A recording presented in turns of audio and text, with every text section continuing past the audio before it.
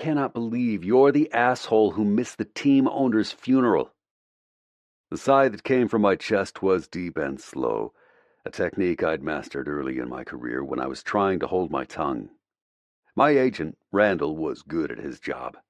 Really good. In the 12 years that I'd been a quarterback for the Washington Wolves, he scored me enough endorsement deals that I barely needed to touch my salary. What Randall was not good at was being understanding when he thought I messed up. Even though I hadn't messed up. Faith broke her arm, Randall. I rubbed at my forehead because, of course, I felt like complete and utter shit for missing my boss's funeral. I didn't need him to remind me of the gravity of them burying Robert Sutton III in my absence. He let out a short puff of air, his exasperation clear. Someone else could have taken her to the emergency room. Another thing Randall was not good at was understanding what it was like to be a father. A single father at that. The extent of his fatherly instinct was to dump lukewarm water on the parched cactus that always sat on the window ledge in his office.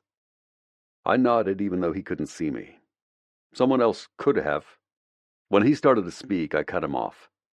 Except that's not how I do things. It's the first time she's ever broken a bone, and my mom is out of town. Don't push me on this. It's over. The media didn't care, and my endorsement deals won't suffer. The vacuum of silence after I spoke told me two things. One, I was crankier than necessary at his questioning my decision. Two, I was crankier than necessary because I was exhausted. Those two things carried far more weight than they should have on my already weighed-down shoulders. To my right, Faith sat on the long gray couch and played quietly on her Kindle. One arm in a bright pink cast with only my signature on the fabric, the other deftly swiping across the screen for whatever game she was playing or book she was reading.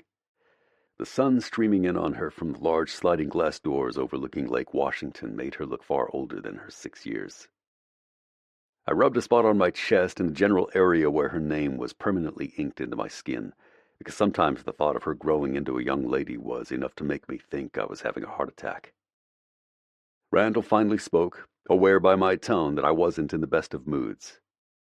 "It's the off-season, Luke. The media will make a story of anything they think will get hits, including you missing Robert's funeral."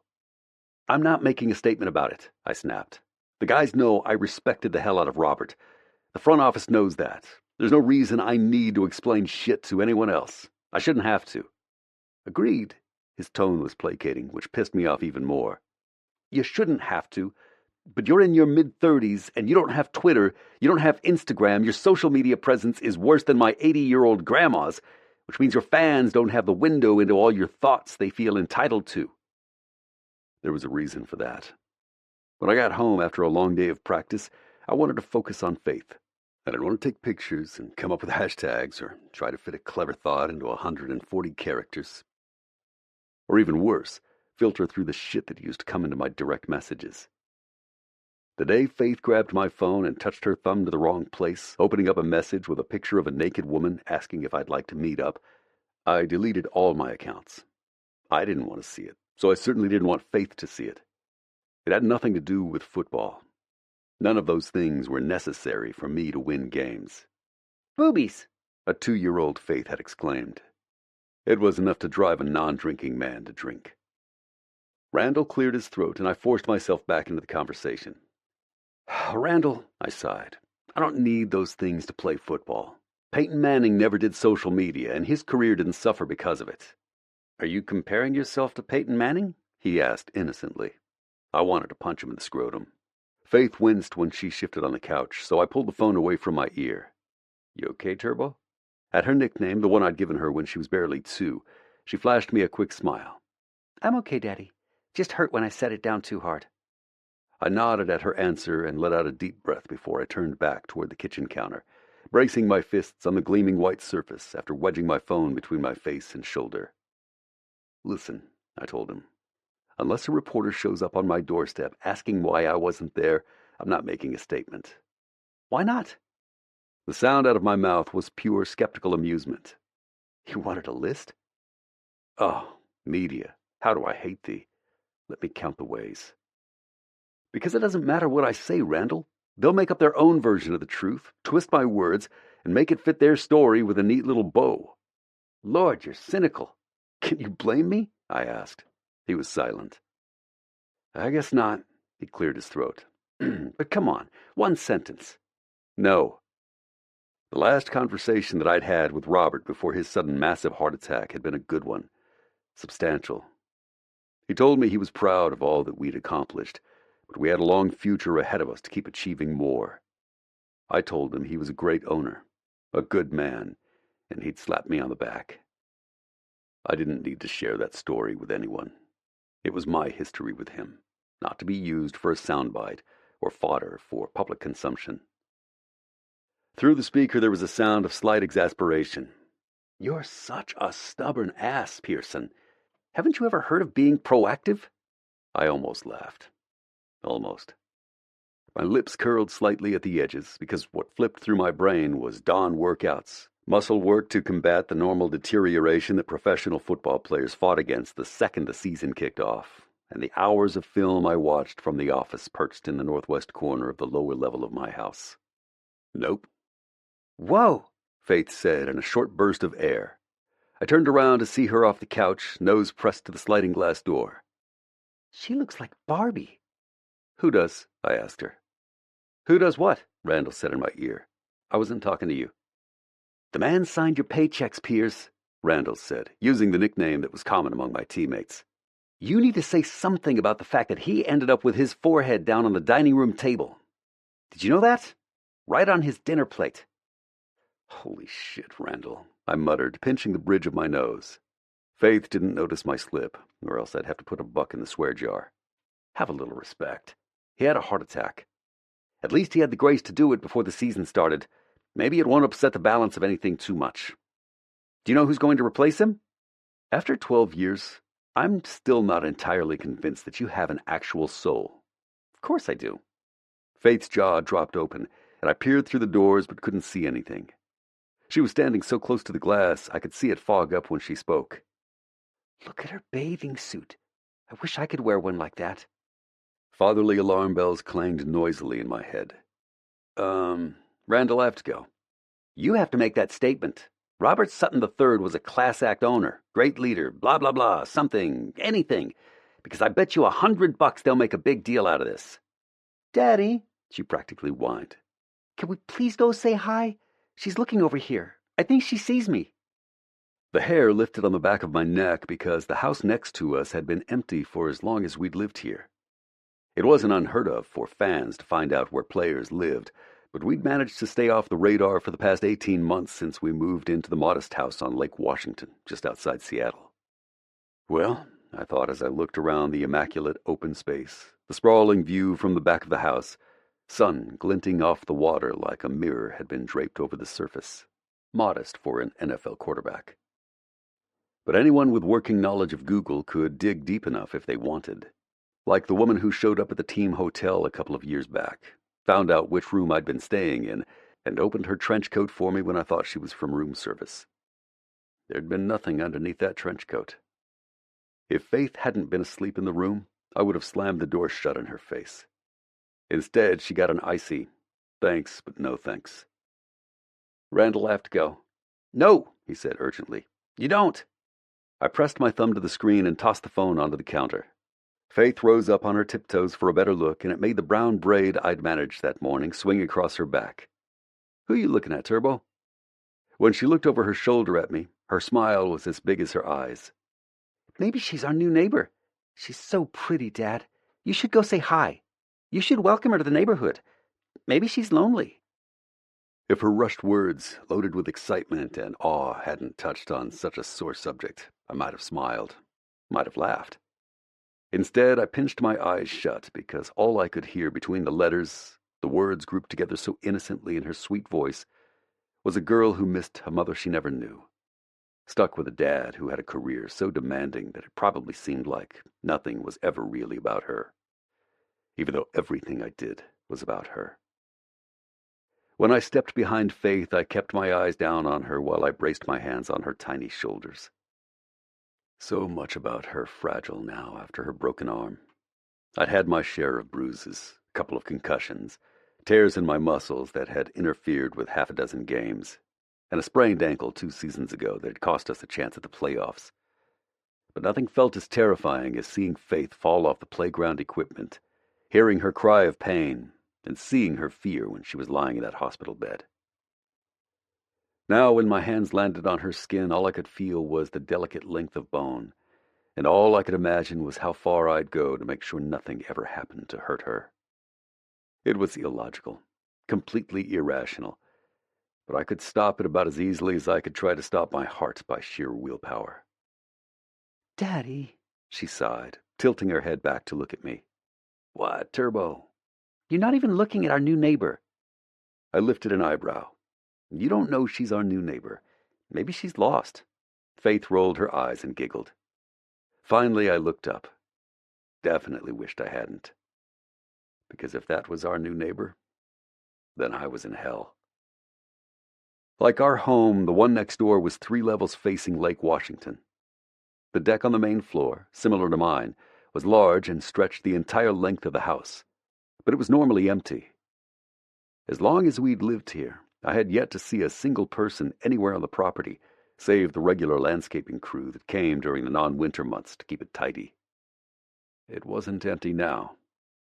As close as Faith was in saying that she looked like Barbie, the first thing that came to my mind was, why is there a playmate strolling across the deck next door? In the few seconds that I spent, regrettably, cataloging what I was looking at, I felt like someone shoved a stick of dynamite under my firmly planted feet and lit a 1-inch fuse. It was impossible to escape and inconceivable to ignore the effect it had on me. Her legs were endless, tan and toned, her stomach flat, her hair long and blonde and full. The black bikini she wore barely covered her ample, clearly natural chest, and that was when I had to look away from my own sanity. My daughter was standing in front of me, and there was no good place that my thoughts could go when staring at a chest like that one currently on display at the house next door. "Please, please, please, can we go say hi?" Faith asked again, turning around and giving me her full arsenal. Eyes, wide and pleading, the exact same shade of brown as mine. Her hands, clasped together as best as her cast would allow, and centered over her heart like I'd break it if I said no. "We don't know who that is, sweetheart," I explained gently. "Maybe she's a new neighbor, or maybe she's just renting it for the weekend. What do I always tell you about strangers?" Her shoulders slumped, and I felt like the Grinch. "She wouldn't be a stranger if we introduced ourselves." "That's true," I conceded, "but we're still not going to say hi." Looking down at her disappointed face, I saw traces of myself. But I saw a lot of her mother, too. Something Faith would only be able to recognize from the few pictures I had of Cassandra. Our fling had been brief, the effects now permanent, and she died in a car accident before Faith had turned 6 months old. In those 6 months, I'd seen Cassandra's sweet and sexy nature slowly turn green with greed, her demands for child support increasing while the time she wanted to give me with Faith decreased at almost the same rate. Unless I paid up. Her solution to my firm denial to be her unending ATM was to sell some bullshit story to the gossip rags about our romance, one I couldn't contest when she died a week later. At the risk of sounding like an asshole, I didn't want to brand her a liar when Faith would easily be able to use Google herself someday. The fact that we'd already done a paternity test at Randall's insistence was the only reason my claim on her in the wake of Cassandra's death was uncontested. The press had had a field day with that. The star quarterback was now a single father, and after the story she sold, my relationship with Cassandra had been romanticized to the point of being nauseating. It hadn't taken long for the frenzy over my story to die down, but it was enough to leave a sour taste in my mouth when it came to the media. It was those aspects of the game that I hated. The groupies thinking that because I wasn't married, I'd climb into bed with anyone who spread her legs wide enough.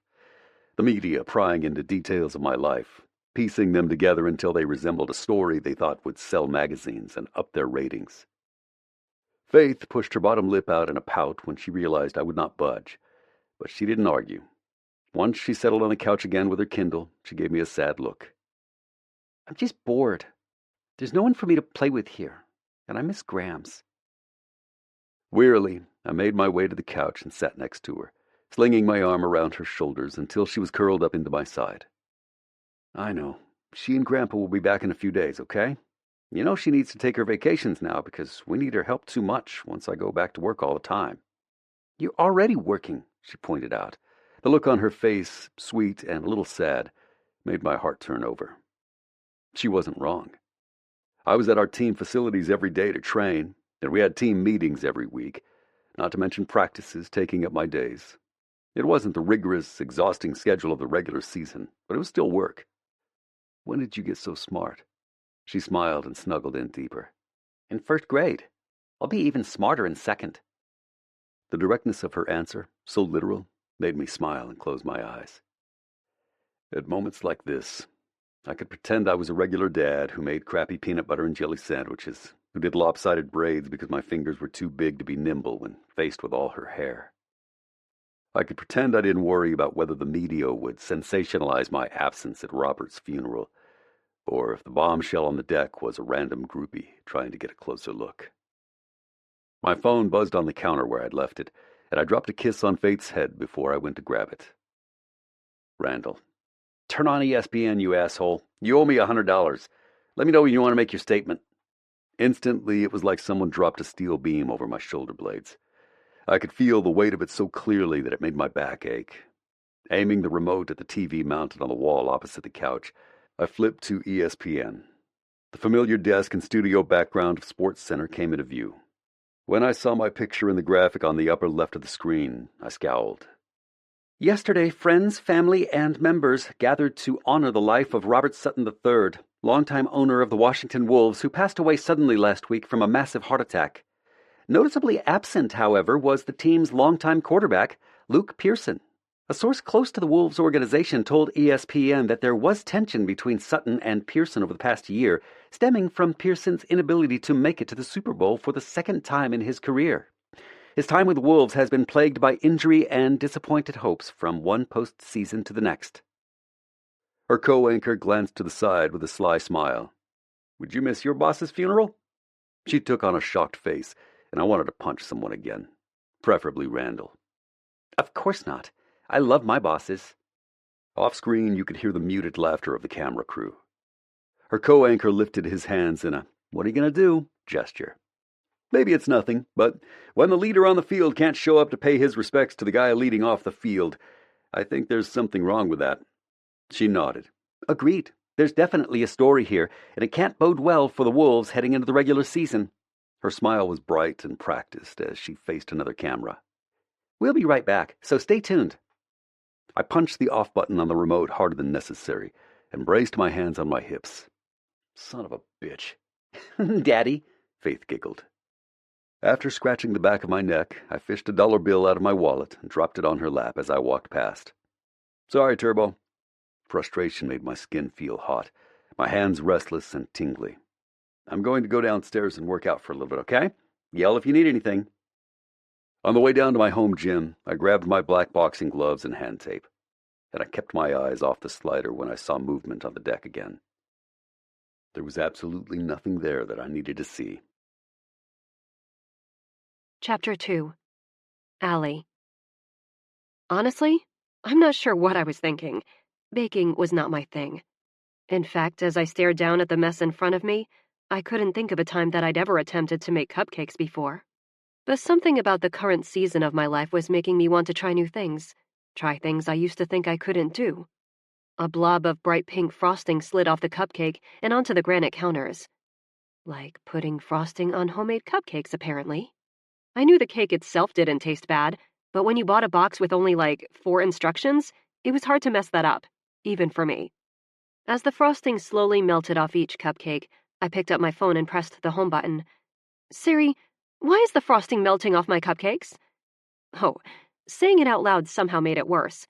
What 26-year-old didn't know how to frost cupcakes? After scrolling through a few links, I winced at the realization that you're supposed to let the cupcakes cool first before adding the frosting. Very carefully, I scraped the pink blobs off each cake and then set them in the empty fridge to cool off a bit. Once they were in there, I turned and looked around the house, which was just as empty as the fridge. It had been years since anyone in my family had been to this place. That made me blink for a second, the stifling weight of repressed grief making my lungs into cement until I couldn't breathe through it. My family. My family was just me now. Okay. Nope. I hadn't cried yet, and I was not going to start now. Not going to travel that path when I had cupcakes to worry about. In the healthiest possible way, I would actively deny that I'd buried my father the day before, whom I hadn't seen in 3 years, and that I wasn't standing in the house left to me when my mother died more than 20 years earlier and had been sitting empty for the past 5. Since I'd last been here, some things had been updated, maybe because my father held some tenuous hope that I'd come back from Milan and live here. New kitchen counters and appliances, flooring in the bathroom that I'd never seen before. But still, there was barely any furniture. A single chair facing out toward Lake Washington, a bed with a massive gray headboard in the master suite covered with a plush light pink quilt, some stools pushed up against the kitchen island. It was a blank canvas on which to start a new life. Blank was just a nice word for empty, wasn't it? The silence around me was deafening, and instead of diving into it like I maybe should have, I turned and found my Bluetooth speaker, cranked up some Kesha, and started a new batch of frosting. It was certainly preferable to wading into my emotions. Just as I had that mentally healthy thought, my phone started ringing, and I used the side of my pinky, the only part of my fingers not covered with frosting, to answer the call. "Hello?" I said, breathless from dancing around the kitchen. "Miss Sutton? It's Miles Kuiper from the offices of DeHaan, Kuiper and Marston." I sighed. My dad's attorneys. I'd already met one of the suits when he sat across a sterile desk and told me I was the sole beneficiary of my father's estate, outside of the charities he mentioned, which would receive healthy checks. "Hi, what can I do for you?" He cleared his throat. "Is it possible for you to come into the offices again this afternoon? We have a slight addendum to your father's will that we need to inform you of." My brows bent in as I swirled some frosting over the next cupcake. Sure. Is everything okay?" "Oh, it's fine. Everything is fine. Just an additional bequest that we weren't aware of last week." I glanced at the clock on the wall. "Sure. I can be downtown in about an hour if that works for you." "Excellent. See you soon."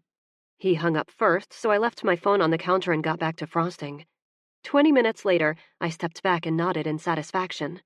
They weren't beautiful, but at least they wouldn't appear in a BuzzFeed article of epic Pinterest fails like my earlier disaster. But now I had 24 pink frosted cupcakes and no one to share them with.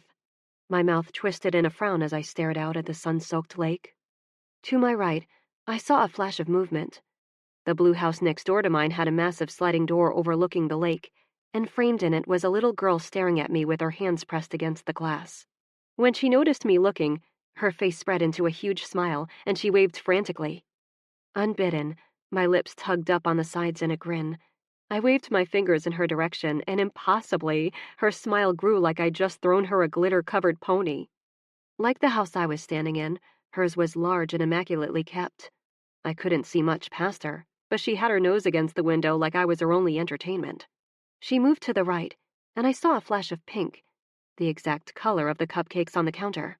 A cast covered her arm, and the fabric was so bright I almost pulled out my sunglasses.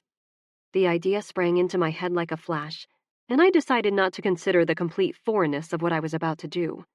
People brought baked goods to new neighbors, right? Wasn't that what normal people did? As I set a few on a paper plate, a perfect circle of imperfectly frosted cupcakes, I had a moment when I wondered if they'd recognize me.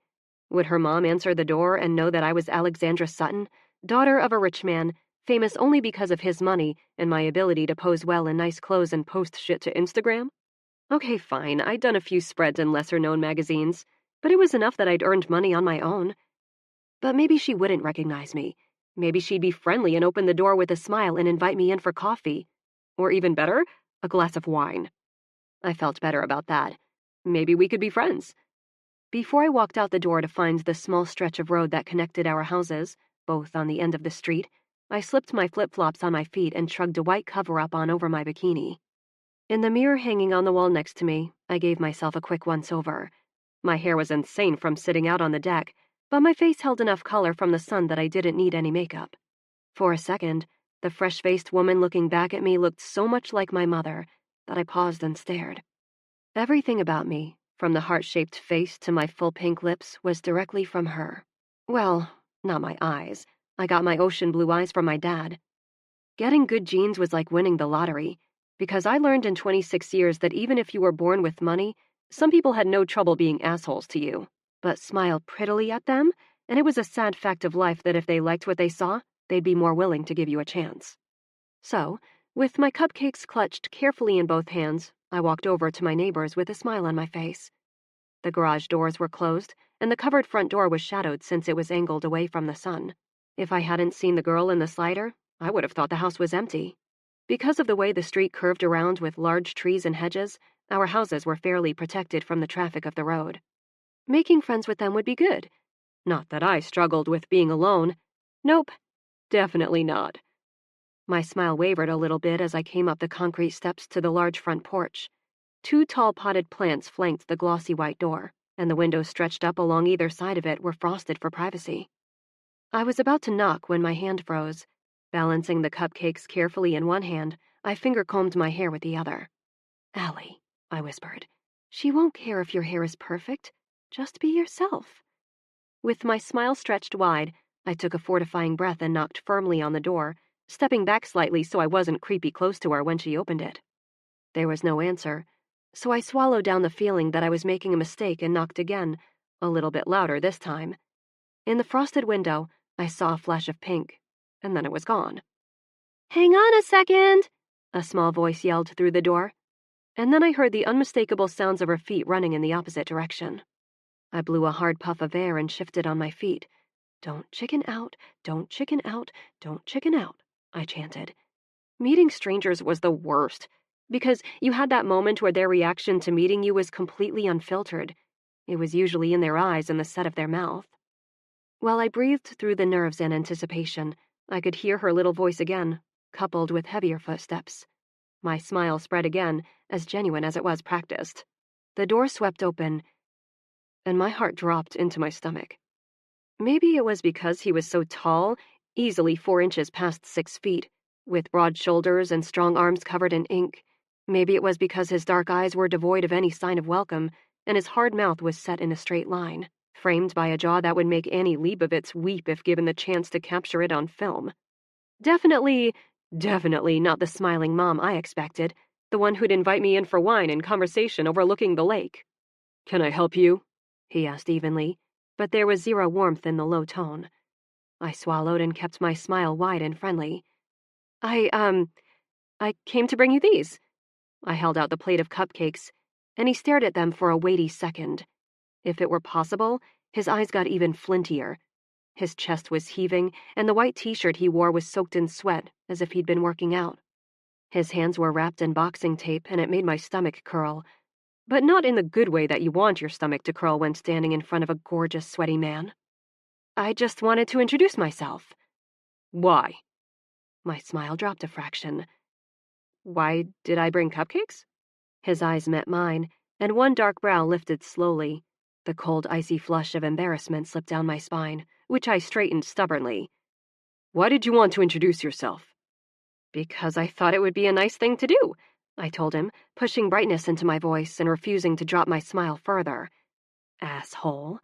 That was the unspoken addition to the end of my sentence. "I don't eat sugar." He folded his arms over his chest. "Okay, fine." I pulled the plate closer to me like it was my very sugary, cupcakey shield. Rational, I know. "Sorry, I was trying to be neighborly." "Neighborly?" he repeated, and his mouth twisted like he had just sucked on a lemon. I lifted my chin and smiled again, determined to salvage this. "Yes, neighborly.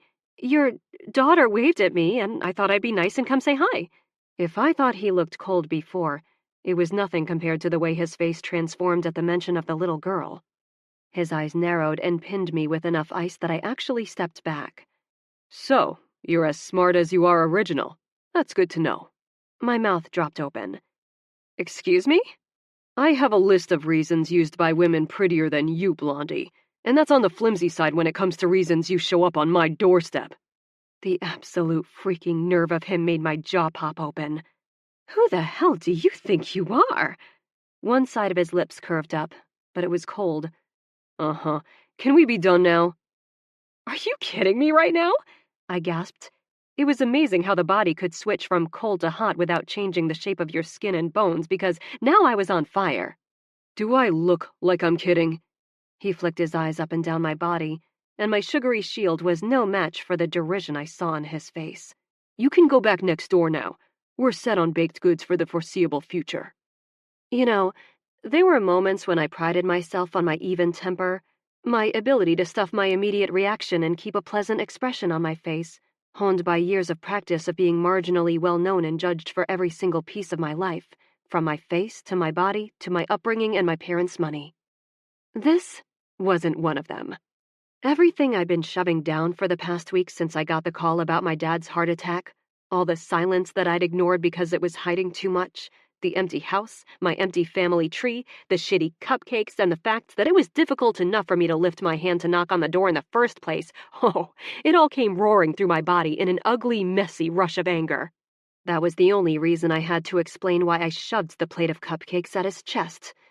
The pink frosting stuck to his shirt for one horrifying, sluggish moment while he gaped at me, and I gaped at the plate like it hadn't come from my hands. But I closed my mouth and took a calm step backward. The plate fell, and so did the cupcakes when he swept his hand down his chest. The sloppy pile at his feet made me gulp with a whole different set of nerves. But I lifted my chin and gave him a smile as sweet as fresh lemonade, the kind that usually garnered me a few 100,000 likes. "Enjoy the cupcakes, asshole!" I turned on my heel and walked back to my empty house with my head high, my face hot, and my hands shaking. Behind me, a door slammed, but I didn't hesitate. Not until I was back in the safety of my empty house, slumped against the firmly closed front door. If this was my fresh start, it was off to a fabulous start, I thought miserably. Then I caught the time on the clock and groaned. I had less than 30 minutes to freshen up and get downtown to meet with the lawyers. Whatever it was that my father had left me, in addition to, millions and millions of dollars, had better be good, because all I wanted to do was curl up on the couch with a giant bottle of Chardonnay. "I'm sorry," I whispered. "Can you please repeat that?" Underneath my hands, the surface of the desk was ice cold. Or maybe that was my hands. Miles Kuiper had enough grace to look embarrassed, and he cleared his throat before pushing a pile of papers toward me over the glossy surface of his desk. "Which part?" "All of it," I ground out irritably. I didn't spare the papers a second glance but kept my eyes trained on his rat-like face. "Yesterday, we found this addendum to your father's last will and testament. It, wasn't filed immediately, which is why we missed it when we initially met with you to discuss your inheritance upon your father's untimely death. I assure we've had a firm discussion with the clerk who made the clerical error." I blinked rapidly, fleetingly wondering if maybe I was stroking out, or that LSD laced the cupcakes I'd shoved in my mouth on my way out the door. "I don't care about the clerical error," I said in a warning voice. "You're seriously telling me what I think you're telling me?" He sucked in a quick breath and nodded carefully. "Yes. 2 weeks before his heart attack, your father updated his will, transferring his ownership of the team into an irrevocable trust so that you would become sole owner of the Washington Wolves organization in the event of his death." My stomach slid down and landed somewhere in the vicinity of my Pigalle Plateau Louboutins. The red patent leather shone brightly underneath the garish lights in the ceiling of the office. I almost started laughing when I realized that it was almost the exact red of the team's colors. That stupid, effing football team. The great love of my father's life. He definitely loved it more than me. After my mother's death, he threw himself into it with a fervor that I could only now recognize as distraction. But his distraction had turned to obsession, the thing he lived and breathed for. "May I call you Miles?" I asked quietly, still staring at my shoes. "Of course, Miss Sutton." His answer was deferential. That was something I was used to with people like him. He knew I held the money and apparently a good deal of power now that my father was gone. I folded my hands in my lap so that he couldn't see how badly they were shaking and tried to meet his concerned gaze as evenly as possible. In reality, I was just trying to keep my shit together. Every inch of me felt like it was vibrating, shivering uncontrollably with the immense feeling of being out of control of my own life. "What in the absolute hell am I supposed to do with a football team, Miles?" He looked confused. "Is that a rhetorical question?" My head dropped and I started laughing. I rubbed at my temples. "I don't even know." "May I call you Alexandra?" he asked carefully. I lifted my chin and nodded. I was so tired. Maybe Miles wouldn't care if I slumped down on the floor and took a nap. Maybe Miles had a Xanax he could share with me. Maybe Miles had vodka in his desk that I could chase that Xanax with. Allie is fine. I'd suggest that you call your father's assistant, Joy, tomorrow morning. I have her phone number, and maybe she'll be able to explain some of this. He smiled sympathetically. Unfortunately, your father didn't leave a letter or note with this addendum. I wish I could give you more clarity, but he didn't explain his actions to us, and it wasn't our job to ask. I counted to 10, breathing deeply the whole time. So, this inheriting a team thing, does it happen often? He thought carefully before answering. While your father is the only team owner we've represented, I do know that as of 2015, this was voted in as something that could be legally done. The taxes on the purchase of a team are incredibly high. Him putting the team into a family trust was a prudent choice, which was the purpose of the irrevocable trust law in the first place, allowing current owners to ensure that the team stayed within the family without causing a financial burden to the person taking over. How good, I said faintly. My heart felt like a rusted tin bucket behind my chest, clunky and useless. The last business venture I'd attempted had failed within the first year, a jewelry line that I'd invested a substantial amount of money in, and the conversation I'd had with my father afterward had consisted of him bemoaning the fact that I couldn't find something that I excelled at, something that was worthwhile and made a difference. And now, I owned a group of men who threw around a leather ball for millions and millions of dollars. I started laughing. My head tipped back from the force of it, the sound springing from the pit of my belly, loud and full. I wiped at my eyes when the laughter started leaking down my face. Poor Miles. He stared in horror as the laughter turned to deep, body-racking sobs. I'd made it through the phone call about my father, the flight home, and the funeral without shedding a single tear. Now, I couldn't stop them. When I pressed my hands to my face and leaned forward to try to stem the way my shoulders shook and how my cheeks inevitably turned bright red from the flush of emotions, he cleared his throat. I peeked through my fingers and saw him leaning forward to hand me a handkerchief. With a pitiful sniffle, I reached out and took it from him, wiping under my eyes and trying to calm my breathing. Everything inside me rattled around in a confusing mess. Anger, confusion, and grief. Other than pictures, I hadn't seen my dad's face in years, and now I couldn't remember if his skin wrinkled around his eyes when he smiled. Panic swept like a messy wave. What was he thinking? I couldn't own a football team. Are you okay? I blew out a long breath, but didn't feel like I could speak without another wild swing of emotions, so I nodded. When I tried to give back the small scrap of white fabric with blue stitching around the edges, he shook his head. Please, keep it. I insist. In my still shaking hands, I balled up the fabric and gripped it tightly. Thank you. Do you need anything else? Another bubble of laughter popped out of my mouth, but I coughed over it. Just that phone number you told me about. I think I'm going to need it. Chapter 3. Luke. That was shit. Do it again. Keep your elbow tucked in and snap those hips around. My chest heaved as I glared at my throwing coach, Billy. In his mouth was the ever-present toothpick, the wooden end bouncing around his gray whiskered mouth as he chewed frantically. I did snap my hips around. My hands were braced on said hips. My elbow throbbed, and I knew I'd need a hell of a massage after practice. He lifted an eyebrow, and Jack Coleman, one of our wide receivers, smothered a laugh. Jack wore light pads like me, and we were doing reps on the turf practice field in the training facilities outside of Bellevue. Normally, music pumped through the speakers while we threw the ball over and over and over, making rep after rep until both Jack and I were soaked in sweat and ready to murder each other over each missed catch or wobbly throw. Today, it was just the sounds of the team working. Snap them faster, Billy said, sounding completely bored. That's when I knew I needed to keep my mouth shut, because when he sounded bored, it meant I probably had a shit ton more work to do to make him happy. I nodded to Jack, who took off on a post route. With light feet, I jogged back a few steps and pulled my arm back, fingers gripping between the white laces. When Jack pivoted to the right, I snapped my arm forward, snapping my hips straight, keeping my other elbow tight into my ribs. The ball was a perfect spiral as it arced toward Jack, landing deftly into his waiting hands. He whooped as he ran into the unguarded end zone, and I blew out a breath. Billy harumphed behind me. Better. It was better, which meant I'd need to do it 1,000 more times for it to feel like second nature. I still don't like how my elbow feels when I tuck it in like that. Because you want to stick it out in the air like a damn chicken, he grumbled. How the hell do you think you injured it in the first place? Couldn't argue with that. Things that I could get away with in college, along with 100 other things, didn't cut it anymore at almost 36. I had to work harder, longer, study more, and pay attention to every single muscle that I trained until it was rote, far more than my younger teammates.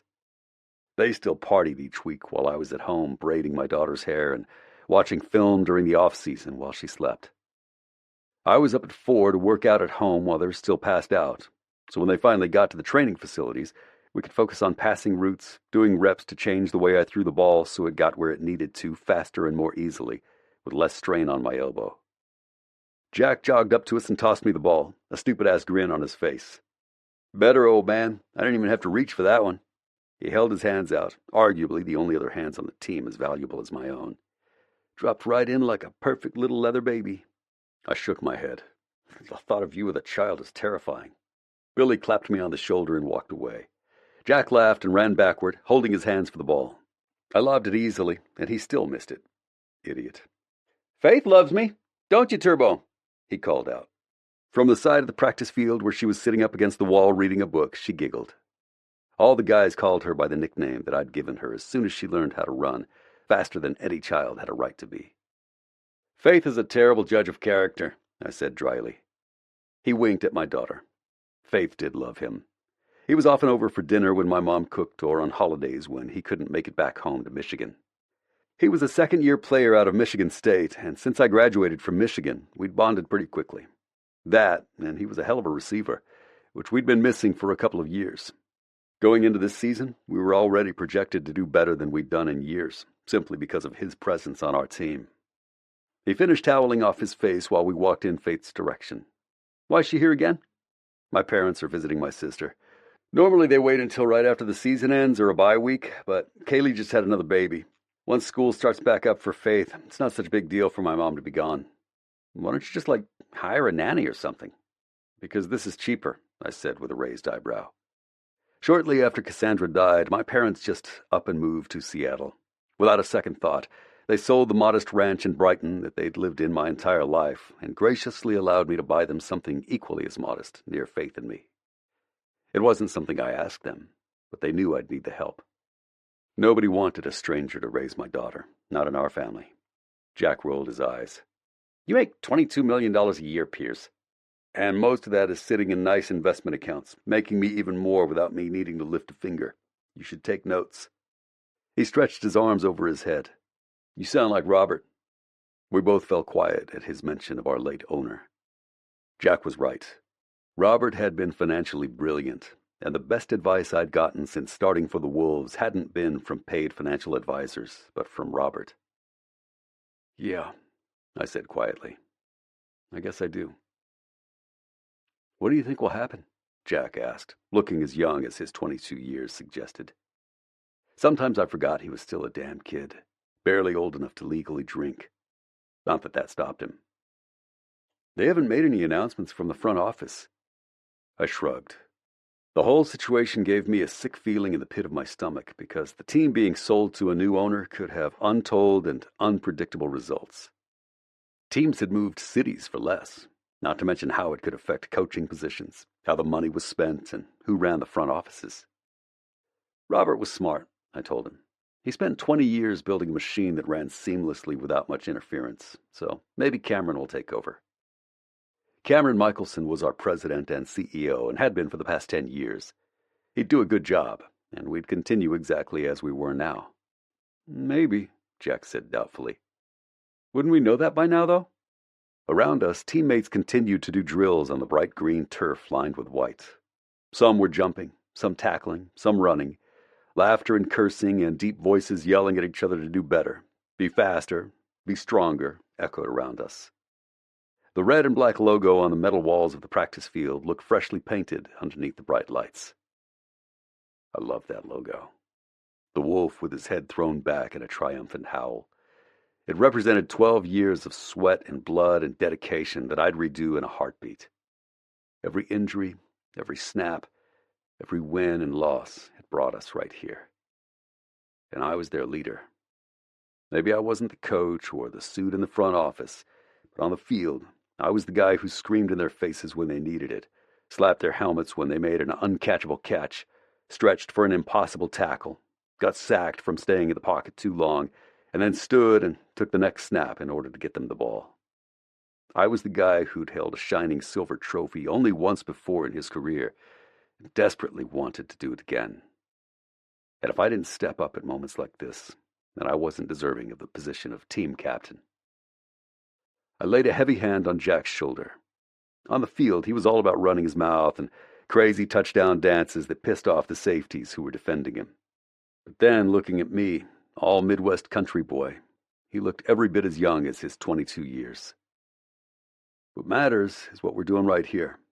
We practice and get better, and in 3 weeks we'll start another season and win, no matter who's in that corner office. It doesn't affect the work we do or the hours we spend making ourselves better, okay? They can't make us win or lose.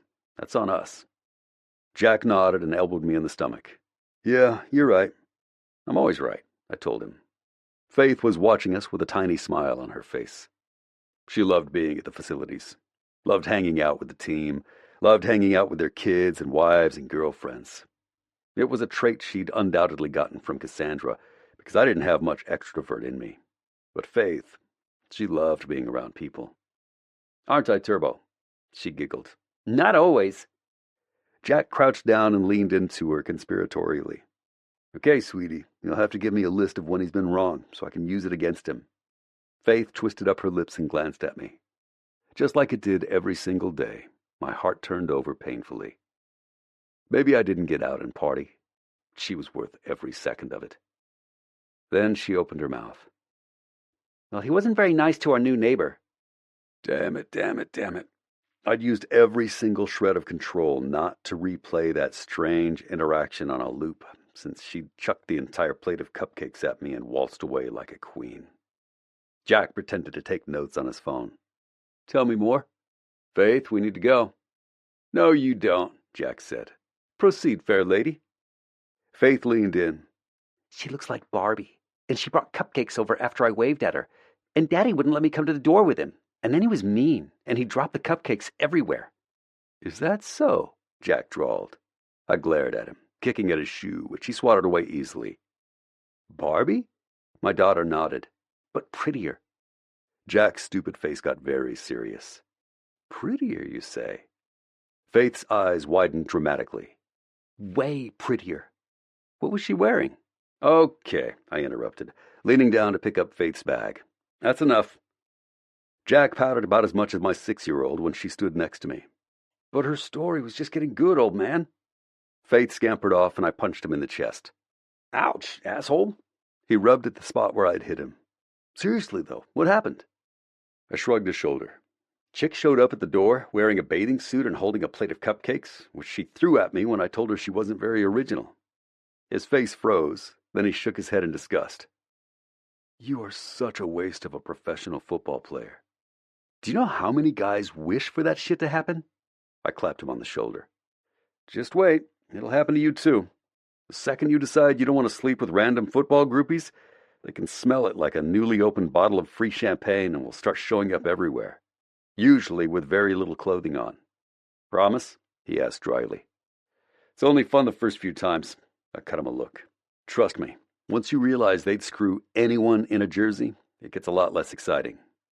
I just don't think that's the case. What, that it gets old? Come on, he practically whined. You telling me she was at your front door and nothing happened? I narrowed my eyes at him with a look filled with so much annoyance that he actually backed off, which was amazing because Jack had the self-control of a puppy whenever he wasn't on the field. It's why he slept with any woman with a pulse. Slight exaggeration. Since he regularly hassled me about my lack of sex life, this was exactly what he didn't need to hear. He didn't need to hear that Playboy Barbie had indeed showed up at our front door, even more stunning up close than she'd been from a dozen yards away on her deck. Standing there in the shade of my porch, I could see the blue-green of her eyes and the small beauty mark above her perfect pink lips. It didn't matter that she'd covered her black bikini. The loose fabric covering that body didn't hide the fact that she was a 10, maybe even an 11. Nothing happened. Although it was written all over his face that he didn't believe me, he wouldn't push me either. He knew better. And for that I was glad, because the last thing I wanted to do was discuss the kind of woman who was now living next door to Faith and me. There'd been a moment, a fleeting, insane moment, where I'd wondered if I'd pegged her wrong when she shoved the cupcakes at my chest. Her eyes flashed furiously, but not from rejection. I'd seen that look often over the years since Faith came along. Rejection had a distinct coldness to it, a disbelief that made features hard and unflinching. That was not what I saw from Playboy Barbie. But my problem wasn't what flashed in her eyes, because if I was lucky, I'd never have to talk to her again. Chapter 4. Allie. There was a beat of silence, then laughter. All the laughter. Actually, if I'd been sitting across the small kitchen table back in our apartment in Milan, I think Paige would have spit all over my face. Okay, I said, settling into the couch delivered earlier that morning. It faced the lake, which usually helped to lower my blood pressure instantly, but my best friend's laughter in my ear upon hearing the news that I was now the sort of not really proud owner of a professional football team was having the opposite effect. I get it. Ha ha, so funny. She made this weird sucking sound, and I briefly wondered if she was choking, but I just rolled my eyes. I'm sorry, Allie, she wheezed. It's just you. A football team. And the hysterics began anew. Spread out in front of me were binders upon binders, stacks of paperwork requiring my signature, ridiculous articles I'd Googled about how to own a professional football team and what do team owners do in the National Football League. Surprisingly, they weren't very helpful in my current predicament. My brain was overloaded with facts and figures, team structures from around the league and why they were or weren't successful, bios on the people who apparently now worked for me. Incredibly successful men who now worked for the woman known for the pictures she took and the jewelry line that was now defunct, which left my savings account less full than it had been 2 years earlier. Though, once all my dad's money was transferred over to me, paperwork signed and completed, that would change. Holy bananas, was that going to change. I'd always had a steady stream of money because of what I'd inherited from my mom, but this was on a completely different level. My dad had been rich AF. When I didn't respond immediately with, "Oh, I know, isn't this so funny?" Paige cleared her throat and took a deep breath. "Talk to me." The back of my head found the couch, and I stared up at the bright white ceiling. I don't even know what to say, Paige. Are you going to keep it? I mean, you could, sell it, right? Make a shit ton of money? Believe me when I tell you that I do not say this to sound pompous, but as of last week, I already have a shit ton of money. Most people wouldn't have sounded so glum when they said something like that. Oh, hey, I inherited mega millions, and here I sit on a relatively affordable couch in a relatively modest home, comparatively, of course, feeling like someone just tossed me into the middle of the Pacific with nothing to hold on to. So you don't need to sell for the coin, Paige answered. But no offense, sweet cheeks, what exactly do you know about running a football team? Now, that answer was easy. Nothing. I know nothing about running a football team. I lifted my head and leaned forward to snatch the binder off the top of the pile. A courier had dropped off a large box sent over by my father's assistant, Joy. She'd cooed and clucked over the phone, telling me that I didn't have a single thing to worry about, that everyone would help me, that everything would be fine, told me to take a day and read over all the paperwork, call her with any questions, and take the time to wrap my head around what this might mean. Joy was my new best friend. Not that I'd tell Paige that. Paige was my actual best friend and an actual fashion model, as opposed to me. I knew my angles. I had 600,000 likes on my Instagram page, mostly by pervy men who liked the shots of me in designer bathing suits. Paige, on the other hand, had graced multiple magazine covers and walked in New York, Paris, and Milan Fashion Week more than once. She was one of the few people who felt real in an industry that was very, very fake. "You're smart, though," she admonished. "Don't sell yourself short. You always told me what a good businessman your dad was, even if he ignored your existence most of your life. Would he turn the team over to you without giving it any thought?" "No," I admitted. It was an easy admission to make, too, because I turned that thought over in my head all night when sleep wouldn't find me. My dad was no fool. There were things about him that I couldn't stand, of course. That list was probably longer than the things about him that I loved. But I could never, ever call him stupid or impulsive. Paige continued when I didn't say anything else. There you go. You buckle down and do your homework. Maybe it won't be as bad as you think. It's not like you have to coach the team, right? Maybe you can just stand there and look hot and wear a power suit like a boss bitch. The media will eat it up. I groaned. They'll laugh at me. Maybe, she said in a quiet voice. Just don't give them anything to laugh at. Show them you can do this. There's probably an entire building of people over there who will be willing to help you figure it out. Don't be afraid to ask for help, you know? Switching our call to speaker, I laid my phone on my chest and leaned back. Yeah, you're probably right. I just wish I could figure out why he thought I'd want it. When I talked to my dad, usually no more than a couple of times a year, we stuck to safe topics and definitely nothing too deep. What I was doing, where I was living, veiled comments about me finding an actual job. These were all things that Paige knew since I usually started pouring large amounts of wine before the calls were even over. Well, Paige said slowly, maybe he thought you'd like it. Me? How many sporting events do I watch in a given year? 0, she said instantly. Exactly. There's no way he thought that. I shook my head and exhaled heavily. My track record of not succeeding at life was well documented by my father. Every failed business investment and every boyfriend who turned out to be another money-grubbing douchebag were added to some list somewhere, I'm sure. This team was the thing he loved the most, and he knows that's a huge reason I never came back. Why he never pushed for me to come back, because I could never be around him without being a constant reminder that I was his failure, the thing he ignored because it was easier. Paige sighed heavily. Lordy, this is heavy shit. And here I thought when I drove you to the airport that you were just going home to collect a massive check and you'd be back in a couple of weeks. So did I. Now, I didn't know what would happen or how long I'd be here. The empty home on the lake had been appealing because I wanted a bit of solitude while going through the process of burying my father. And now the quiet was almost making my ears bleed for what it was doing to my brain. Suddenly, I didn't want to discuss this anymore. I didn't want to think about this anymore. Paige, it's so late there. Why don't you get some sleep and we'll talk in a few days when I know more, okay? Love you, boo. Love you too, I said back. She disconnected the call, and I didn't move from my spot. The sun was starting to set over Lake Washington, and from my too-firm couch, it looked like the sky was bleeding a vivid pinkish orange, starting at the line of the horizon and working its way up in soft, blurry lines. I stared at the sun until my eyes hurt, and I had to blink and look away. From the balcony in our apartment overlooking the fashion district in Milan, we'd been facing the wrong direction to watch the sunset. Every once in a while, we'd see the reflection of it in the yellow and brown and red buildings in the distance, and I wished desperately that I could see the colors as they changed.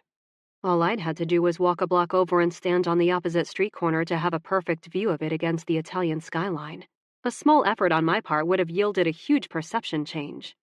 It was enough to motivate me to get off the couch, which would hopefully relax over time. From the fridge, still pathetically empty, I grabbed a bottle of Pinot Grigio. The remaining cupcakes stared back at me, and I scoffed before slamming the door shut on them. I hadn't seen the asshole next door or his pink cast-wearing daughter, but oh man, had I devoured a lot of those cupcakes. The amount of working out I did was so that I could eat shit like that, not so that I'd have to abstain.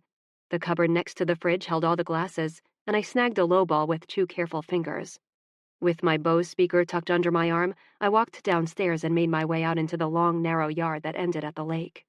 A small patio table sat next to the hot tub that I'd yet to test out, and I sank into the chair that would afford me the best view. Carefully, I set down the wine and my glass, then connected my phone to the Bluetooth speaker. While I sipped my cold wine, I felt the stress slip from my body. Finally, I settled on Imagine Dragons and let out another deep sigh when the music started, and I could sit and watch the colors bleed slowly into a deep blue. As thoughts of the team filled my head, all the unanswered questions looped and circled in an annoying beat that I couldn't stop. I turned the volume louder and closed my eyes, hoping that would help, hoping it would drown out whatever was in my head. I needed to make a decision and stick with it, own the choice for my future. I could take the stack of papers on my coffee table and find someone else who would gladly take them off my hands. Or I could sign them, accept this strange gift my father had inexplicably given me, and try to make something from it. Whichever choice I made, I'd own the hell out of it. I just needed a little more time, some moments like this to sift through all the extra noise in my head. Between the beats of the song and the pauses between notes, I heard other music. I looked out onto the lake and didn't see any boats nearby. No one was on my dock or the dock belonging to my next-door neighbor. Whoever was listening to the music turned it up louder, which did not help the cacophony in my brain, so I tried some breathing exercises to try to focus on my own music. Then, like a string was hooked to my right, my head pinpointed where the sound was coming from. There was a row of tightly cut and neatly landscaped hedges between his house and mine. I leaned forward, and between the brief opening of the bright green, I saw someone sitting on the other side. From the time I'd spent on my own upper-level deck, I knew that he had a patio as well, including a small lap pool, adjacent hot tub, and patio furniture surrounding a large fire pit that had given me an equally large twinge of envy. But now, I narrowed my eyes in a glare when I realized I could see ink covering the arm that I'd spied. Asshole, I muttered under my breath. What pompous prick thought a random woman would show up on his doorstep with cupcakes as a thin excuse to have sex with him? Fine, he was hot, and he probably got some blatant come-ons when he was out at a bar, but it's not like he was Chris Hemsworth, newly single and carrying around a strip of condoms or anything. I mean, fine, his eyes were, dark and broody looking, and that jaw had the kind of edge that you could probably cut yourself on, but whatever. What arrogance. I knew I wasn't hard on the eyes, but I certainly didn't walk around assuming that every man who spoke to me wanted in my pants. The ones that did usually made themselves known pretty quickly, and I'd done nothing to make him lay that assumption over my shoulders. Because the thought of how he'd so coldly dismissed me got my skin all prickly and hot, I grabbed my phone and hit the button to turn up the volume. And, just to be spiteful, I went to my queue on Spotify and added a Britney Spears song.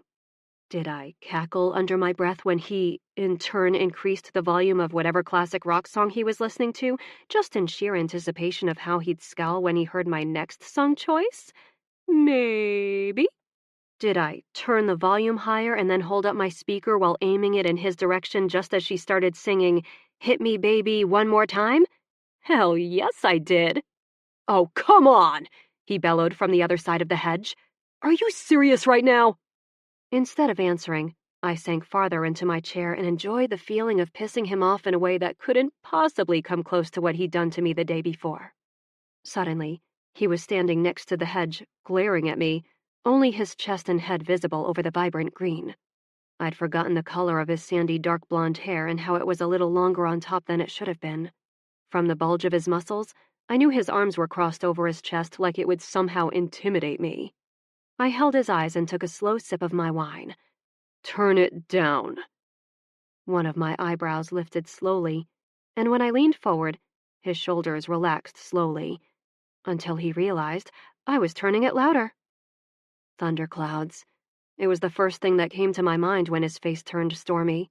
He looked like a thundercloud personified. But from my safe little distance, blocked by those flimsy hedges, I felt braver than I probably should have. Because he shouldered through the bushes and stormed in my direction, which churned up a bright flame of nerves that I wasn't expecting. He towered over my seat, and I casually crossed my legs, allowing my foot to bounce to the ridiculous synthesized beat. Turn it down, please, he ground out. Oh, look at that, I said with a sickeningly sweet smile on my face. He does have manners. Even though his lips were pressed together, I could tell that he slicked his tongue over the front of his teeth. I'm trying to enjoy my evening, and this shit music is ruining it. I nodded like I was interested in what he had to say. I'm sorry to hear that. Did you get the frosting out of your shirt? It was very white, and the frosting was so very pink. No, I didn't. When my smile stretched into something more genuine, he muttered a particularly dirty string of curse words under his breath. When I still didn't turn down the music, he reached out and snatched the speaker. Hey! I yelled, jumping to take it back. He punched the power button with his stupid big thumb and set it back on the table with a loud thunk. You're lucky I don't throw this in the lake. Oh, this man was lucky I wasn't slapping the shit out of him. What is your problem? Instead of an answer, he gave me his broad back as he headed in the direction of the bushes again. Oh no, I stomped after him as well as someone can stomp in flip-flops. I was trying to be neighborly, you arrogant asshole. They were just cupcakes. He spun around, and I froze at the fire in his face. I don't want cupcakes. I don't want you to be neighborly. I want peace and quiet. I held up my hands. You've got it. I'll listen inside tonight, but the next time I'm out here first, put on some headphones and call it a night because I'm not budging. The puff of air that left his mouth was so forceful that he sounded like a freaking racehorse. Without another word, he made a sharp pivot and pushed through the bushes again. Then I heard his slider door close loudly. Men are so unbelievably stupid, I hissed. This is why God created vibrators. After I sat back down at the table, I poured another glass of wine and sank back into the chair again. No muscled-up dickwad would ruin my night. I planned on steering well clear of him, and it didn't take a genius to guess that he'd do the same. With any luck, I'd never have to deal with him again. Chapter 5. Luke. One thing I learned early in my career was to trust my gut. If a defensive end twitched in a way I didn't like, I never questioned the zip along the back of my neck that told me a blitz was coming. If I started doing that, I'd hold the ball for a second too long, and a single second had the ability to change the outcome of a game. Currently standing in the hallway of conference rooms at the Wolves' front office, I couldn't erase the feeling of my gut screaming. Coach Klein pulled at the collar of his shirt, clearly as uncomfortable as I felt on the inside. "Why are we doing this before the team meeting tomorrow?" I asked him quietly, just before we entered the room that held our GM William and our CEO Cameron, and the other two team captains besides myself. This morning when I'd woken with the sunrise, I had a text on my phone saying we were needed for a meeting regarding the new owner. Instead of the team as a whole, they only requested the small group of people who led the team. Meeting with the whole team would be during the regularly scheduled time around 24 hours later. Coach Klein shifted again, and I gave him a strange look. "You okay, Coach?" "It's the daughter." It took me a second to place his strange comment, the sluggish gears in my head clicking into place with a loud, clumsy clack. "The new owner?" I hissed, eyes wide. He nodded. "I shouldn't be telling you this, but I know you well enough that you can't filter your reaction for shit when something truly blindsides you." His finger pointed at me, and his gray eyes looked icy and hard under the lights. "And you need to be the one to set the example for the team." "His daughter?" I repeated slowly, choosing to ignore his entirely accurate statement that I didn't always react well in surprising situations at this level of importance. "His daughter is our new owner." Coach scraped a hand over his haggard-looking face. "Yeah, none of us have ever met her. I don't think she was around much the past few years." "She wasn't around at all, Coach." "You paying attention?" he asked grumpily. My mouth flattened before I could answer.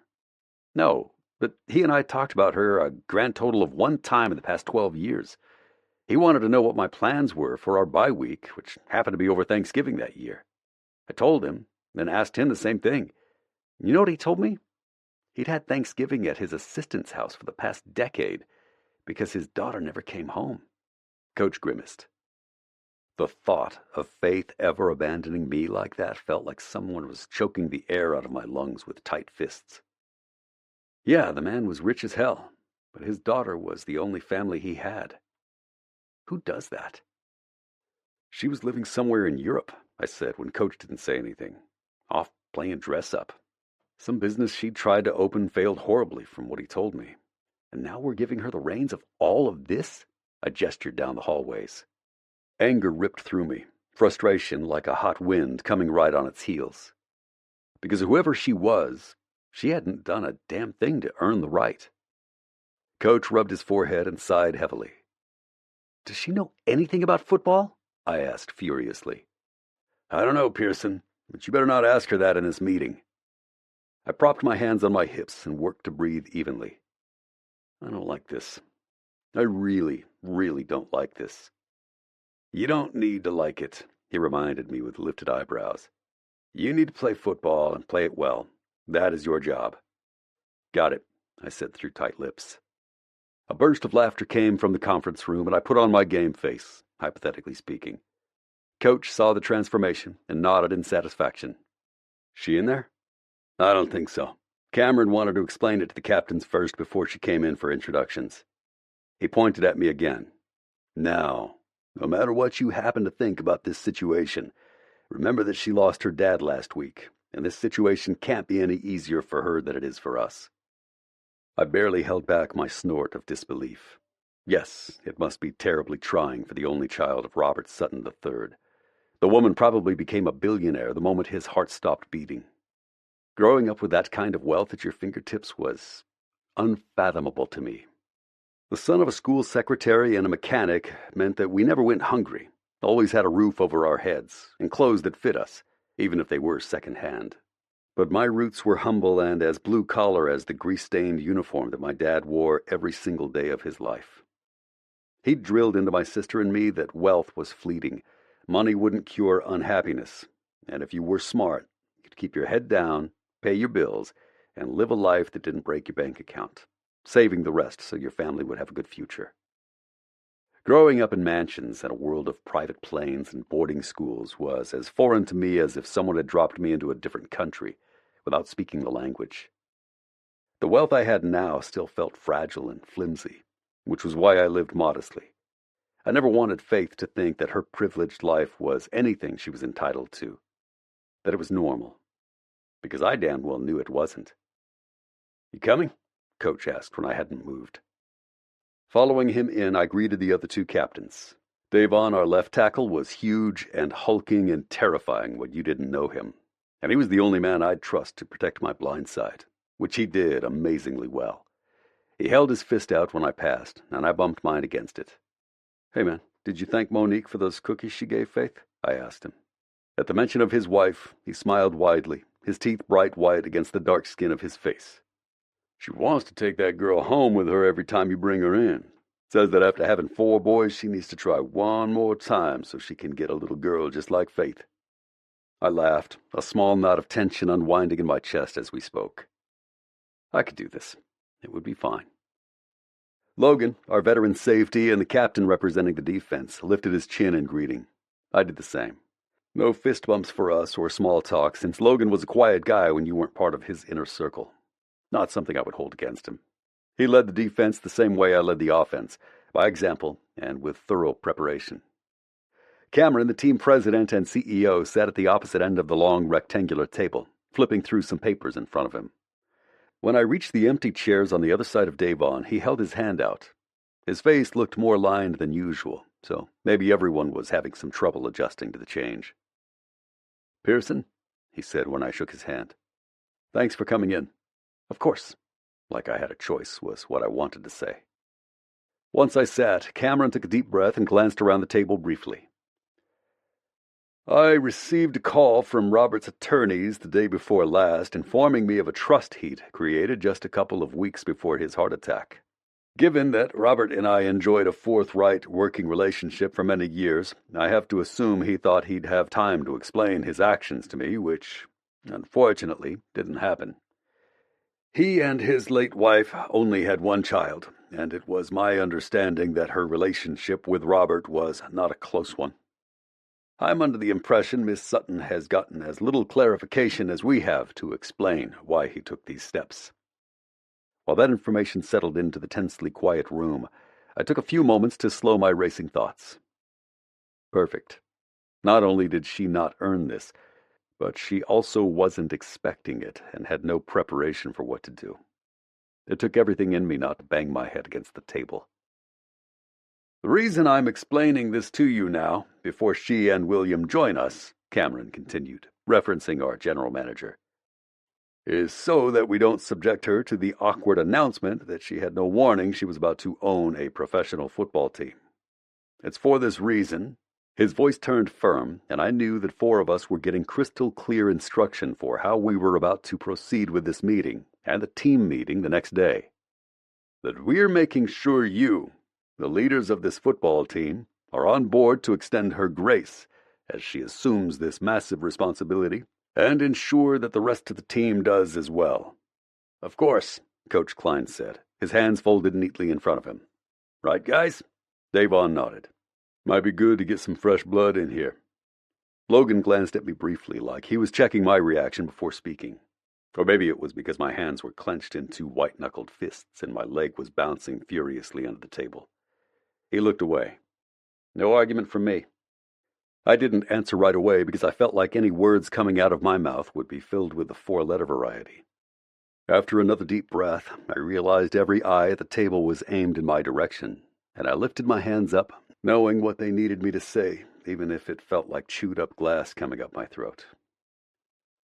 She'll get every bit of the respect that we gave Robert. Cameron let out a small sound of relief, his suit-clad shoulders dropping slightly. Excellent. They should be here any second. From down the hall there was the indistinct murmur of William's low, gravelly voice, along with an answering laugh. They were too far away for it to sound like anything other than generically female. I had nothing against a female owner, but still my gut was screaming at me to run, that something was wrong. That shit was about to go very, very badly. Despite my less than stellar interactions with my neighbor, I was no sexist. I wanted Faith to grow up to be any damn thing she wanted, which was why I'd worked my skin off my bones to ensure her those opportunities. So why was my spine crawling like I was situated in the crosshairs of a loaded gun? Just before they entered the room, something snapped through my ears at the sound of her voice, but it was nothing I could place, nothing I could pin down with certainty. We all stood to greet her, and as soon as I got the first glimpse of her dress, everything around me slowed to a sluggish, weighted crawl. It was almost as if my brain couldn't process what I was seeing, so the vision of her was reduced to blocks of color. Tan shoes, tan legs, red dress, blonde hair, red lips, white teeth, blue-green eyes. When it all snapped together, I lost my breath in a pained whoosh. This could not be happening. As she smiled brightly at Davon, giving him her full attention, I realized she hadn't seen me yet. My next-door neighbor, the one who had called me an arrogant asshole less than 24 hours earlier, was the new owner of the Washington Wolves. And she hadn't seen me yet. Suddenly I understood the rampant tug of nerves and the unshakable feeling that something was about to go very, very wrong. I swiped my hand over my mouth and let out a slow breath, straightening my shoulders and holding my head up high. I could do this. I'd stared down 300-pound linebackers who wanted to rip the helmet off my head as they tackled my ass to the ground. I could do this. She turned in my direction, and I saw the moment it registered. The hitch in her step, the narrowing of her eyes, the slight purse in her scarlet red lips. "You," she whispered. Everything stopped. All eyes turned in my direction. The temperature in the room with that one hushed word from her went from cordial to downright glacial. "Oh, shit," I muttered under my breath. She crossed her arms tightly over her chest. The chest I'd ogled while she shoved cupcakes at me. There was absolutely no part of this that could end well. "Well," Davon said, injecting obviously fake warmth into his voice. "Y'all know each other already?" Chapter 6. Allie. In all the mental prep work I'd done leading up to this meeting, I hadn't planned for this contingency. When I decided on my dress, heels, and hairstyle, not to look pretty but to look kick-ass and mildly threatening, I didn't question whether I was ready to meet the men who led the team. But the man in front of me, who lost all the color in his handsome face at my appearance, was something I could not have planned for. And God bless my long-buried acting skills and the little angels hovering around me at that moment, because my voice was even and smooth when I spoke. "I'm sorry, I didn't catch your name." Okay, maybe my acting skills were a touch rusty because the words sounded like ice picks coming out of my mouth, all aimed in his direction. His thick throat worked on a heavy swallow as he watched me extend my hand, nails tipped with my favorite OPI red, vodka and caviar, and my wrist tinkling with the slender gold chains I'd worn as my only accessory. There wasn't a single noise in the room as everyone watched us. The attention was heavy enough that I felt it raise the hairs on the back of my neck. Like someone was trying to push his arm back down, he lifted it slowly, enveloping my hand in his own. His large fingers positively dwarfed mine, and the calluses on his skin were warm and dry, rough in a way that I was not accustomed to. As the feeling of his hand on mine rippled down my arm, all the hairs there lifted too, in a slow rolling wave until they stopped at my shoulder. I wanted to rip my hand out of his, that wave was so strong, but there was no way in hell I would blink first. "Luke," was all he said. There was a tightness in his voice that made my lips curl up deliciously. William adopted a smile so fake it almost made me laugh as he stepped up next to Luke. No one was dumb in this room. It was clear we'd met before, and I could almost hear their questions as if they were shouting them. How did you know each other? What the hell did he do to her? Did they sleep together? "Miss Sutton, this is Luke Pearson, our quarterback. He's been with the Wolves for 12 years, so if there's anyone out on the field you can trust, it's him." William clapped Luke on the back, and he jumped, blinking away as his hand slid out of mine. My fingers curled into my palm as if they'd been zapped. "Luke, this is—" "Alexandra Sutton," I interrupted, pinning Luke with as cool and even of a stare as I could manage, even though my stomach was a tight, vibrating ball of unexpected nerves. "I guess I'm your new boss." His jaw clenched, and his dark, dark eyes narrowed slightly on my face. There was a gleeful streak of energy that punched through my body when I smiled at him. Petty to the 100th power, I could admit it, but as we stared at each other, I knew he was thinking about how he'd spoken to me when I showed up at his door in our exchange just the night before in my backyard. Unlike the other times I'd seen him, he wasn't wearing a t-shirt and jeans. Today, his inked, muscled arms were covered in a simple blue dress shirt that fit him like it was custom-made, which it probably was. It was a good look on him, intimidating just because of his sheer size, but a good look nonetheless. The coach cleared his throat, and I turned slightly to take his hand. He was a stern-looking man in his 50s if I had to wager a guess, but his eyes were warm as he welcomed me to the Wolves, so I let out a quick breath. The last person at the table that I hadn't met was a tall, lean man with a sternly handsome face and serious eyes. "Logan Ward," he said with a firm handshake. He didn't smile, but there was still something about him that didn't come off as rude. Not exactly. As we all took our seats, they waited until I'd taken mine first, and then all eyes were on me.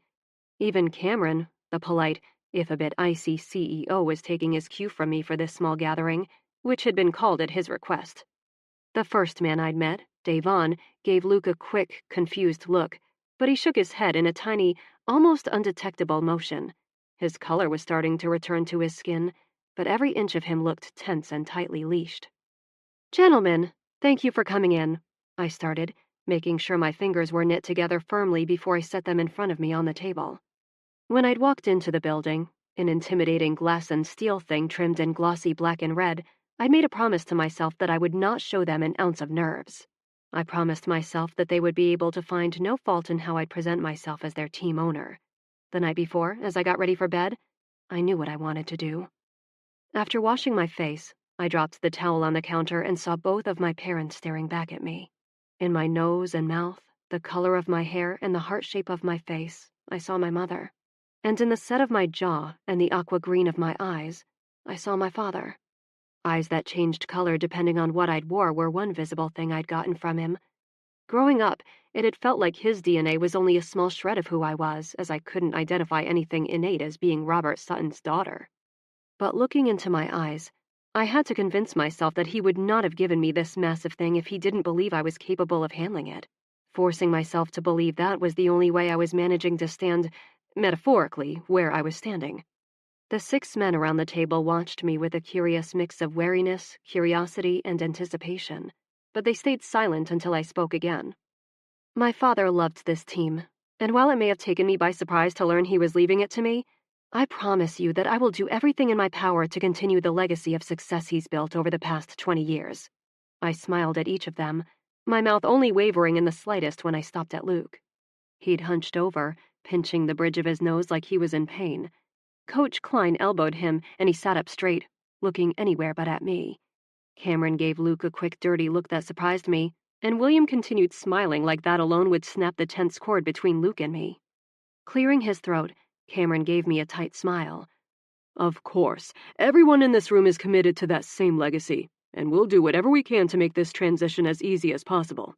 Obviously, there are only a couple of weeks before the season starts, but if you're up for a crash course in football ownership, then we'll give you the best one possible based on what we've all learned from your father. I was about to thank him when Luke's chair squeaked obnoxiously from the motion of him leaning backward. He froze when everyone looked in his direction. Coach Klein closed his eyes briefly, looking very much like someone was digging a knife into his ribs. William just kept smiling. Thank you, I told Cameron. Joy was kind enough to pass along the contact information for 2 other owners who she thought would be willing to speak to me. She thought that might be helpful as well. Williams's smile broadened as he listened. Yes, Joy is a remarkable asset for you. She worked with your father longer than anyone in this room did. Great idea. Good. He drummed his fingers on the table. Excellent. Luke scrubbed a hand over his face and made a sound deep in his chest that sounded like he was in pain. The reactions to that were varied. Cameron looked like he would strangle Luke with his bare hands. Coach was rubbing the back of his neck and staring at a fixed point on the wall. Davon was giving Luke an incredulous stare as if he'd sprouted a second head. Me? I smiled. I thought about dragging this out just a bit longer when he was so clearly miserable, but it wouldn't help our current predicament to leave the rest of the room in the dark. I cleared my throat in as ladylike a way as I could. Luke is my neighbor, I said, in case you're wondering why he's acting like an insane person right now. Cameron's mouth dropped open. Williams's smile fell, and Coach buried his head in his hands. For the first time since we sat, Luke's eyes were directly on me, and I could clearly see the warm flecks of gold in the brown. He was just as confused as the rest of them, but still, he said nothing. As much as it pains me to say this, because my first impression of him was hardly a good one, don't be too hard on him right now. He had no clue who I was, and vice versa. Casually, I rested my folded hands on my lap and held his stare. He let out a slow breath and glanced over at Coach Klein. That told me everything I needed to know about Luke Pearson at that moment. He was a player, and the person he would defer to would be the man leading the team on the field, not from a luxury box or a corner office overlooking the Seattle skyline. Finally, he spoke. If you guys wouldn't mind, I'd like a few minutes alone with Miss Sutton. His eyes found me again. To apologize for my previous behavior.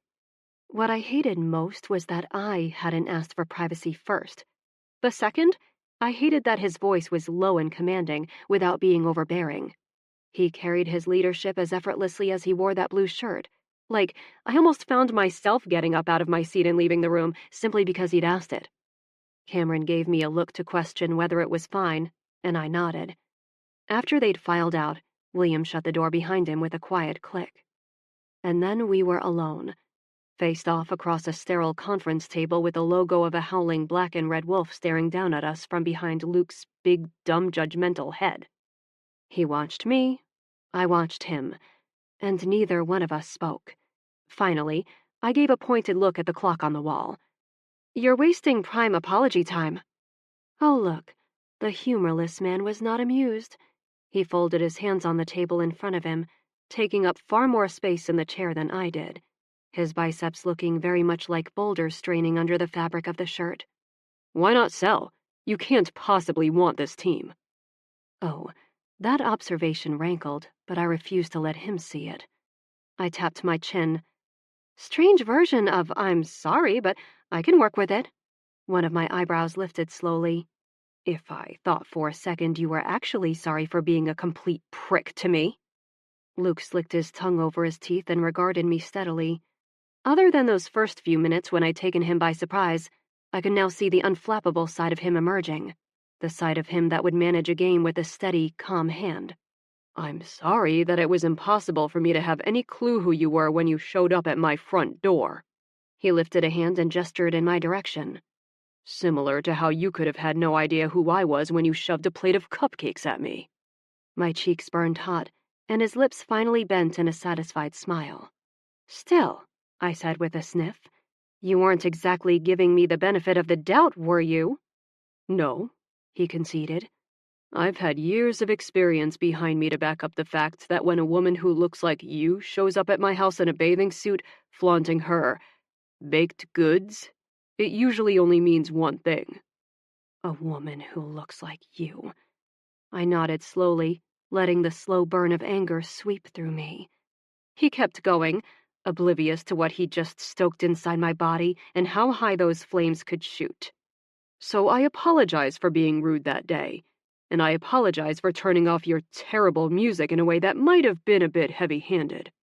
Your sincerity is blowing me away, I said dryly. You may not believe this, but this is incredibly sincere for me, he answered between gritted teeth. I am sincere when I say that if I'd known who you were, I would have been polite. I would have taken the damn cupcakes from you and gone about my day. I would have ignored you last night. I would have shaken your hand without wanting to drop multiple curse words about 20 minutes ago. He leaned forward, and I found it hard to breathe evenly at the full force of his eyes, his personality, his everything at that moment. And I am sincere when I say I hope that Robert knew what the hell he was doing. Because we don't need anything getting in the way of us winning another Super Bowl, which is the only thing I care about right now besides my daughter.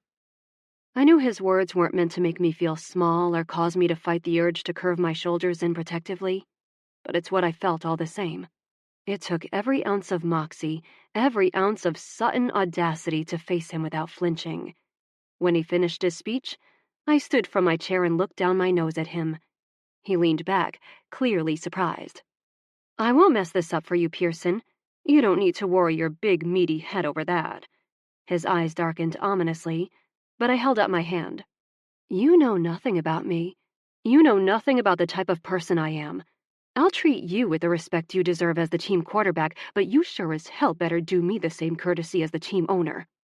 I may still be getting my footing, but I bet I could make all sorts of trouble for you if you ever felt the need to remind me what women who look like me usually do or say in your obnoxious golden boy presence. Luke's jaw was granite, his shoulders rippling with tension, but his mouth was shut, and that was all I cared about. More than likely, I'd want to pass out from sheer adrenaline once I wasn't in the same room as him, but I'd be damned if he saw that. After we leave this room, I warned him, we start over. I won't hold what you said to me against you, the way you treated a perfect stranger who is trying to be kind, and you won't hold against me that I called you an arrogant, pretentious, narcissistic prick. I pulled in a deep breath and folded my arms around my waist. Deal? From the chair, he unfolded his body to his full height, and the way he towered over me made me lift my chin stubbornly. I couldn't read a single thing in his eyes or in the set of his muscular body. Pretty sure you didn't call me all those things earlier, he said casually. No? I shrugged. Must have just been in my head. I think all sorts of interesting things when I'm not worried about when I'll get my next manicure. Luke's nostrils flared, but he was smart enough to know he had zero grounds to keep pushing me. My entire life, I'd used charm and a sweet smile to smooth over situations like the one I currently found myself in. This was the first time I tried on my badass bitch suit, and even if it didn't fit perfectly yet, at least I knew it was passable. Do we have a deal, Mr. Pearson? I held out my hand again. For one eternal second, he stared at it like it was made from poison, but then he took it. My arm zapped with energy, something quick and hot and annoying. The moment our hands separated, it stopped, and I felt the after effects strongly enough that I wanted to rub the skin of my palm. We have a deal, Miss Sutton, he said quietly, and walked out of the room. As soon as the door shut behind him, my knees gave out, and I sank into the chair. Awesome, I said into an empty room. An excellent first day at work, I think. Chapter 7. Luke. From the moment I woke up, I knew it would be a shit day. I'd forgotten to close my bedroom curtains, and as my room faced east, I opened my eyes to a painfully bright sun shining directly into my eyes. Like the day dawned with the intent to make my journey into wakefulness as harsh and jarring as possible. I made my smoothie without a single glance toward her house. While I was actively not looking that direction, my blender broke. $4 made their way into Faith's swear jar. Faith's eggs ended up on the kitchen floor when she knocked her plate over on accident, and then she put her own dollar into the jar. My mood was already so foul by that point, in anticipation of the team meeting, I couldn't even bring myself to punish her for her creative use of curse words. I almost ran out of gas driving Faith to Monique and Davon's house. During my workout, my elbow was sore and tight. In the shower afterward, my shampoo bottle was empty. Each successive thing reduced any remaining good humor I had into a snarling, snapping tangle of energy. The team meeting was only about 10 minutes from starting, and by the time I found a padded seat in the main room, I felt very much like a leashed lion. If anyone dared get too close, I'd swipe with a heavy paw and pray to inflict damage. What had Coach Klein said the day before? I didn't always react well when genuinely surprised. While that was true, this was something different. This wasn't me. I wasn't the guy who remained steadily, purposely mute around my laughing, chatting teammates. Whatever they saw in the set of my mouth, my eyes, and my body language was enough for them to give me a wide berth. In front of me on the table was my binder for team meetings. Scribbled notes in the margins, readable only to me. Diagrams with X's and O's and lines and arrows. Plays that unfolded in my head when I would sit and listen to Coach talk or our offensive coordinator discuss the defense we would be facing next. All the small things that I did on a daily basis that added up to wins during the regular season. It was discipline. In every meeting, every workout, and every morning that I made my smoothie and chugged it down. Sitting in that chair with my eyes shuttered and my jaw locked tight, I didn't feel very disciplined. I felt like screaming. The jumble in my head was messy, a tangle of past and present. My conversation with Robert about her business failures, her absence in his life, and how she was posting pictures as she worked her way through Europe while her father sat home by himself for every holiday. Her face at my door, cupcakes in hand, her smile at the meeting yesterday. It was cacophonous, discordant mess in my brain. Nothing I could make sense of even if I wanted to. Of course I wanted to. It was what I did every day on the field. To anyone else, a line of players shifting in motion looked like chaos. But I knew what it meant when someone went left and another went right, when their eyes darted back to the edge of the field. My fingers tingled with the need to scoop into my thoughts and find the one thread that I could pull to make all this make sense. Any kind of sense. But I had the feeling that if I pulled the wrong thread, it would only tangle the knots further. So I'd sit and wait and keep my mouth shut. Say a prayer to the football gods above that she didn't come in and fire everyone in the front office and replace them with Victoria's Secret models, even if that would make Jack sublimely happy. I let out a slow breath as the volume in the room increased with each new teammate appearing through the door. No Alexandra yet. Just the thought of how they would react, how they'd see her, had me leaning forward and pinching the bridge of my nose. This was a disaster. It was everything I didn't want for us. Someone sat heavily in the empty seat to my right and nudged at my elbow. Gomez, my center, laughed at the dark expression on my face. "Who pissed in your Wheaties, Piers?" All I did was sigh and lean back in my chair. I just want this over with. We'd played together for 6 years since New England traded him for 2 of our draft picks. He balanced me well, all smiles and jokes, amping up the old line with his positive energy. His forehead wrinkled at my tone, but he knew me well enough not to push. Then he leaned in. "I heard about her." Of course he did. I pinched my eyes shut and tilted my chin up. "Heard she's hot. Like, really hot."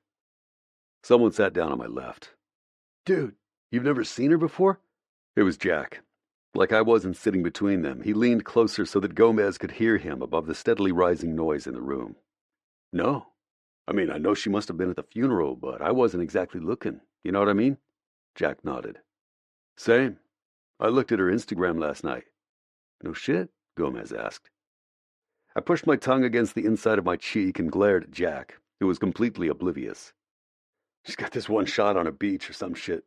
Let me pull it up." He whistled under his breath. "No top. I'm telling you, dude."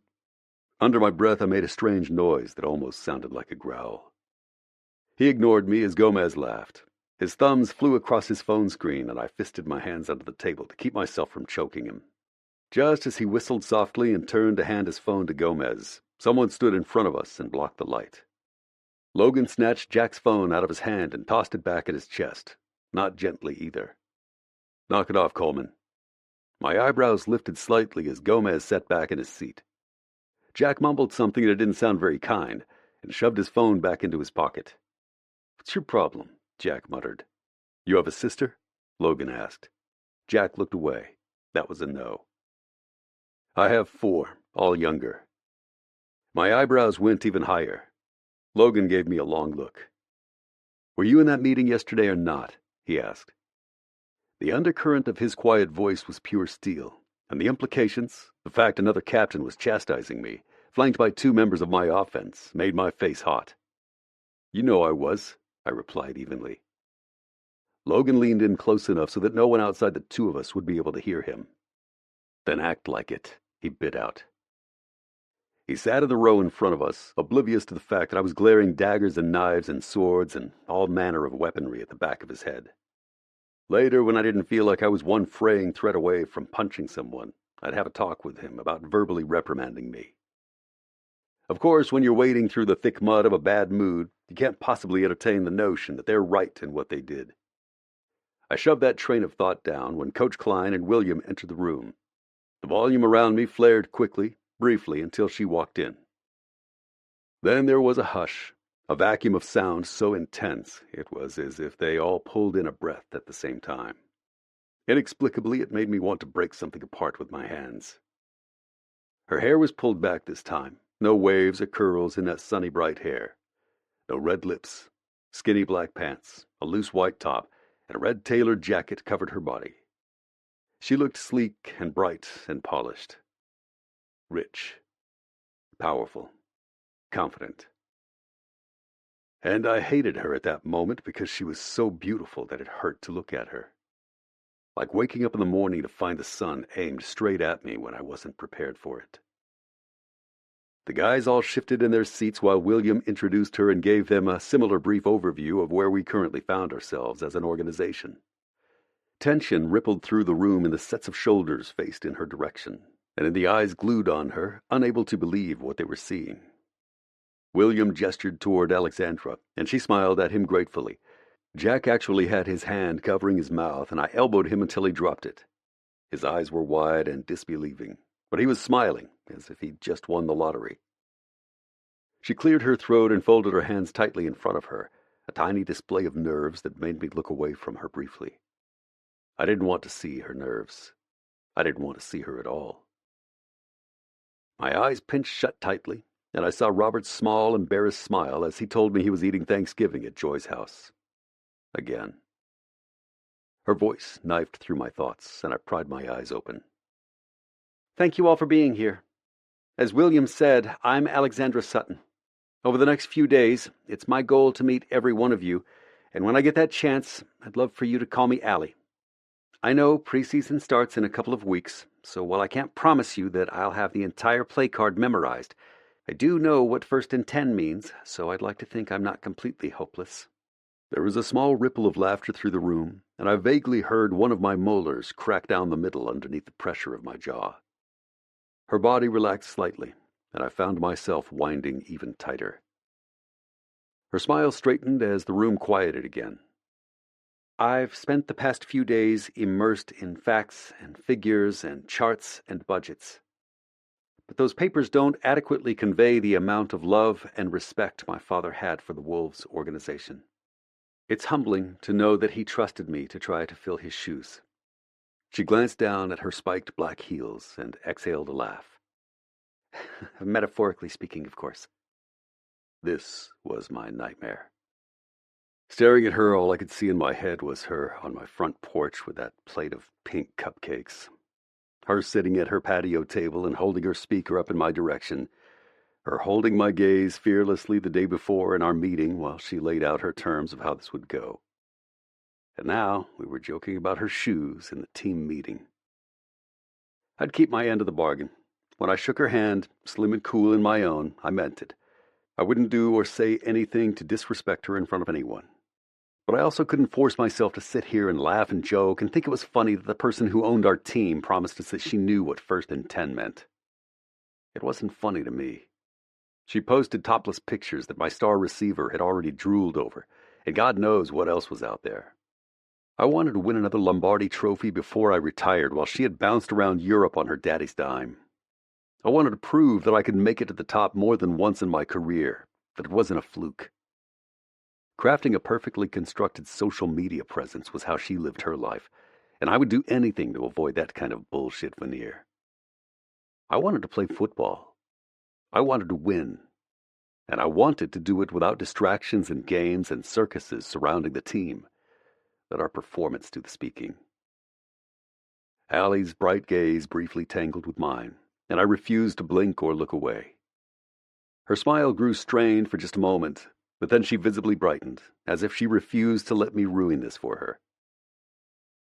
When I was looking through some of my father's files, I found a scrap of paper with his handwriting on it. She held up her hand, and even from my spot a few rows back I could see the frayed, torn edges. Allie stared at it for a second, and there wasn't a single sound in the room while we waited to hear what it said. In times of difficulty, those brave enough to stay the course will be victors in the end, she read in a firm, clear voice. She glanced up. Does anyone know who said that? I knew. Of course I knew. Jack looked at me, clearly surprised I wasn't answering. Bo Schembechler, someone said from the front row, referencing the famous Michigan coach. A veritable institution for anyone like me who played at the big house, who understood the weight of his name among the hallowed ranks of college football coaches. Allie smiled at him. That's right. Again, she looked down at the paper before carefully folding it up and curling it into the palm of her hand. Before I found this paper, I wasn't sure whether I would accept this position, whether I would keep the team. And I'm not telling you this so you'll doubt my commitment. I'm telling you this so you can trust that I'll be honest with you when it's important. Her voice got louder and her chin lifted as the energy in the room made a palpable shift. Something that rose in a sharp crescendo and split through the room like a charge. I could see it take shape in how they were nodding, listening intently to what she was saying. She smiled, clearly seeing what I was. I'm choosing to be brave enough to trust my father's decisions, to trust that all of us can work together to stay the course and be victors in the end. If you're brave enough to trust someone who has a lot to learn, who won't be afraid to ask for help, then I believe we can do incredible things. Hell yeah, we can, Davon said from behind me. Allie laughed along with everyone else, except me. An irritating swell of something pushed through me. It wasn't admiration, not exactly. But in less than 15 minutes, she had this entire room eating out of her hand. When I glanced around, my teammates were nodding their heads, smiling, some even clapping. No, admiration wasn't the right word. A grudging admission that I'd underestimated her was certainly part of it. A muted shock that I seemed to be the only one who felt uncomfortable in how this was playing out. Maybe none of them had spoken to Robert about her. Maybe none of them would view that conversation with the same stomach-sinking gravity that I had as a single father myself. I wouldn't be the one to tell them, but I'd sure as hell keep my eye on her, for whatever good it might do. While Allie exchanged a few smiles and a laugh with some of the linebackers in the front row, one of the women from the PR department went up to the front of the room. Okay, guys, just a few things, and then we'll let Coach take over. We're going to wait another day or so before issuing a press release about the transfer in ownership because we'd like Allie to feel a bit more comfortable before the media gets a hold of this story. She smiled, and it reminded me of a shark baring its jagged knife-like teeth. And believe me, this is a story that will be everywhere. We're working with Allie and Cameron to make sure this gets us as much positive attention as possible. So if any reporters reach out to you, catch you after practice, whatever, we're incredibly excited for the new direction that Allie brings to the Wolves while maintaining the strong working relationships that Robert forged over the past 20 years. She looked around. Any questions? Oh, I had questions. But since most of them involved some variation of "Are we done now?" I kept my mouth shut and waited for Allie, William, and the PR chick to leave. As soon as Allie cleared the door, I finally felt like I could pull a full breath into my lungs. It should have been a warning that I couldn't breathe properly when she was around. But I ignored it, focused on football. That was the only thing I needed to worry about. Everything else would blow over eventually. Chapter 8. Allie. Paige. Tell me all the things. Did you survive? Are there hot players? Paige. Of course there are hot players. Not that you can do anything about it. You'll get sued for sexual harassment and abuse of owner power or something. Paige. Oh, and what did you wear? I hope the red suit. Your rack looks insane in that red suit. Paige. I wish I had your boobs. I've never been so jealous of a double D in my life as I am of you. Paige. Why are you ignoring me? Me. Oh my word, I was peeing. Calm down. Paige. ... Paige. Don't you take your phone into the bathroom with you? What does peeing have to do with anything? I rolled my eyes and settled into the striped chaise lounge, adjusting the top of my blue one-piece before responding to her.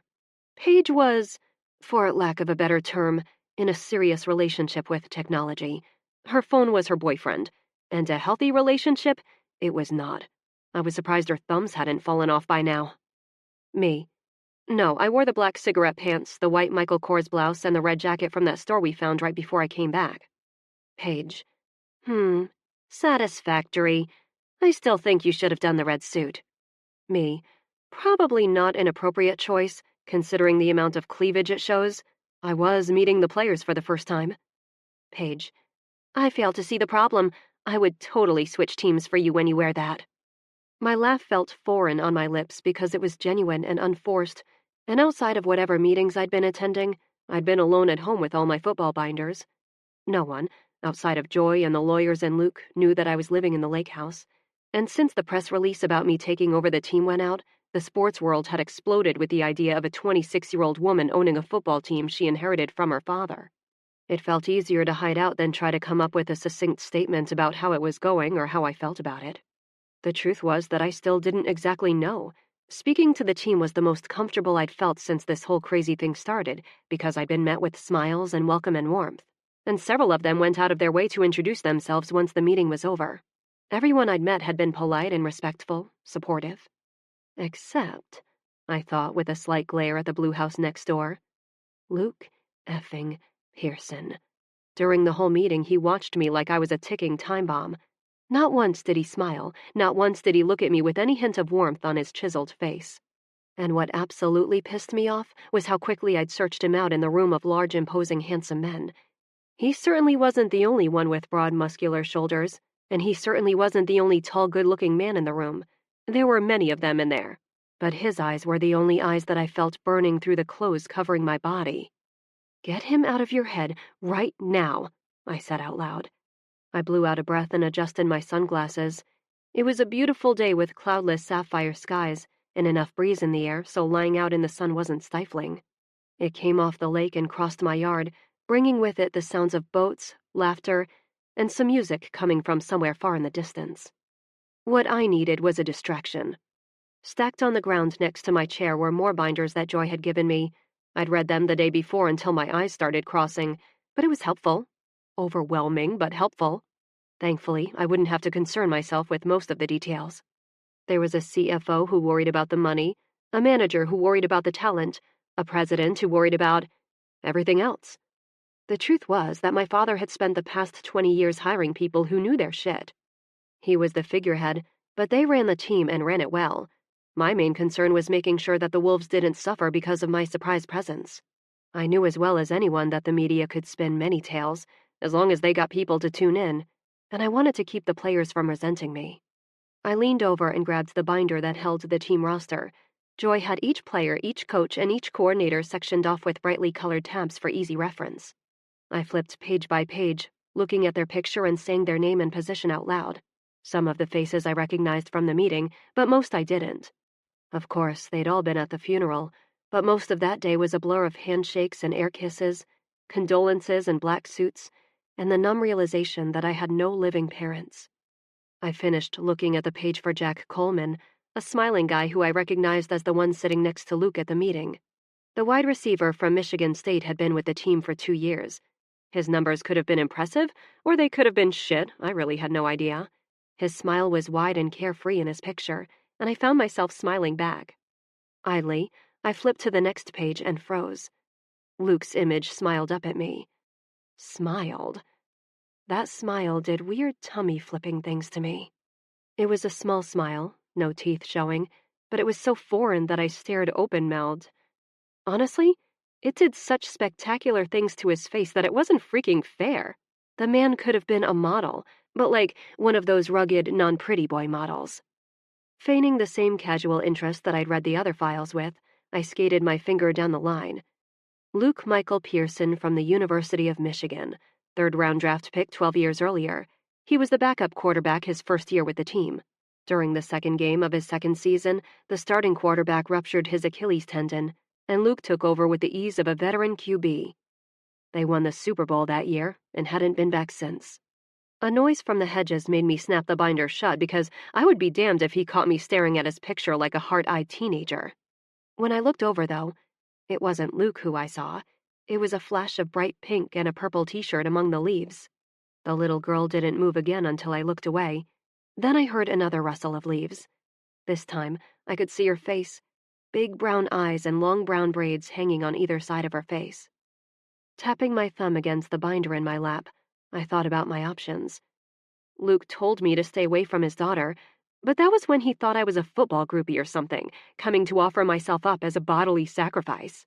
Snort. Give me a break. Now we were coworkers, for better or for worse. I slid my sunglasses to the top of my head and squinted over at her. Hey, you doing a little landscaping in there? She giggled and pushed her way into my yard, face flushed and smile wide. No, I'm not allowed to help with the yard yet. My daddy mows the lawn. I looked down my nose in her direction. Your dad does? Wouldn't you guys, pay someone to do that? Her face turned serious.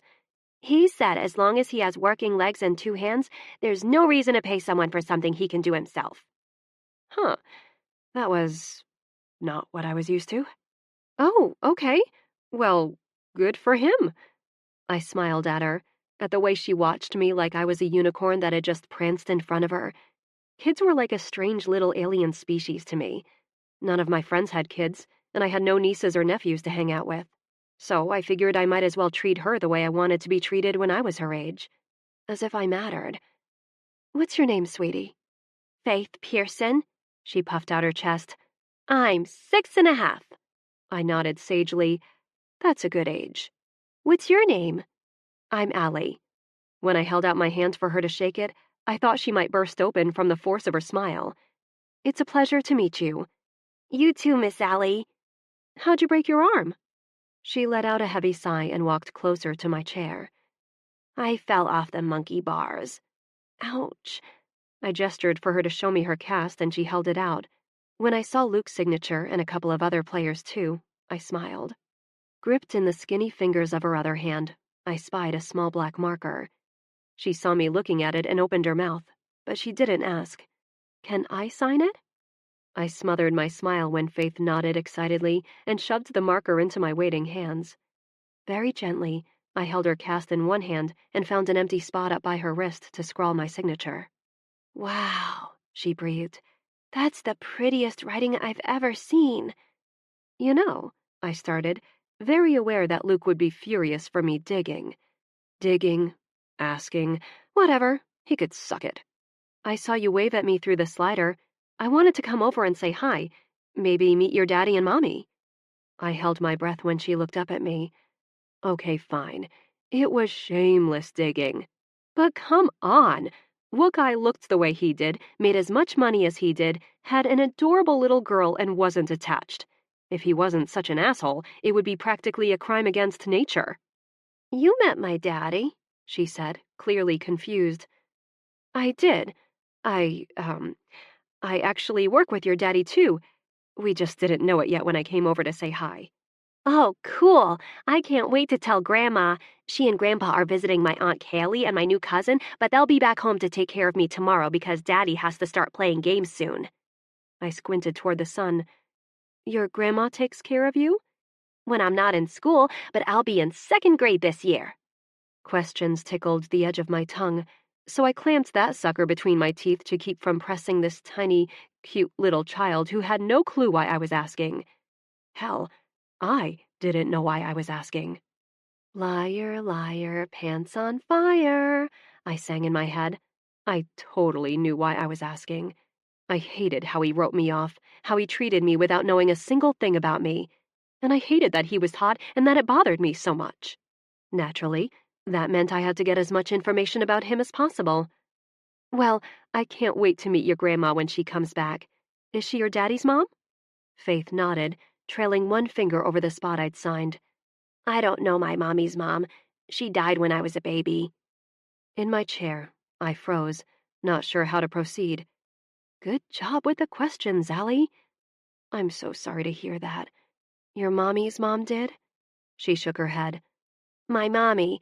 I don't remember her, but Daddy said I have her smile and her laugh. And just like that, folks, my heart went kablooey in my chest. I was the biggest asshole in the entire world, thinking I would ask this cute kid a few innocent questions. Unsure of what to say next, I closed my eyes and tried to remember what I felt like when people had asked me about my mom when I was not much more than her age. I have my mom's smile, too, I told her gently. Were my eyes wet? I hadn't cried once about my father, but Faith's big brown eyes were absolutely gutting me. You do? She asked. Is your mommy in heaven like mine? I nodded slowly. She is. Faith? Luke boomed from the other side of the hedge, panic clear in his deep voice. Right here, Daddy. I'm talking to Miss Allie. Well, shit. I slid my sunglasses back down like they'd shield me from the incoming wrath of Luke Pearson. Like he had the other night, he shouldered through the hedge with a furious look on his face.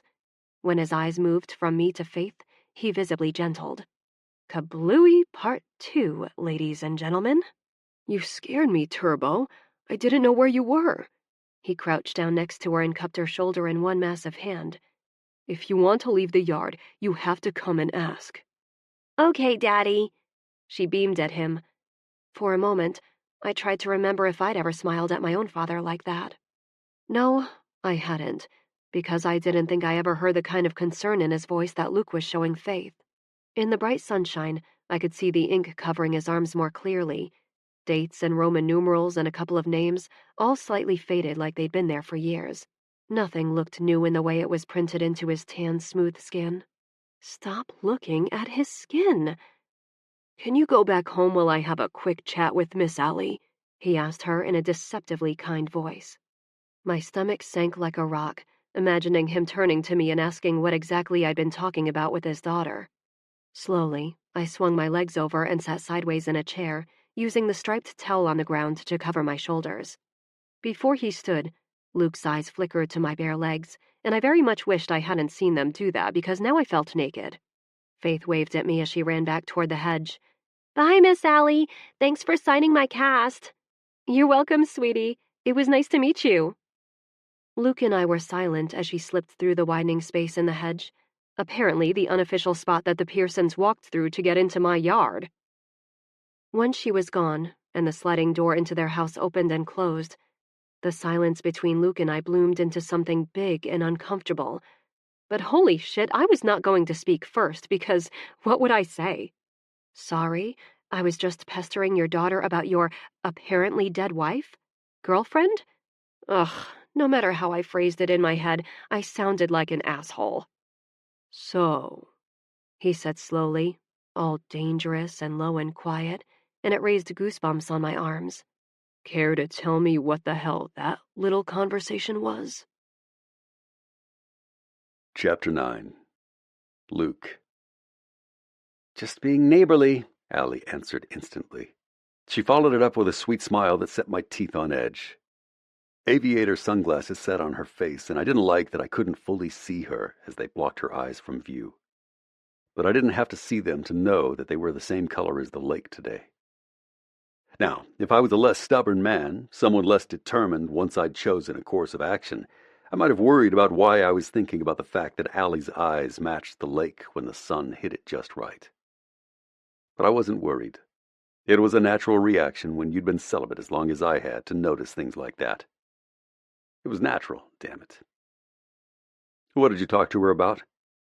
Allie tapped her chin and leaned forward, but I kept my eyes trained on my own reflection in her sunglasses, not the deep V of her simple navy bathing suit. It shouldn't have looked as sexy as it did, but I'd wager a guess that on her, anything would look sexy. Well, first I asked her if she knows what your type is. She paused, cocking her head to the side while I rolled my eyes. Oh, wait. No, I didn't. That's not right, because my world doesn't actually revolve around you. When I braced my hands on my hips, she stood from the chair and mimicked my pose. Except on her, it just looked like something you'd see in a fashion magazine. With her mussed-up blonde hair, the high cut of her suit on those impossibly long, toned legs, and the curve of her hips into her waist and back out at her breasts. Allie Sutton was a fucking stunner. I hated it. And because I hated it, I found myself snappish and surly just from being in her presence with no buffer.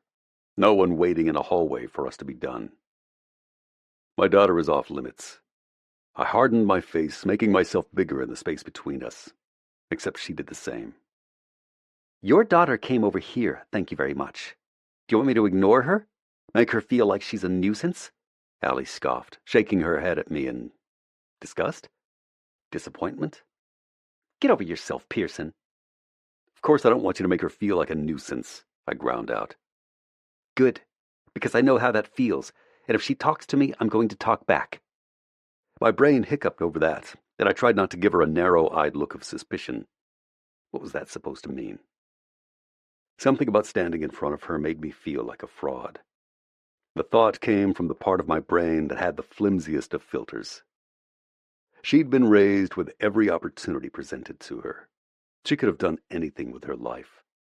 Choices laid out in front of her like a smooth arc of cards from a dealer's hands, probably on a silver platter. Just by being born to the right people, she now wielded an immense amount of power. She could fire anyone in the front office if she wanted, any of the men and women who made the wolves run smoothly day in and day out. Which was why I wasn't stupid enough to snap back at her, even though the words were ready to spring from my mouth with ease. Don't worry, I'll tell Faith to leave you alone, I said before turning and going back home. I heard that sound again, the annoyed huff that scraped my skin like a cat's tongue, rough and uncomfortable. When I let myself back in my house, I took the stairs 2 at a time and found Faith sitting on the couch, my phone in her hand, and she was smiling at the screen. I'm talking to Grandma, Daddy. Faith turned the phone, and my mom's face greeted me. I gave Faith a mock angry look. Who taught you how to FaceTime? You? She giggled. With one hand, I ruffled her hair. What a terrible idea that was. Faith was just telling me about your new neighbor, Miss Allie, my mom said, voice heavy with meaning. As in Allie Sutton? She'd heard the news then. I kept my face even since my mom had this horrible ability to see right through me, especially when I didn't want her to. Hey, Turbo, I said to Faith, why don't you go play in your room for a little bit, okay? I want to talk to Grandma. For a second, she opened her mouth like she was going to argue, but nodded glumly instead. I'll see you tomorrow, Grandma. Love you. My mom smiled. Love you too, baby. I'll see you at the airport. I'll be the one with the suitcase. Faith gave the screen a smacking kiss and ran down the hall to her bedroom. Your neighbor is Alexandra Sutton? My mom asked immediately. I rubbed my forehead and centered the screen so she could see me better. Yes. Don't sound so excited about it. Her face was lined with concern. I'm not. What's wrong with her? She exists. That was what I wanted to say. What was wrong with Allie was that she existed in the house next to me and at work, and I couldn't escape her. Luke, my mom said slowly when I didn't answer right away. What did you do? I sighed heavily. Can we just talk about this tomorrow? No, I'm hiding from your sister. Baby made her crazy, huh? I bet it did. She lifted an eyebrow. Don't change the subject. I shifted on the couch and briefly looked out the large glass slider toward the lake. I couldn't see Allie where she was sitting on her lawn, but I knew she was still down there. I'd seen the binders stamped with the Wolves logo stacked next to her chair. Finally, I met my mom's knowing blue eyes. I wasn't exactly kind the first time I met her. And the second time you met her? In lieu of an answer, I scratched the side of my face. Oh, Luke. I didn't know who she was, I snapped. And that's a good excuse? Your father and I raised you better than that. That was the problem. Even my own reasons for still being an ass to Allie were rooted in my own issues, my own past. Things that, if I was honest, had absolutely nothing to do with her, despite what Robert had told me. The insidious claws of my own prejudice toward the type of women who wanted to sleep with me merely because of the size of my paycheck, because I put on pads and a helmet for a living. They didn't care about any other part of me. In fact, I was interchangeable. If I'd swapped out with any of my teammates, they wouldn't care. Cassandra had been that type of woman. And she wasn't the first like that who I'd slept with, but because the consequences of my fling with her had been far-reaching and so life-altering, it left sand and dust in my mouth any time I thought about venturing down that road again. It was the cheapest part of this rich life I now led. And Allie had looked like the prototype of that nightmare. That wasn't her fault, and I knew it. I just didn't want to say it out loud. I didn't want to voice that she represented all the things I actively sought to keep out of my life, out of Faith's life. That I'd had a prejudice against her even before I'd ever met her, which also wasn't her fault. I know you raised me better than that, I told my mom. But you also didn't raise me to be an idiot. It's for Faith's benefit that I'm just a little suspicious. But you don't have the reason now. She shook her head and looked away from the screen, her disappointment like a shard of glass wedged under my skin. Think about what that poor woman has been through. She lost the last parent she had in this world. She didn't exactly see Robert as it was. She clucked her tongue. So judgy. Who does she have now? No one. She's got an entire football team, I said dryly. Like only a mom can, she ignored my wonderful attempt at sarcasm. Have you apologized to her? I slicked my tongue over my teeth. In only the most technical sense, but had I meant it at that moment? With embarrassment, I had to admit to myself that no, I hadn't. She'd stood by that table, secure in the knowledge of the position she now held, whereas my own felt flimsy and fragile. Shift too far in one direction, and it felt like I'd tumble off my perch with the team. So I'd said the words, but that was it. Kind of, I told my mom. Even from 1,000 or so miles away, when my mom narrowed her eyes at me, I wanted to shrink away. Luke Michael Pearson, you go over there right now and try again. Bring Faith the phone and I'll keep her occupied. You apologize to that nice woman. How do you know she's nice? I muttered grumpily. If she didn't fire your ass, then she's probably nice. I had to lift an eyebrow in concession. Good point. I mean, there's that pesky little thing called a contract, but go. I'm going. I stood from the couch and brought Faith the phone. She snatched it and started showing my mom all her dolls that she'd set up in a tea party, alone in her room with blank-eyed toys for company. No wonder she went to talk to Allie. I'll be right back, Turbo. You stay here and talk to Grandma. 'Kay, Daddy. I kissed the top of her head and slowly walked back downstairs as if a rusty-edged guillotine waited for me and not Alexandra Sutton. As I opened the slider, I knew why.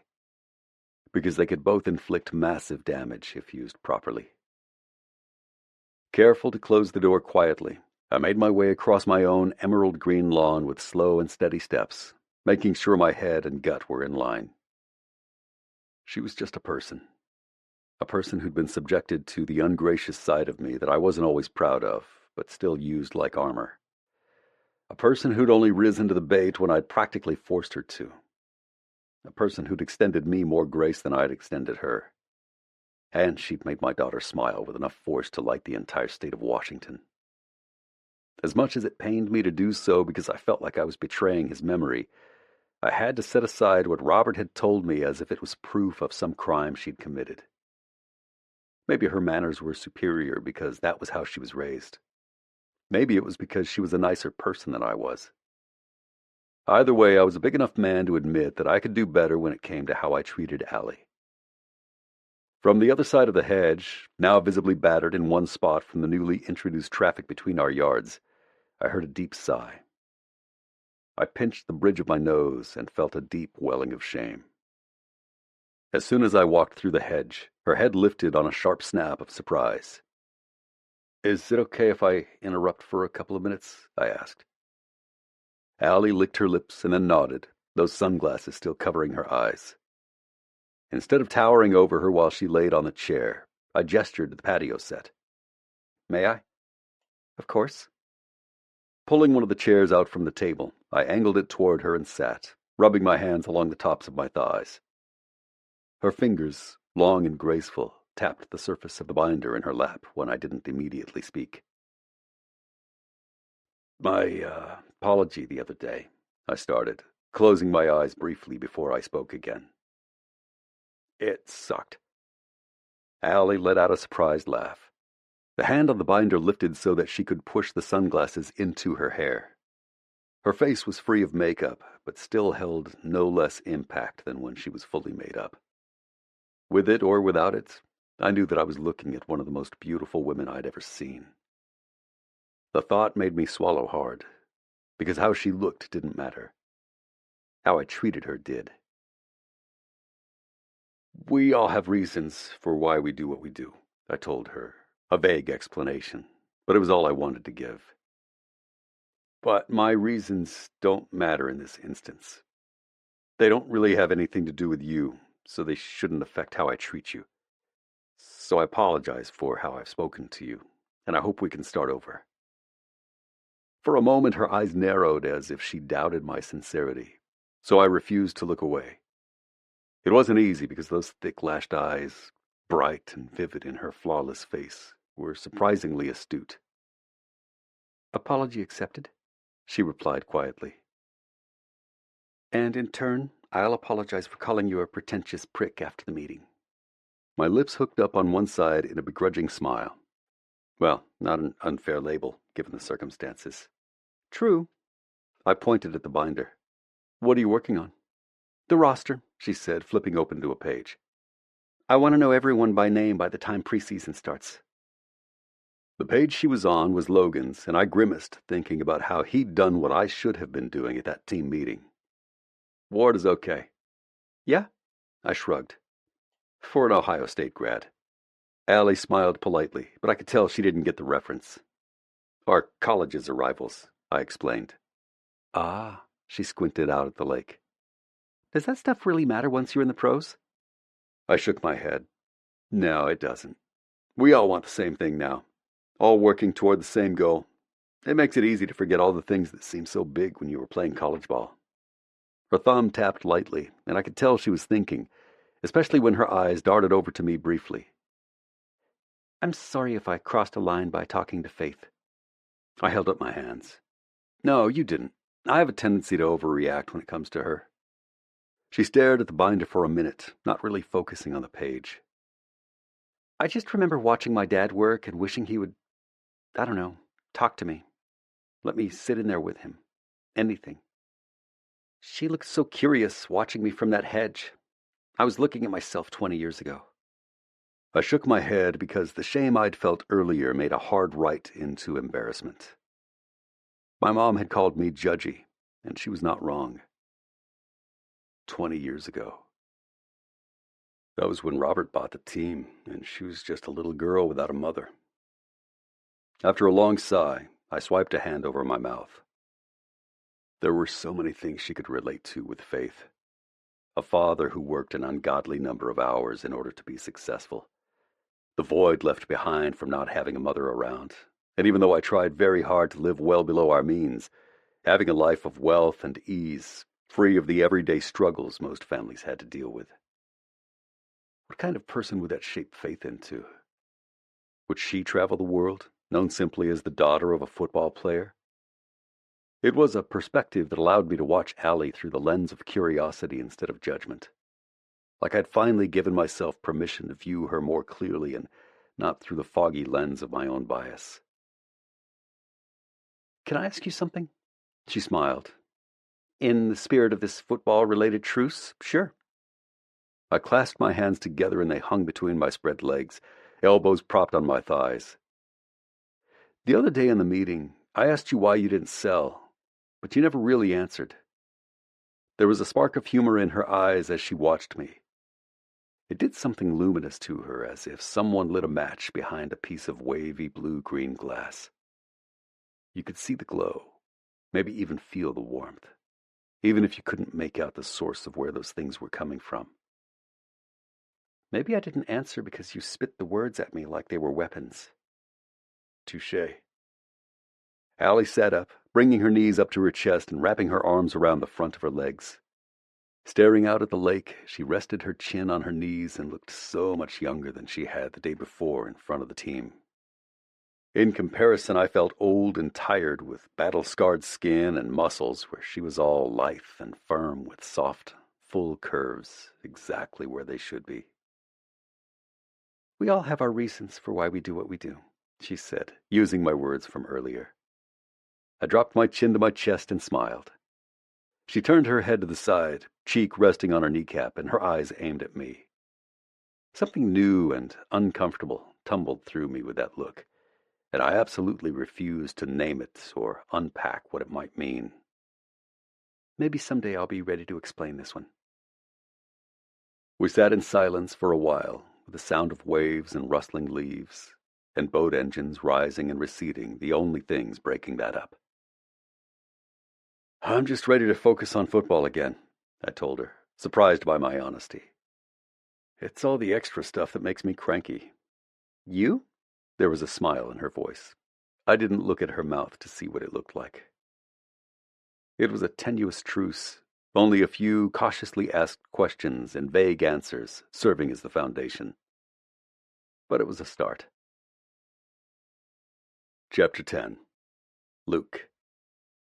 I hate this. The PR lady, I was quite sure her name was Ava, gave me a steady look that told me everything I needed to know. Before she broached this topic with me, she damn well knew what my reaction would be. It was well known to the team that dealing with the media was my least favorite part of this job. It doesn't matter if you hate it or not, it's a huge opportunity. Her eyes were the same green as the practice turf, and I closed my eyes from the steely reserve I saw there.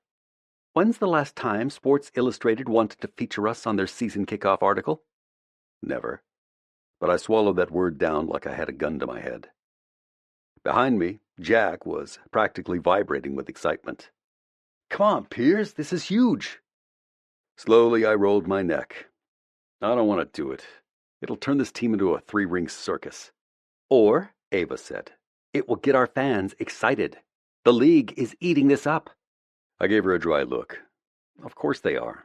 If it can increase ticket prices or gain more sponsors, they love any sort of controversy. It's not controversy. Jack, the idiot, butted in. She just happens to be hot. Hot people sell magazine covers. It's not rocket science, dude. Ava pinched her eyes shut at his complete lack of tact. Clumsy phrasing aside, he's not wrong. From behind me came her voice. Of course he's not wrong. It was my turn to shut my eyes, but against my arm I felt the whisper of air when she stood next to me.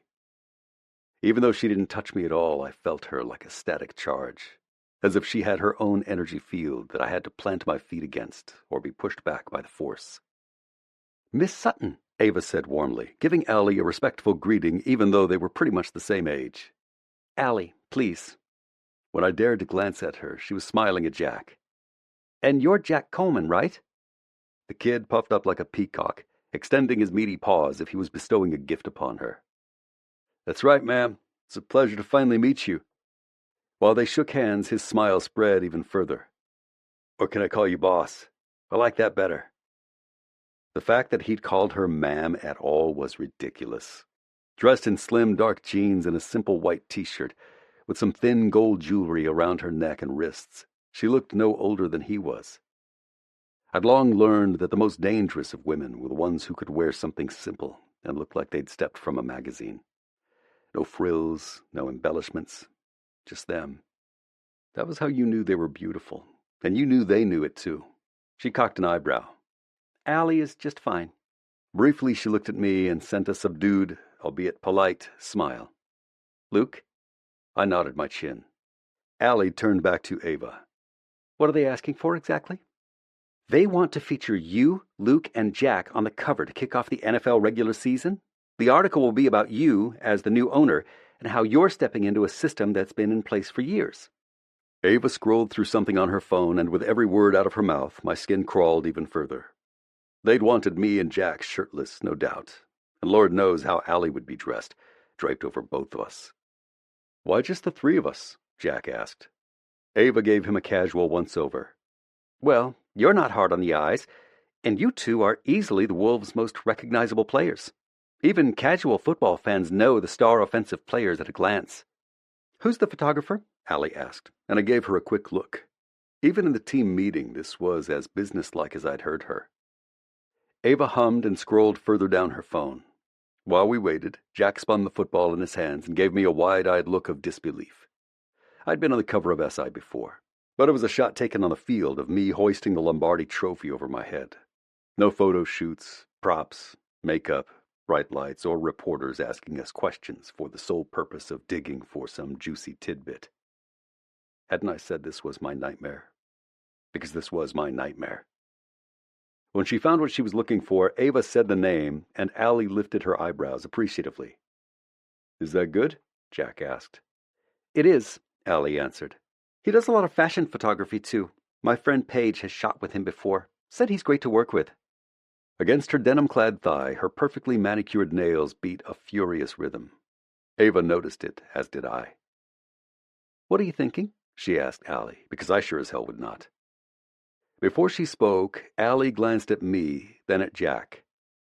There was a determined jut to her chin that I'd never seen before, even when she was chewing me out after that first meeting. Around us, the guys practicing gave her sideways looks as if she was an exotic animal let loose among our ranks. What made it even stranger, their watchful curiosity, the impression that they were all circling her warily, was that every single one of them were used to seeing beautiful women. Beautiful women were a given, an expectation when you reached the level that we were at. Teammates were married to former Playboy bunnies, models, socialites, actresses. But she was more than that because of her position.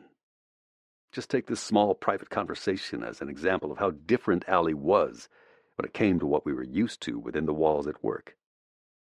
The moment she showed up, the dynamic shifted. The moment she showed up, we all deferred to her. It made me as wary as my teammates because it was usually a position that I held. Call them back and let them know that we'll agree. When I made a small sound of dissent, she lifted a hand, her eyes holding mine.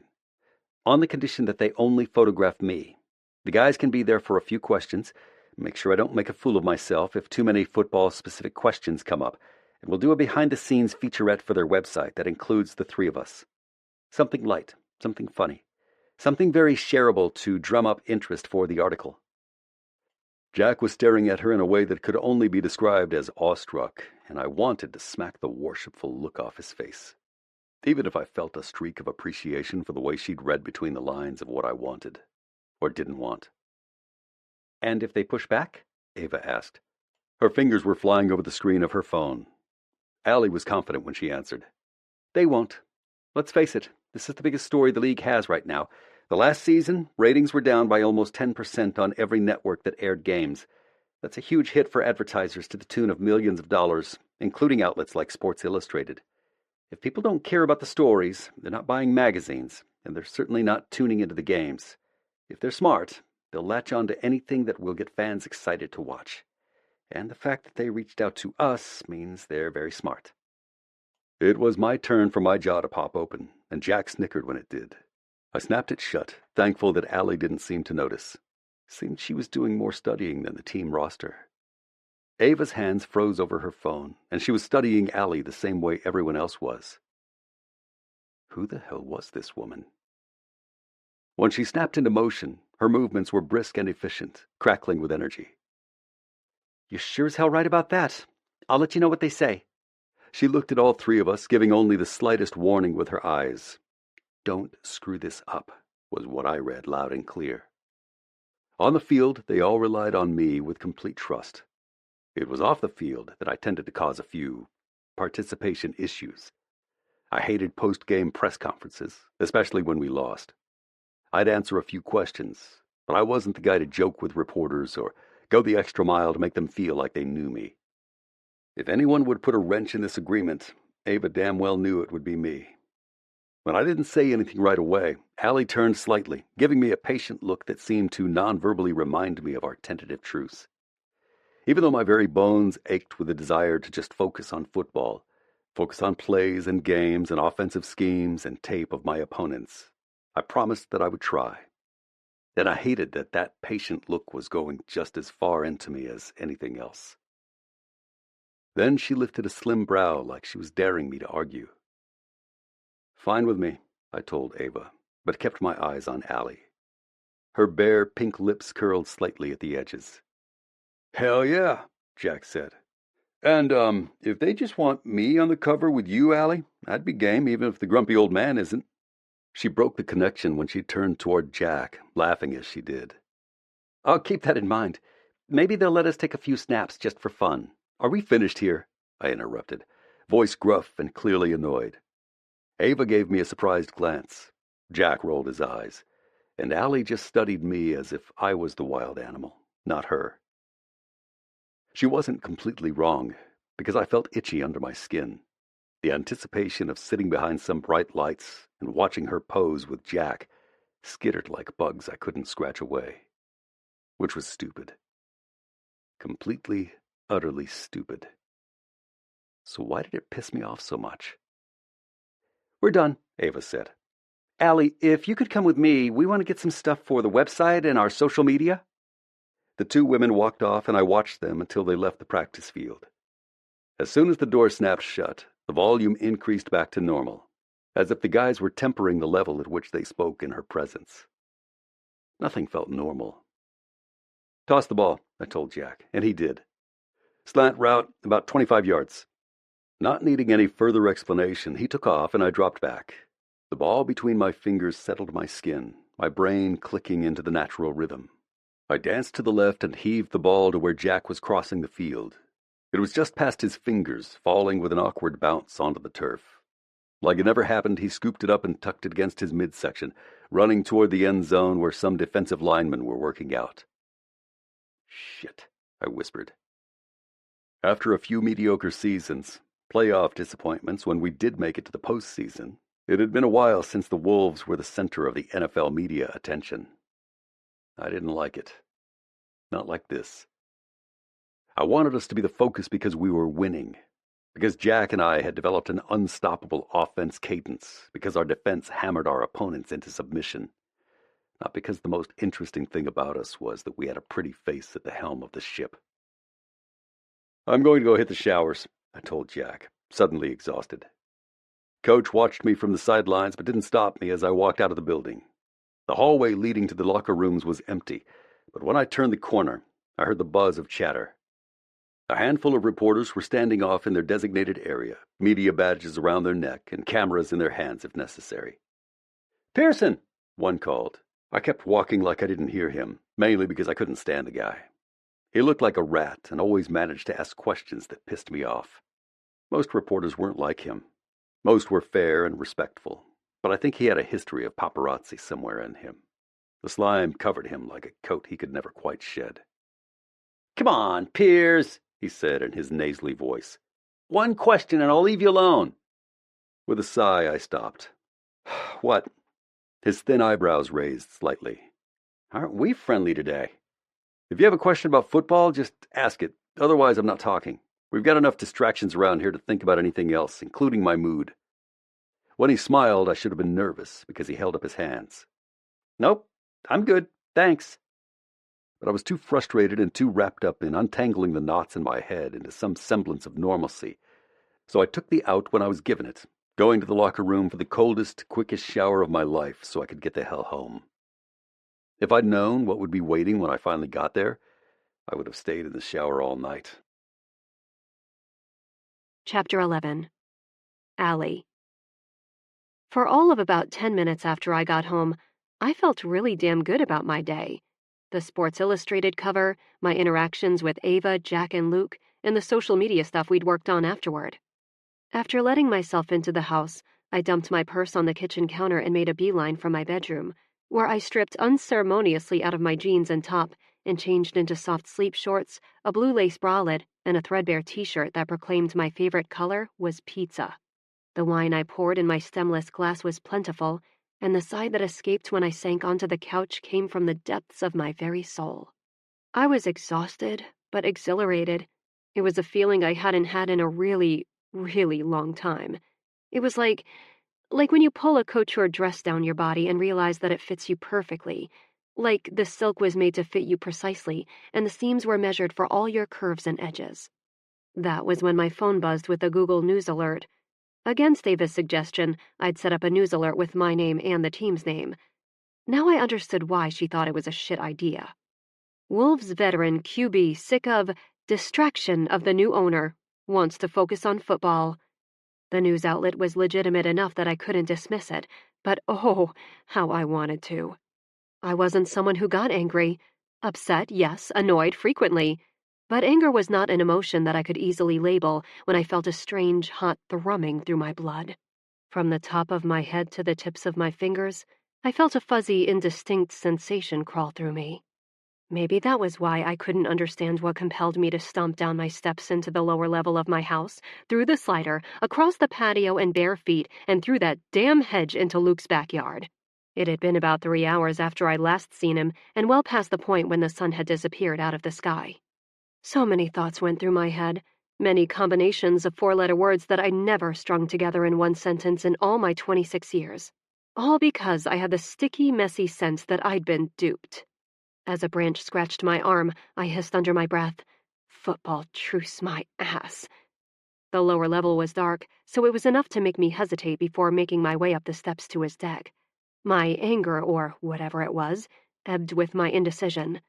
When I lifted my phone, the article was staring back at me, all ridiculous and infuriating.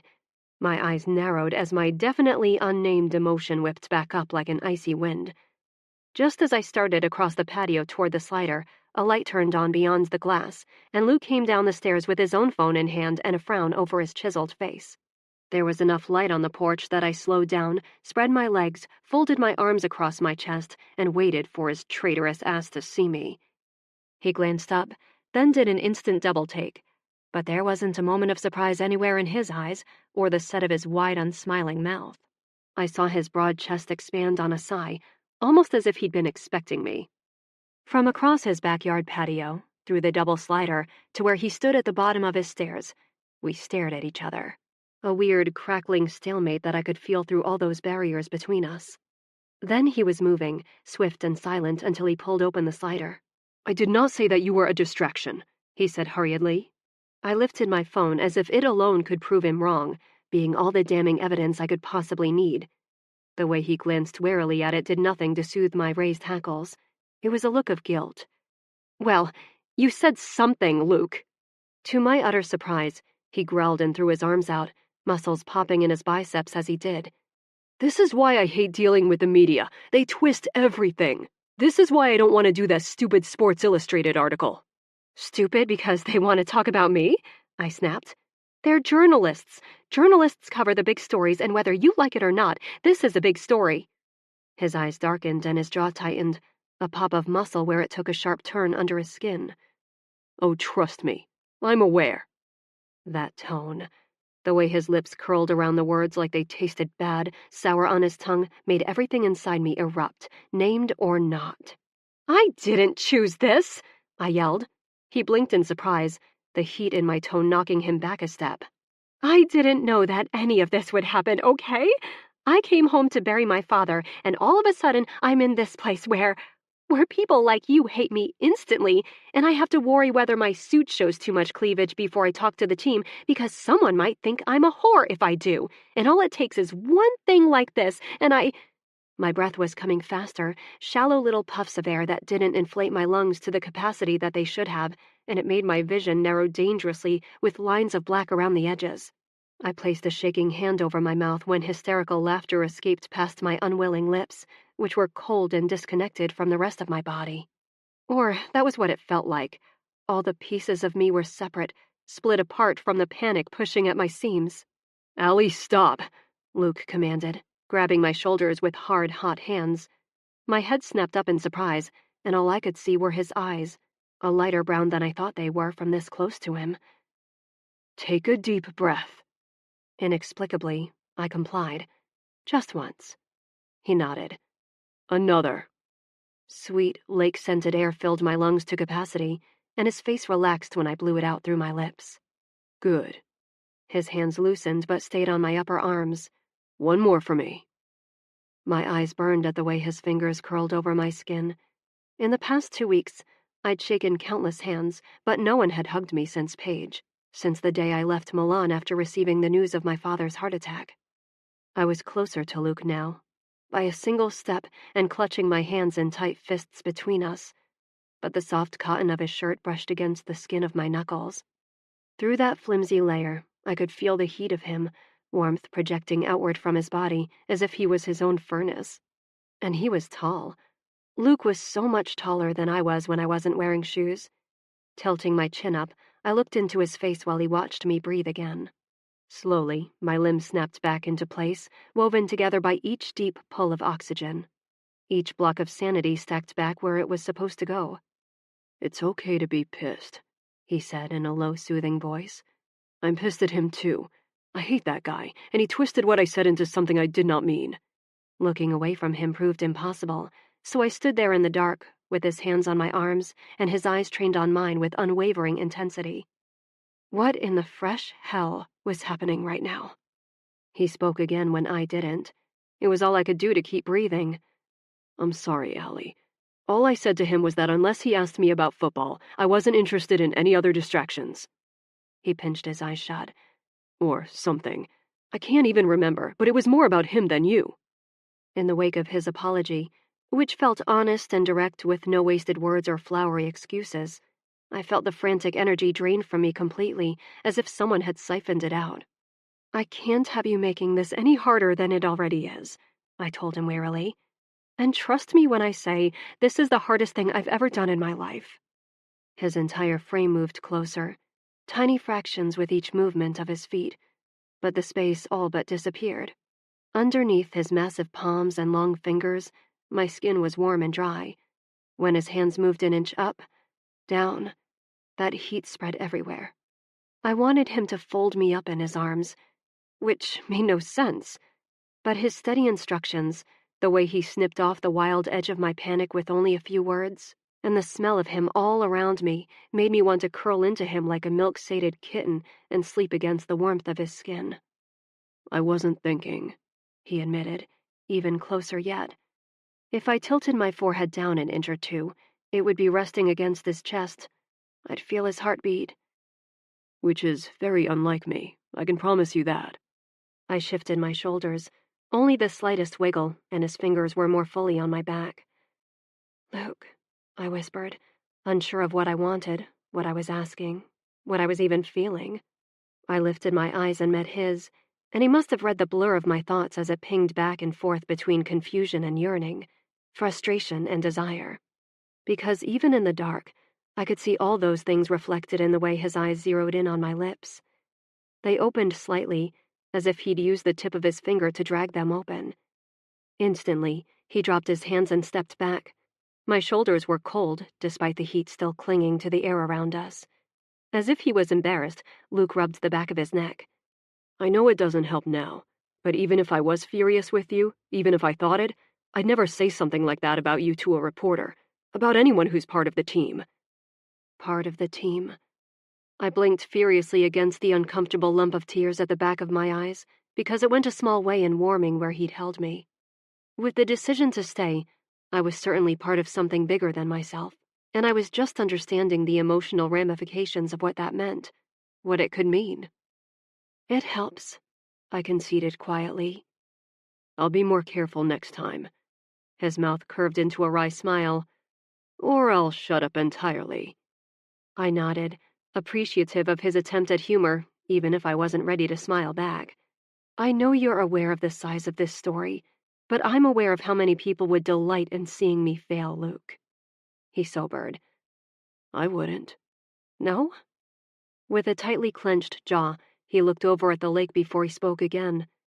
No, because if you fail, it means we've done something wrong too.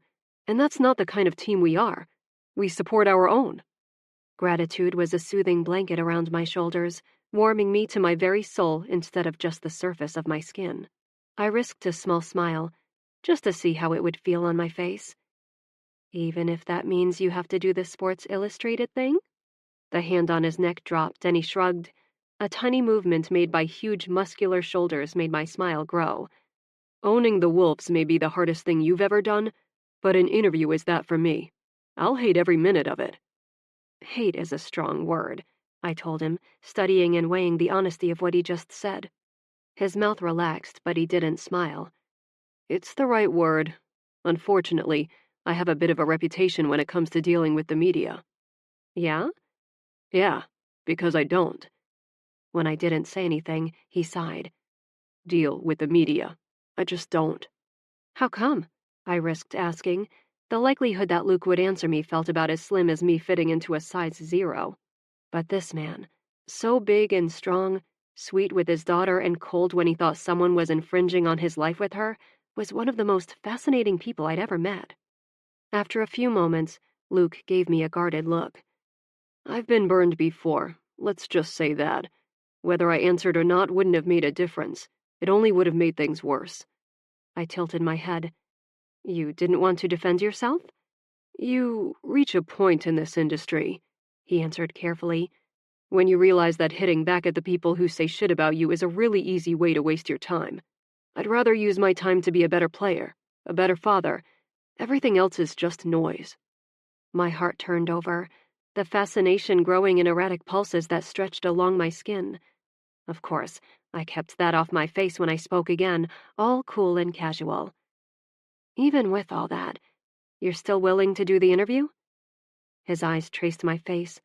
Just a quick glance, but it touched every part twice. It lingered longest on my mouth, and I struggled to breathe properly.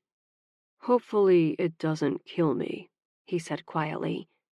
Stepping back but still facing him, I pursed my lips and embraced the fragile sense of playfulness between us, as if I'd caught the edge of a butterfly with the tips of my fingers and it was desperately trying to fly away.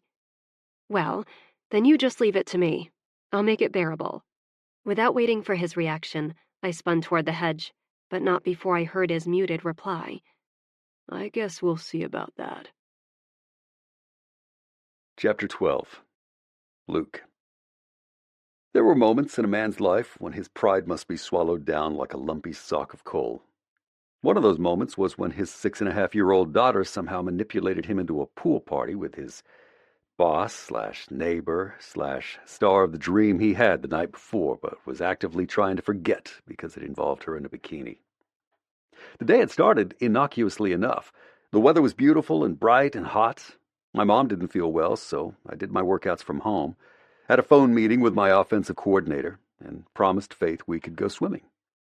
Strictly following the house rule that she wasn't allowed in the pool if no adult was outside with her, she waited patiently on a patio chair while I ran inside to change into my board shorts and grab the sunscreen. And that was when everything fell off the rails. Because my evil genius daughter saw Allie sunbathing in her backyard, walked through the hedge, and must have begged her to come sit by our pool so that she could get in, thereby skirting around my absence and winning some quality time with a neighbor she clearly idolized. That was the scene I walked outside to, folks. Allie sitting on the top step of my pool, wearing a slim-cut red suit that looked nothing like the bikini she'd had on in my dream, and my daughter tossing a beach ball at her while they both laughed. I had to pause to make sure I was awake, because my dream had started in an almost identical way. Daddy, Faith squealed from the water. Miss Allie came swimming with me. I see that, I said mildly. Allie's hair was twisted up in a wet knot at the top of her head as she glanced between Faith and me. I'm sorry. She asked if I could come sit here because there's supposed to be an adult outside when she's swimming. I narrowed my eyes at Faith, who beamed at Allie as if she'd just single-handedly given her the keys to Disneyland or something. She's right about that, I answered. But I was just popping inside to change. Allie wasn't wearing sunglasses. Then her eyes tripped down my bare chest before quickly darting away. She started to stand. I can go. No, Faith pleaded. Oh, great. She pulled out the puppy dog eyes. They were practically a weapon of mass destruction when she unleashed them on someone who wasn't used to their power. Can you stay for like 20 minutes? Or maybe just an hour? Allie laughed at the clear misjudgment of time increments, and I rubbed the back of my neck. I wish I'd slipped on my sunglasses so that my eyes would have some sort of barrier, some way to block Allie from seeing where I was looking. I didn't want to be looking at her, truly. But as much as I'd been able to ignore the foggy remnants of my dream all morning, it was all but impossible now. In the dream we hadn't touched, not once.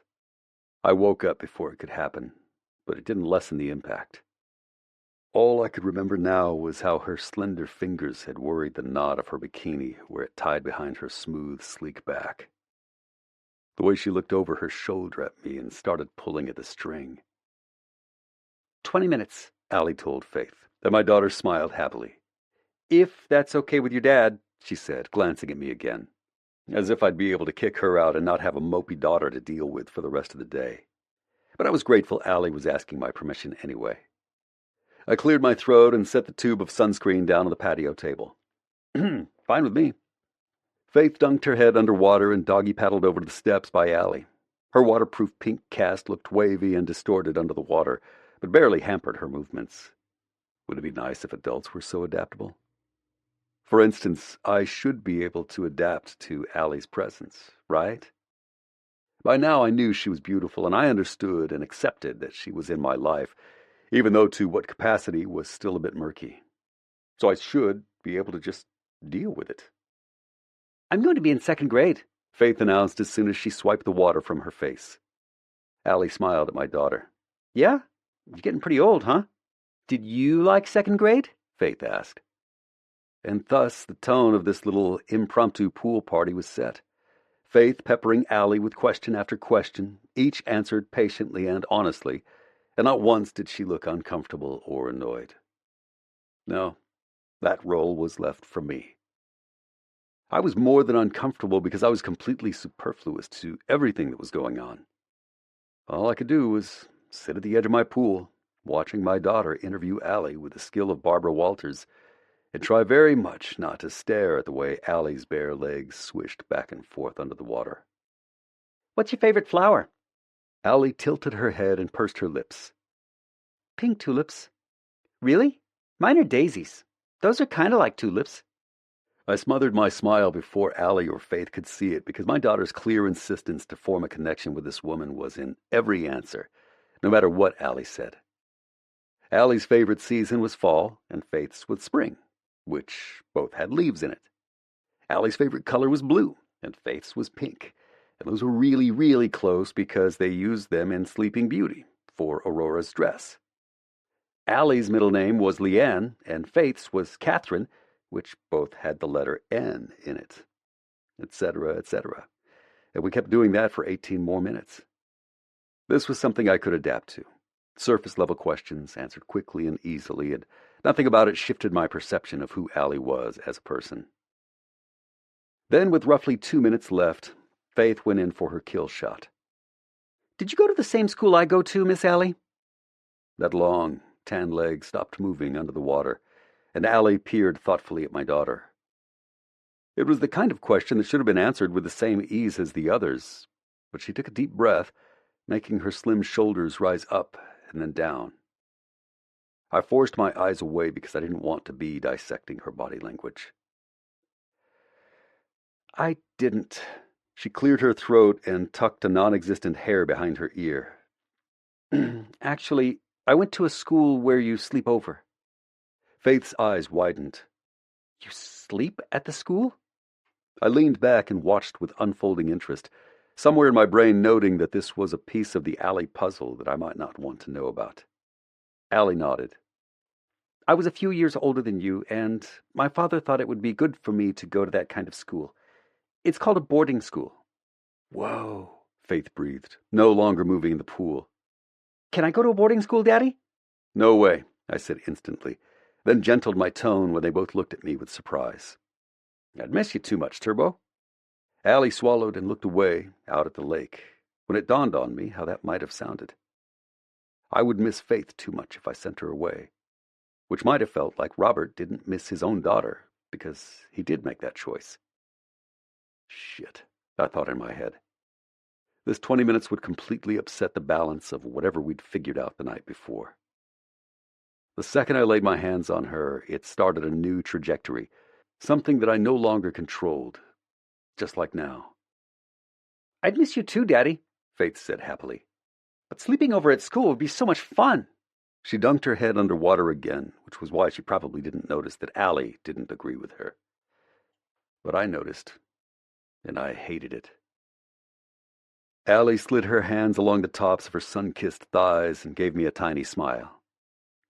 "Well, I think my 20 minutes are up." I nodded. "I'm sure she'll try to get another round out of you if you're still here when she comes up for air." She laughed. "She's a great kid, Luke." Faith came up and sputtered water from her lips, which made me smile. "She's the best kid," I answered easily.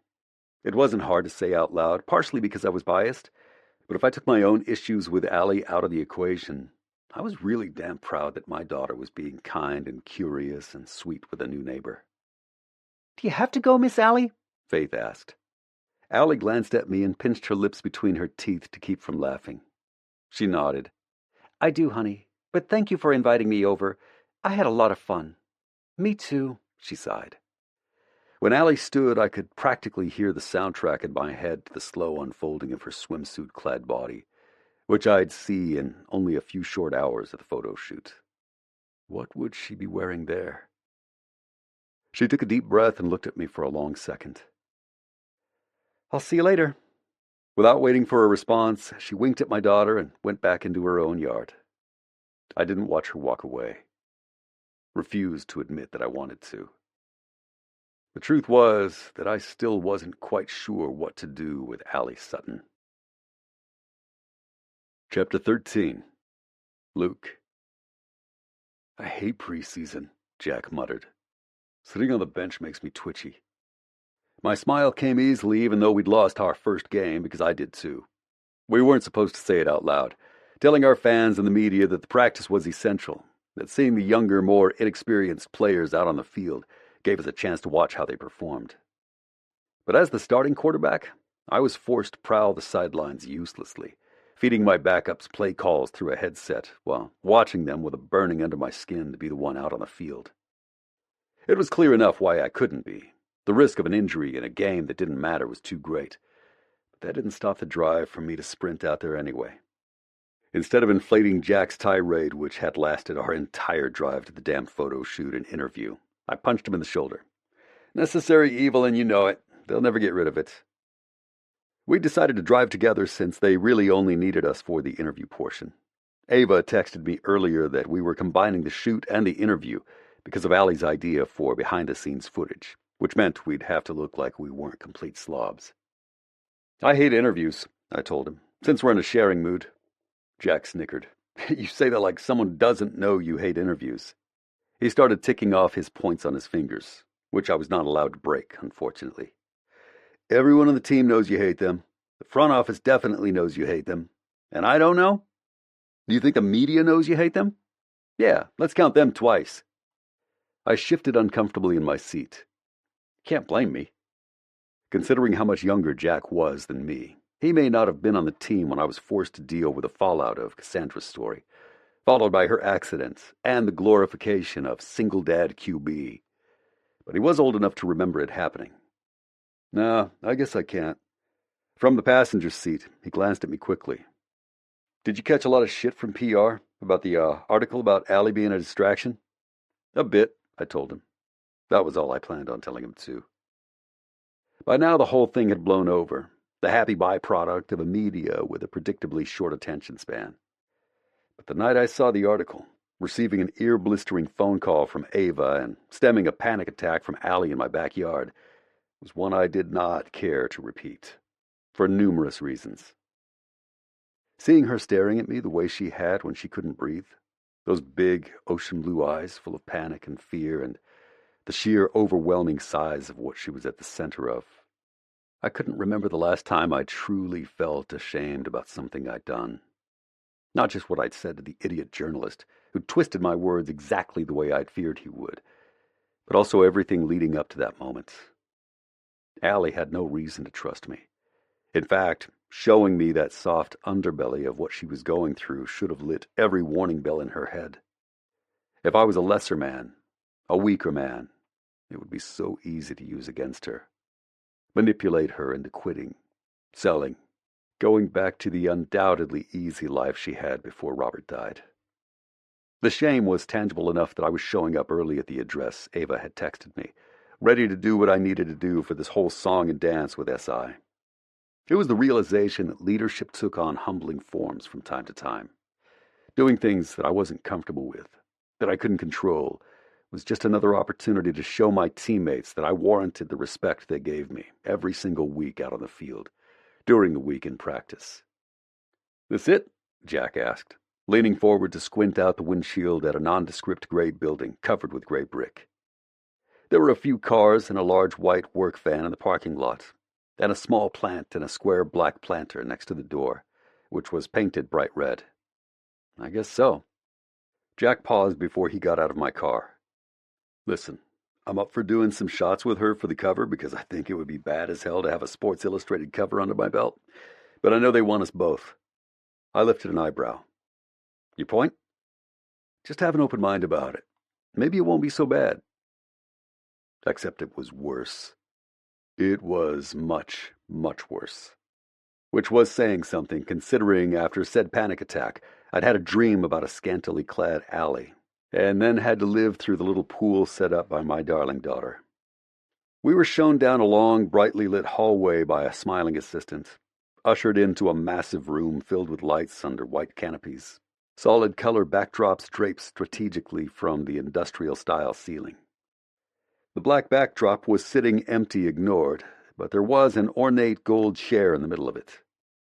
Through the milling bodies of photographers' assistants, people with clipboards, Ava in the corner on her phone by a rack of clothes, and a hair and makeup setup that had me yanking on the collar of my shirt, there was Allie. Jack and I froze when she came into view. "Holy hell on earth," I said under my breath. Pointed at her was a fan, making her teased, curled hair blow across her face. Sex hair. That was what it looked like. She never stopped moving, no matter how the camera clicked or the flashes burst in bright, fast succession. Some of the people in the room watched her, but most were going about their business, completely used to a beautiful woman moving the way Allie was moving for the camera. But I wasn't used to it.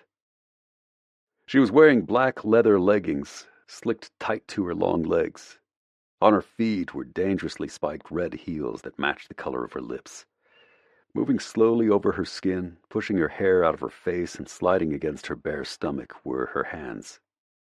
Her hips pivoted back and forth in small, incremental movements. It registered somewhere in the back of my mind that there was music playing. Something heavy with bass, a slow, pulsing beat with a guitar, and a rough, raw singing voice. Allie hadn't seen us, so immersed in what she was doing, and I couldn't look away. Moving the way she was, eyes open and then shut, mouth curved in a smile and then set in a fierce line, she looked like a dancer. There was so much grace in every line of her raised arms, above her head, pushing her hair back, that I was completely entranced.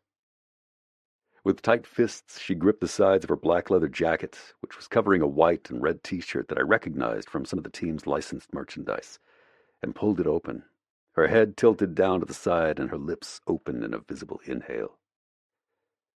Yeah, I recognized the t-shirt all right. In block red letters across her chest spelled Wolves. But unlike the version in our shops and website, hers was cut in a ragged line just underneath her breasts, as if it had been sawed off with rusty scissors.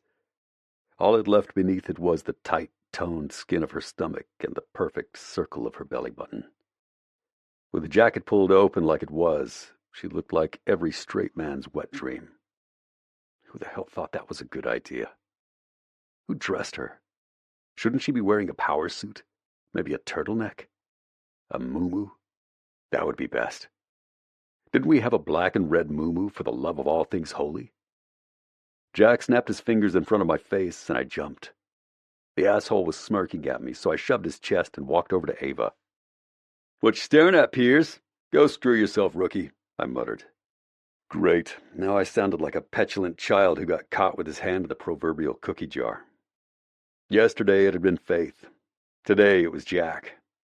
There were few things I liked less than being caught truly unaware, and it seemed to be happening more and more around Allie. Moments when I didn't question who could see me, because all I could see was her. "Great, Allie," the photographer yelled from behind the constant click of his camera. A group of people huddled around a computer screen, commenting over whatever was popping up on the display. "Face front, spread your legs. Why don't you prop your hands on your hips to hold back the edges of the jacket? Yes, perfect, perfect." Click, click, click. "A bit more of a smirk. Yes, exactly." But I didn't look. Once he told her to spread her legs, my eyes stayed on the freaking concrete floor. "Hey guys," Ava said with a small smile, eyes never wavering from her phone. "If you want to have a seat over there, they'll fix your hair and make sure you don't look like shit for the behind-the-scenes stuff. We'll shoot that first, then answer some questions with the three of you. Allie already did most of her interview." "How did it go?" The words were out of my mouth before I could stop them. Jack coughed into his hand, a lame attempt at covering his laughter. Ava gave me a curious look before she answered. "Great. She had a meeting out of her hand in about 5 minutes. She should give you lessons on how to handle journalists." "They didn't—" I swallowed and tugged at the neck of my shirt. "They didn't ask about the crap with me?" Ava's eyes softened slightly in understanding. "No. They want to highlight her, highlight the buzz around her, not knock her down a few pegs." I nodded, still not convinced that this wasn't an elaborate trap, especially with the way she was dressed and how sexy she looked. "Listen, I don't know how to ask this without sounding like a complete dick." Jack hooted with laughter. "Ha! Since when has that worried you?" Ava hid her smile like the professional she was. "Yes, Luke?" I scratched the side of my face and gestured toward where she was still shooting, now without the leather jacket. Son of a bitch, why was her jacket gone? It must have been 8 million degrees in this room, but there was no reason for her jacket to be gone. "Isn't this a bad idea? I thought she'd be more, covered." Ava searched my face and glanced over at Allie, mulling over her words before she spoke. "We were pretty strategic in what we picked. What concerns you?" Even though it felt like my face would betray me, betray how much this entire thing made me uncomfortable, I turned and watched Allie again. Now she was sitting on a black stool, one heel hooked over the bottom rung with her hands braced on her leather-clad knees. The leather jacket was back on and zipped closed now, so only a few letters on her t-shirt were visible. For the first time since I walked in, she looked in our direction, locked eyes with me, and I felt it over every inch of my body. I swallowed roughly, and she noticed. Her blood-red lips curled. Click, flash. "Hot! That was hot, Allie!" Again from the photographer, a grizzled, slightly older gentleman whose gray hair was tied back underneath a worn ball cap. "Few more here and we'll be done, I think. Spread your legs out a bit, like you're pushing on your knees with your hands. Yes." "You don't think they're, objectifying her?" I heard myself ask. Without a sound, Ava stood next to me, watching Allie move like a seasoned pro. After a few more clicks and a few more shifts of Allie's face, shoulders, legs, Ava finally spoke. "You know the body issue?" Of course, I knew what it was. Athletes pose nude for SI every year. Strategically placed hands and legs and arms and whatnot covered the necessary things that needed covering. Instead of answering, I kept watching Allie. After every few clicks, she'd seek me out, as if she was checking in. I kept my face impassive, but one particular tilt of her head reminded me of her sitting on the top step of my pool while she listened to Faith talk. Against the incongruous memories, I had to blink because they clashed in my head violently. Rarely did I ever have to struggle to figure something out. Never to this extent. Rich girl. Determined. Flighty. Sexy. Smart. thoughtless daughter. Kind. Centerfold. Thoughtful. I couldn't figure out if she was all those things or none of them, or which ones matched up with ease and which ones felt like contradictions. All I knew, standing where I was with dozens of strangers around me, was that I couldn't take my eyes off her. Do you think those athletes are being objectified? That gave me pause, because no, I'd never thought that. The shots were tasteful, powerful even. No, I said without looking at her. It was like once my eyes made the decision to latch onto Allie, I didn't have the power to look away. She was her own force of gravity. Allie is a beautiful woman, no matter what she wears. There's no hiding that. She has no desire to hide the fact that her beauty is, by society's standards, considered a sexy beauty. It's in her curves and her hair and her lips. As she spoke, my eyes tracked to each physical feature that Ava pointed out. To try to ignore that would be foolish. So, while we did do some shots wearing more sedate clothes, she's comfortable in this too. Ava gauged my reaction before she kept talking. And there's something powerful in the fact that she can own that side of her. It doesn't remove the power she holds in her position, and it doesn't take away the respect she's earned from those of us who've gotten to know her, because she knows exactly what she's doing. And if she wanted to pose for the cover wearing baggy jeans and a jersey, we would have done that too. Ava shrugged. But she didn't. This is her. I'd never thought of it that way. But then again, I'd never been in the same position. I'd never had to think through how to present myself to the world like this. All I had to do was show up and throw the ball, not get sacked. Maybe this was Allie. But I also remembered what she'd said to me when panic blew her filter to a million pieces. Remembered what she said to Faith about being sent away to school. Allie had been alone a lot, it seemed. No matter what she did, she was alone in this position. Alone in thinking about how she presented herself to me, to the team, to the front office. And what I told her was that we supported our own. We supported our team. The photographer had stepped aside to look at a computer screen, and Allie waited on the stool, her posture more relaxed now that he wasn't shooting. Her flawlessly made-up face was turned down, and her cheekbones caught the light in a way that made her look as if she couldn't possibly be real. As if she'd been carved by an artist or brought forth from the imagination of some master painter. When she looked up, it was straight at me, as if she knew I was still watching her. Because I wasn't embarrassed, I didn't look away. I didn't pretend I wasn't paying attention to every shift of muscle in her face. I didn't pretend I wasn't thinking about every word I'd said to her in my backyard while my hands curved over her shoulders. Had I meant those words or not? Of course I'd meant them. However, I didn't mean to touch her like I did. It was an unconscious motion, my muscles acting on some instinct that I refused to name. Memorizing the way her skin had felt under my hands had been pure intuition. Moving closer when I should have backed away had felt like second nature. A reflex I didn't know I'd honed after going so long without a woman to soothe, to comfort, to touch as I'd touched her. Not with passion, but with intimacy. So yes, I'd meant what I'd told her. There were a lot of things Allie had to do alone, making the decision she'd made, but this wasn't one of them. If she wanted the support, that was it. Instead of asking Ava or the photographer, I tipped my chin and addressed Allie. "Do you still want some shots with us?" The whole room went quiet. The photographer shot his hand up. "I do." Allie smiled at him, then stood from the stool. She walked over to Ava and me and Jack, who was now hovering at my other shoulder. "Why'd you change your mind?" she asked me.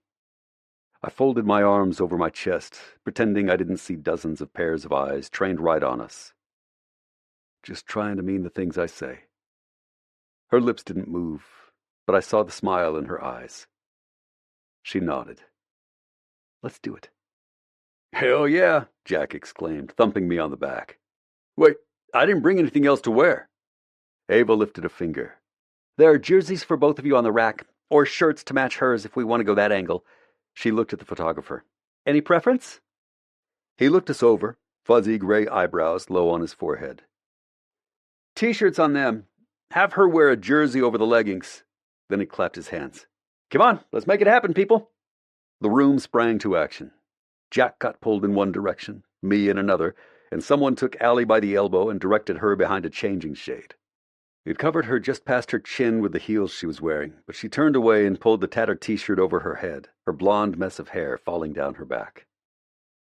Before it did, I saw 2 knots of bone at the top of her spine, underneath her golden skin. An assistant handed her 2 jerseys, one black and one red.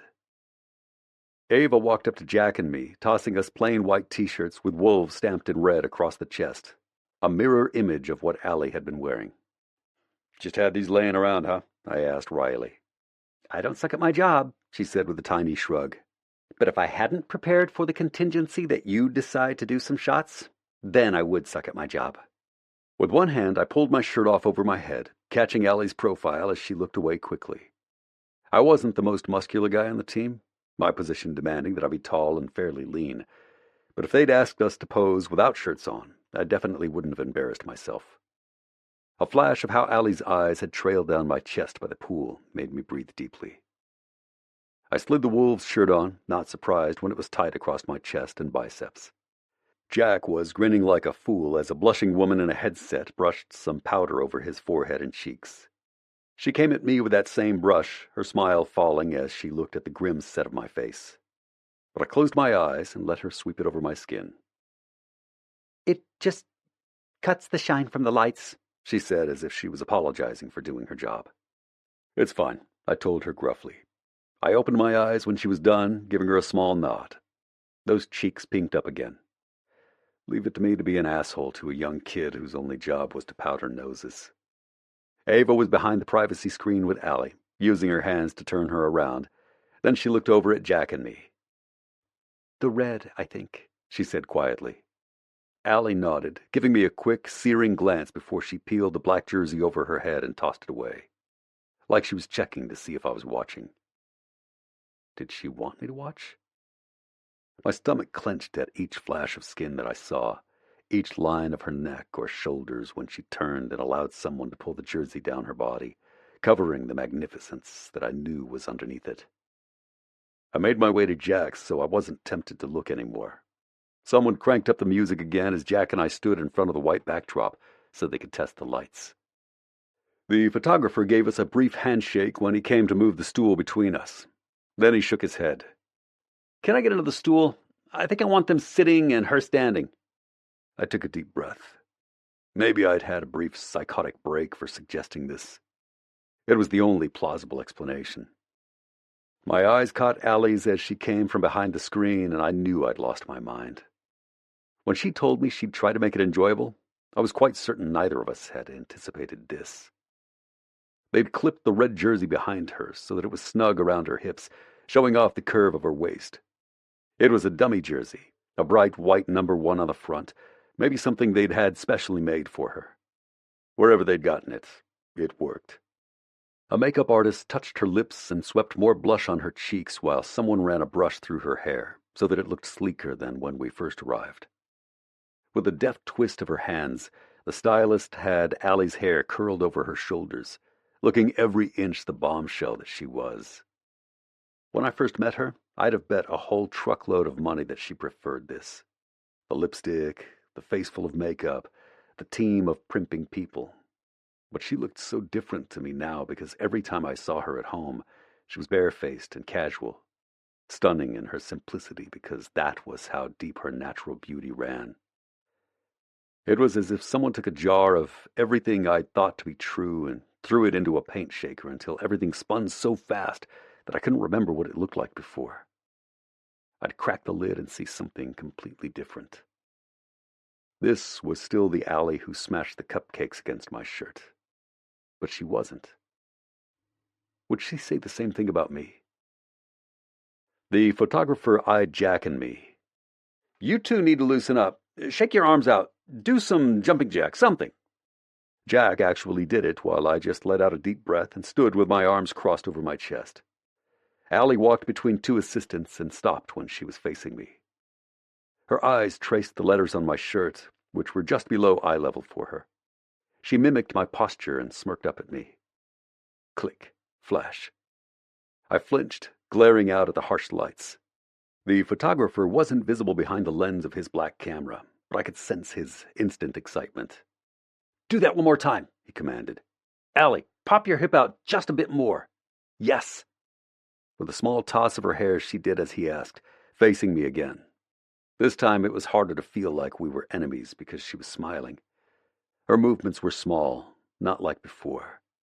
Little turns of her head toward the light, angling her chin up at me, lips curved and then straight, gaze always locked on mine. I stayed perfectly still, as if I'd scare her away if I started trying to mirror what she was doing.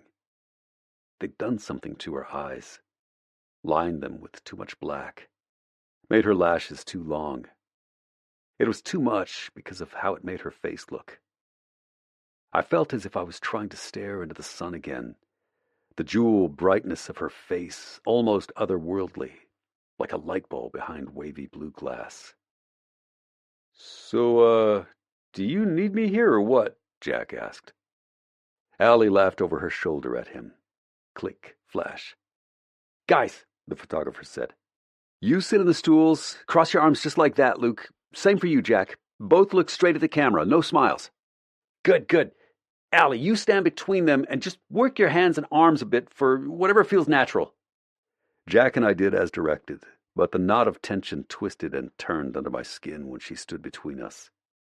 She started with her arms crossed like ours. Then the music got louder, the bass heavier, and her body moved again. She never stopped her slow, smooth movements. At the first touch of her hand on my shoulder, I managed not to jump out of my skin. On the back of my neck, I could feel the tips of her nails. Her hips canted in an angle, and the pressure of her fingers against my skin increased as if we were propping her up. Click, flash.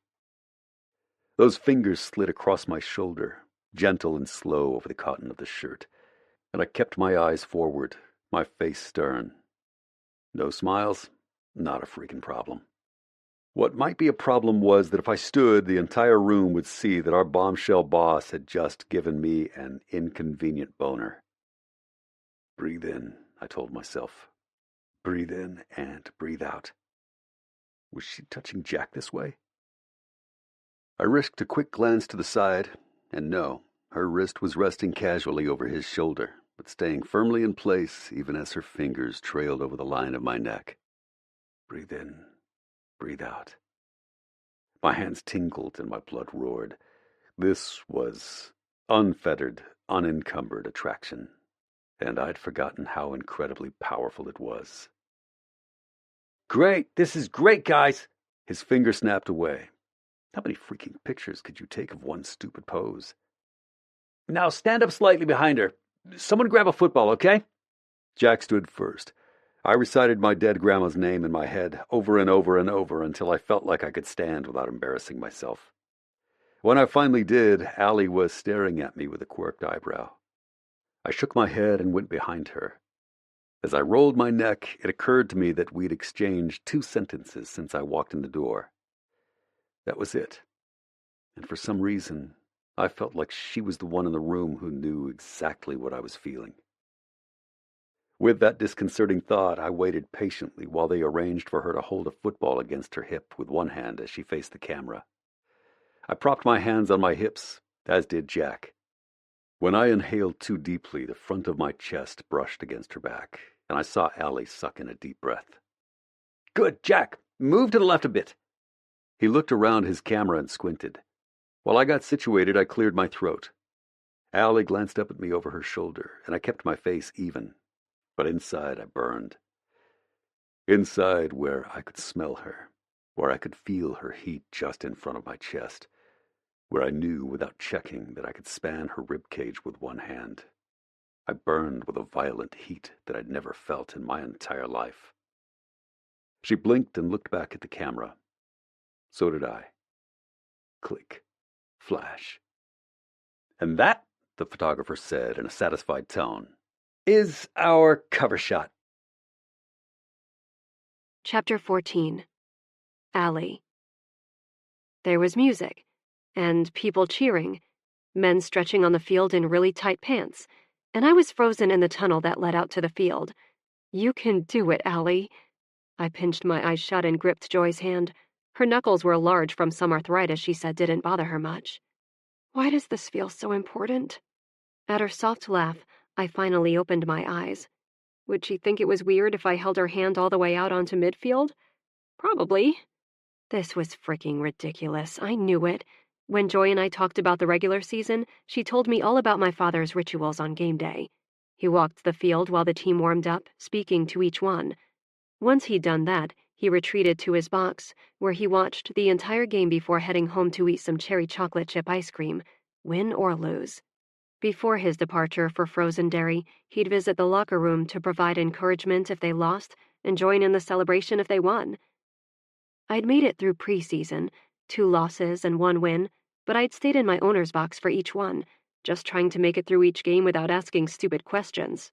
But this, everything was bigger and louder. There was a crackle in the air that lifted the hair on my arms, a churning, fast energy from the fans in the stands, already in their seats early just to catch a glimpse of the players as they warmed up. It feels important because it counts now, sweetie, she said, squeezing my fingers. You go on out there and talk to your guys. You know all their names. I'd wager you know all their wives' and girlfriends' names, too. I sure as hell did. That binder was worn from me studying it during the preseason. I turned to her, taking her other small hand in mine. How do I look? She smiled, then gave me a decisive nod. Like a boss bitch. My laugh was loud and decidedly unfeminine. Thank you. For as much as I loved the looks we chose for the photo shoot, I went far more severe for the first game. It was away, so we'd flown out as a team a couple of days earlier, and I wanted to fade into the background as much as possible tonight. Tonight, it was about the team. Everything was on their broad shoulders. My hair was slicked back in a low ponytail, my lips bare, my feet clad in flats. My jeans were dark and fitted, and the shirt I'd picked from the pro shop was bright white with a small wolf's logo on a tiny pocket over my right breast. It was simple, and I loved it. My father maybe would have worn a suit, but this was me. I needed to figure out how I would do things, which was why I let go of Joy's wrinkled hands and walked out onto the field with my chin lifted. Behind a few paces were 2 nondescript security guards with no necks and massive arms, a precaution that Cameron insisted on for our first regular season game, especially since we weren't at home. So far, they'd shadowed me in a way where I didn't notice them, but out on the field, I was grateful for their presence. Phones lifted immediately as I started walking down the line of our defensive linemen, stretching out on their tree trunk legs. A couple of fans shouted my name, and I gave them a smile, even though they were wearing the home team jerseys, and not ours. Davon, one of the captains I'd met on the first day, stood from a stretch and held out a meaty fist. I tapped it with my own. How you doing tonight, Miss Allie? I held my hand over my stomach. Nervous? Is that normal? He laughed, and the sound was so warm that I found myself relaxing. If you weren't a little nervous, I'd wonder about you. With wide eyes, I stayed next to him and surveyed the massive field. Players ran drills, did stretches, laughed, and talked with opposing players and coaches.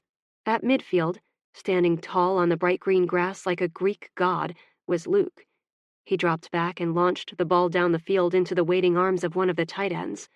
It was so effortless, so beautiful. He nodded and motioned for another go. I hadn't seen him since the photo shoot.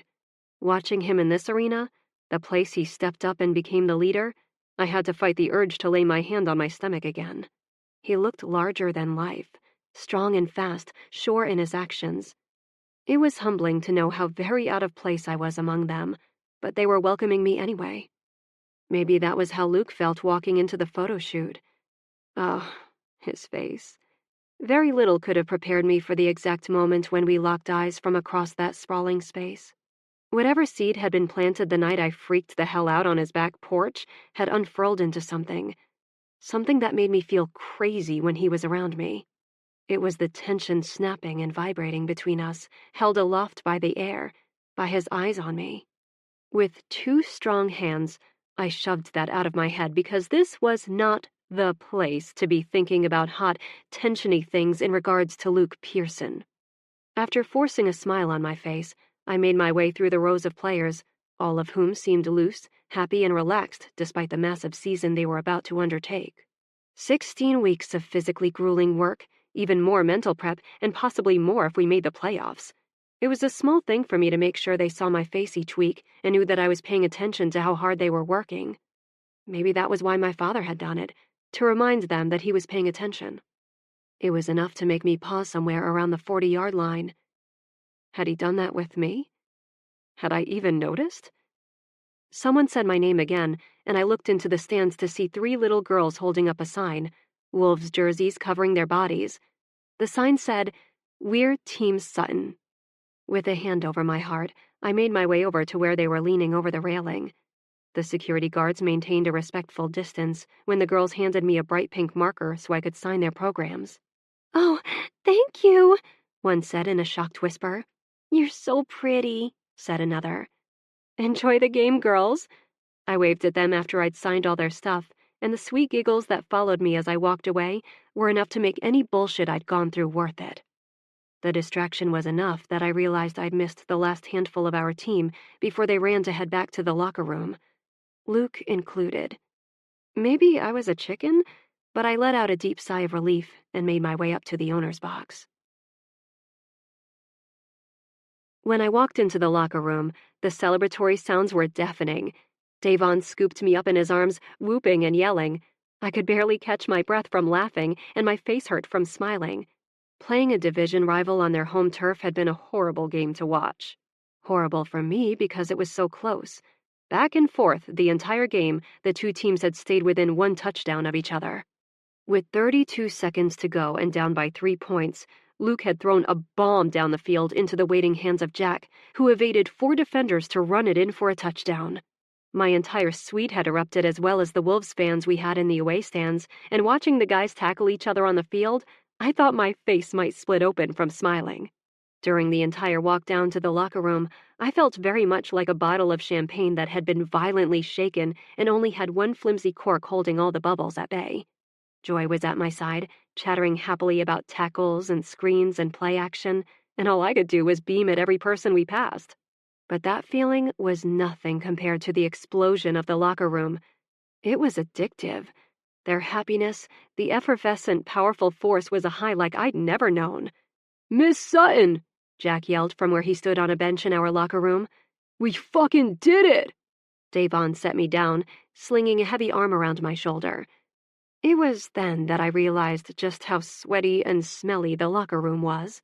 How sweaty and smelly every single guy in that room was. I gave him a smile and ducked out from under his arm just as Coach Klein stood in the middle of the locker room and motioned for silence. In his hands, he held a ball. "All right," he yelled when a few players in the back were still whooping. "Great game, guys. You looked sharp. You looked fast. You looked hungry." More cheers and happy cursing, if there was such a thing. "But I'm most proud of how much you looked like a unit, a team. No one man more important than the others, right?" From my perch against a steel beam, I crossed my arms and watched the sweaty, smiling faces around me. This was their church, I thought. For them, this was a spiritual experience, taking all the things they'd practiced and executing them so efficiently that they emerged the victor. It rolled through the space like a spirit, and I breathed it in, regardless of the smell that it came with. Was it possible that I'd found my place among men such as this? One game probably wasn't enough to be able to tell, but a comfort seeped through me at that moment, something I'd never experienced before, and I wanted to grab it with both hands and hold tight with all my strength. Coach lifted the ball, and everyone went quiet again. "The first game ball is an important one, isn't it?" There were murmurs of agreement, everyone shifting in place as if they were too jacked up to stop moving. It was something I could understand as my fingers tapped along my arm of their own volition. Klein held up a hand again, smiling now like I hadn't seen him smile once on the sidelines. "Pearson, get your ass up here." Cheers went up as he made his way from the back. I tilted my head to watch him, my skin tightening at the mess of his hair, the tight white shirt pasted to his body with sweat, the grooves and curves of his muscles stark against the material. He stopped next to Coach, hands propped on his hips and a small smile on his handsome face. Underneath his eyes was that black stuff that I still didn't understand. He looked like he'd fought a battle, dirty and exhausted and happy. And hot. Okay, he looked hot. And sweaty. And hot. With muscles. Sweaty, tattooed muscles. Damn it, Allie, I hissed in my head. Mental slap completed, I took a deep breath and focused on Coach again. This job never gets easier, but today, you made it look pretty damn easy. Luke grinned, and my breath snapped to a stop in my throat. Coach handed him the ball, and he held it up to the roar of cheers from his teammates. Then his eyes found mine. Desperately, I fought for the same happy smile that I'd given to Devon and to Jack, to the rest of the men in the room. But I couldn't move my lips. It was all I could do to fight against the blooming ache in my chest when he stared at me like that. It was the way he'd stared at me during the photo shoot. Except now we were surrounded by dozens of people who would read that tension differently. With more willpower than I thought I had at my disposal, I pulled my eyes away and talked briefly to Joy. We best be on our way, sweetie, she spoke loudly into my ear. They're about to get naked, and I think my ticker would give out if I witnessed that. I laughed, putting an arm around her shoulder. Joy and I, followed by nice security guys who'd waited outside the locker room, helped us navigate past some journalists who shouted questions. Because I wanted the focus to be the team, I waved and smiled but didn't answer anything. For now. So, what happens after the game? I asked Joy as we walked to where a driver was waiting to take us back to the hotel, which was about a 10-minute drive through downtown Houston. Some guys go out to dinner with their families, and some get their treatments, massage or chiro or acupuncture, and relax until they can go to bed. But late afternoon games like this, usually you find some at the bar at the hotel if their families aren't here. The leather seats of the car gave my fingers a new place to tap, and Joy noticed with a wry smile. Sorry, I said. I'm not usually so fidgety. She patted my hand and closed her eyes as she leaned her head back against the seat. It's okay. It's exciting. The car pulled up underneath the large overhang of the hotel, and the driver emerged to open the door for us with a deferential tap to his black hat. I smiled at him and waited for Joy before walking through the marble and glass lobby. No one looked twice at us, and before she exited the elevator on her floor, she gave me a soft pat on my cheek. Proud of you, sweetie. You did well today. Oh, I didn't do anything, but thank you. Joy shook her head. You'll see how wrong you are by the end of the season. I think it's going to be a good one. On the quiet elevator ride up the next 2 floors, I thought about her words, rolling my neck against the constant hum of energy still thick in my veins. The only sound in my room was the air conditioner, and as I sat on the edge of the king bed, white duvet cover neatly folded and white pillows perfectly placed, I knew I couldn't stay in my room all night. 5 minutes later, I found myself in the empty hotel gym, earbuds blasting G-Eazy and Halsey while I jogged on the treadmill. I made it a few miles before a stitch in my side forced me to slow, and my phone started acting wonky, leaving me without music. I used my towel to dab at my neck. In the wall of mirrors, I studied my reflection, wondering what people thought when they saw me now. The perception of me, with one title, had inevitably shifted. Through nothing I'd done, I was now something more powerful than I'd been a month ago. It wasn't about the money either, because I'd had money before my father passed away. People treated you differently when you were wealthy, of course, but this was something else. I looked the same, but I didn't feel the same. Turning slightly, I studied my black leggings-covered legs that worked just as well as they had before. My white tank and pink sports bra were nondescript, my ponytail high on the top of my head. So why did I look different in my own eyes? Were the perceptions of others that powerful that they could change my perception of myself? You need a drink, I said out loud. But since the gym was still blessedly empty, I laid on one of the mats and did some crunches and squats, and some light weight work for my arms. An hour and a half after I'd walked through the glass doors, I got back in the elevator and took a long draw from my water bottle. I punched the button for the 20th floor and sank against the wall. Just as the doors were about to shut, a hand shot out and stopped them. The hand attached to Luke Pearson's tattooed arm. His head snapped back when he saw me in the corner. Oh, hey. I smiled. "Hey, great game today." His eyes started at my mouth and moved slowly, as if he didn't care that I was 2 feet away from him and could clearly see all the places he was looking. And he looked. Luke Pearson was doing some intentional looking. Down the line of my neck, the V of my sports bra, over my simple black leggings, and then back up. His dark eyebrows bent in confusion. Or pain. I chose confusion. "I felt like I'd go crazy if I didn't get some energy out," I explained. "Yeah," he said, eyes locked in on my mouth. "I get that feeling after a game, too." Just as the doors almost closed, a young woman yelled out to hold the door. I leaned forward to hit the button, and Luke shifted backward as 1, 2, 3, then 4, 5, and 6 teenage girls piled in. They were giggling and laughing, chattering happily, and completely unaware that Luke Pearson was sharing an elevator with them. He stood next to me, his arm brushing mine with every deep inhale that expanded his broad chest. I shifted next to him, raising a hand to dab at the sweat still gathered along my collarbone. His chin dropped to his chest, and I noticed him close his eyes. Air left my nose in a hard puff, and he cut a look over to me. One of the girls laughed so hard that she pitched sideways, causing Luke to jolt into me. To steady himself, he grabbed the railing along the back of the elevator. His fingers, tight to the metal, pressed against my lower back when I found my original spot. Through my shirt, I could feel his knuckles, and I didn't move forward. He didn't move his hand. Except, then he did. He pushed it over a few inches so that the length of his arm was across my back. If I turned to the side, he'd have his arm around me. At the 15th floor, they exited in a loud rush of giggles, some glancing back at us with flushed, excited cheeks. Once they were out, Luke pulled his arm away, allowing a few inches between us. I turned my head to the side to look at him, and his eyes were on my face.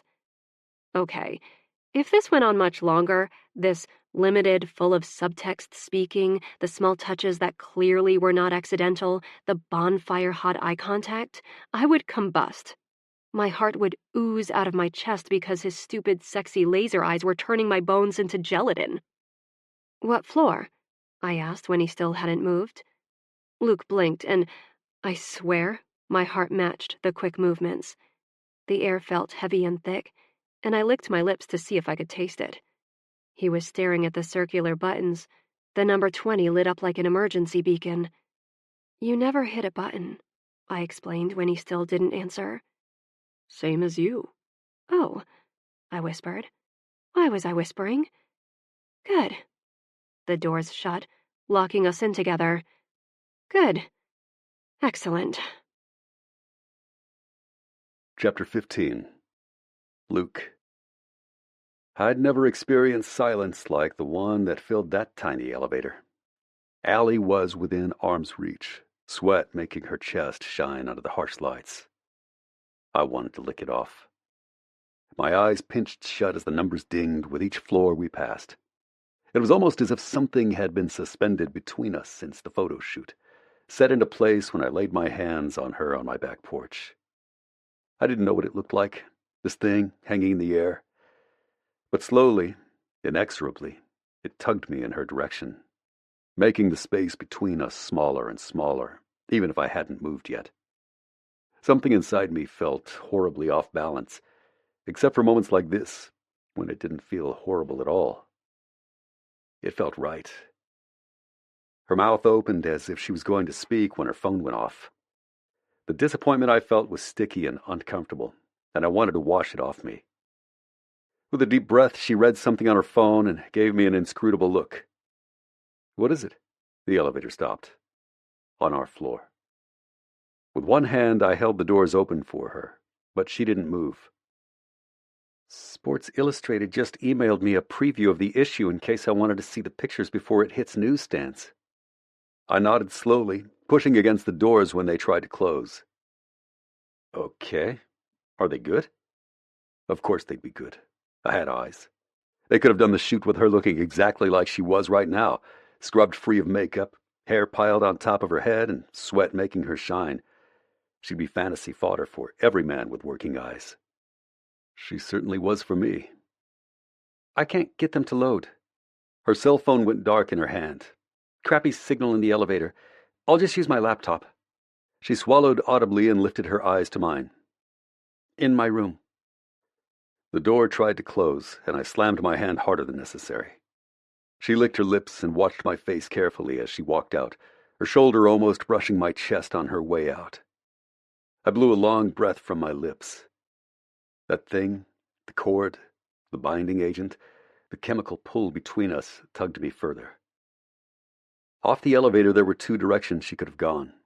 Given I had no clue where her room was, I watched carefully as she paused next to an ornate side table and gold-framed mirror.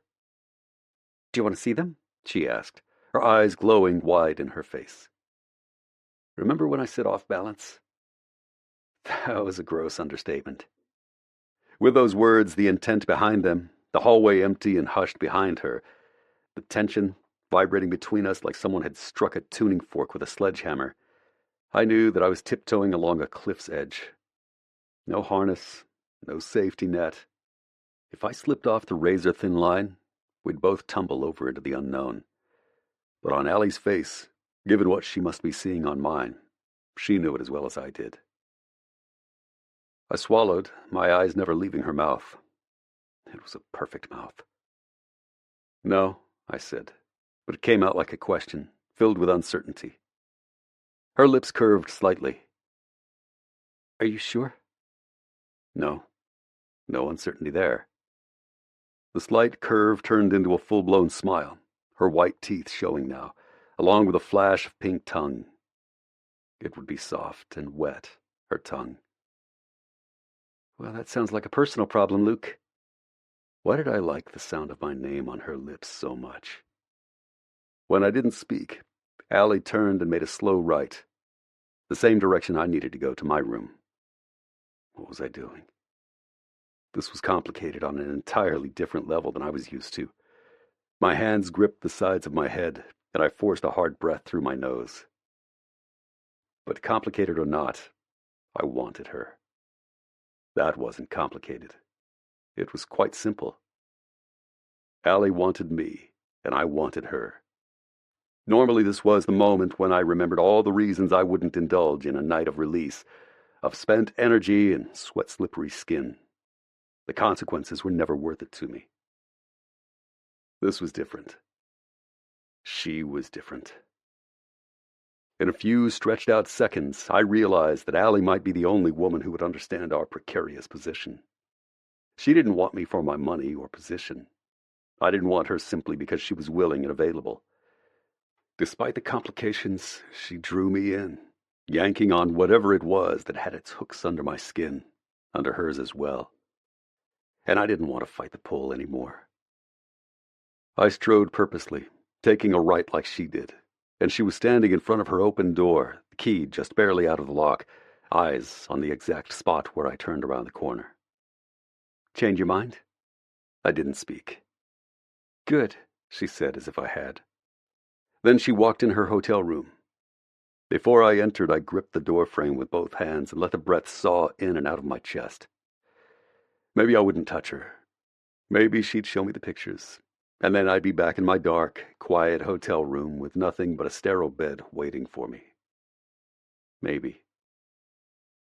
Allie paused by the desk and glanced over her shoulder at me. Questioning, bright eyes, soft, smiling lips. Or maybe not. I pushed back and followed her, decision made. With a flick of my hand, the door slammed shut behind me. She was facing the desk again, and when I saw her brace a hand on the brilliantly clean surface, I saw the tremble in her fingers as she clicked a few buttons on her laptop screen. "Whoa," she whispered when the page loaded. I came up behind her, close enough that I could feel her heat but not touch her. The top of her head was just under my chin, so I could easily see over her shoulder at what she was staring at. The cover was the exact shot predicted by the photographer. The last one he'd snapped, and even though I'd been there, even though I'd felt the explosive heat of that moment captured on film, it was like a punch in the gut to see it.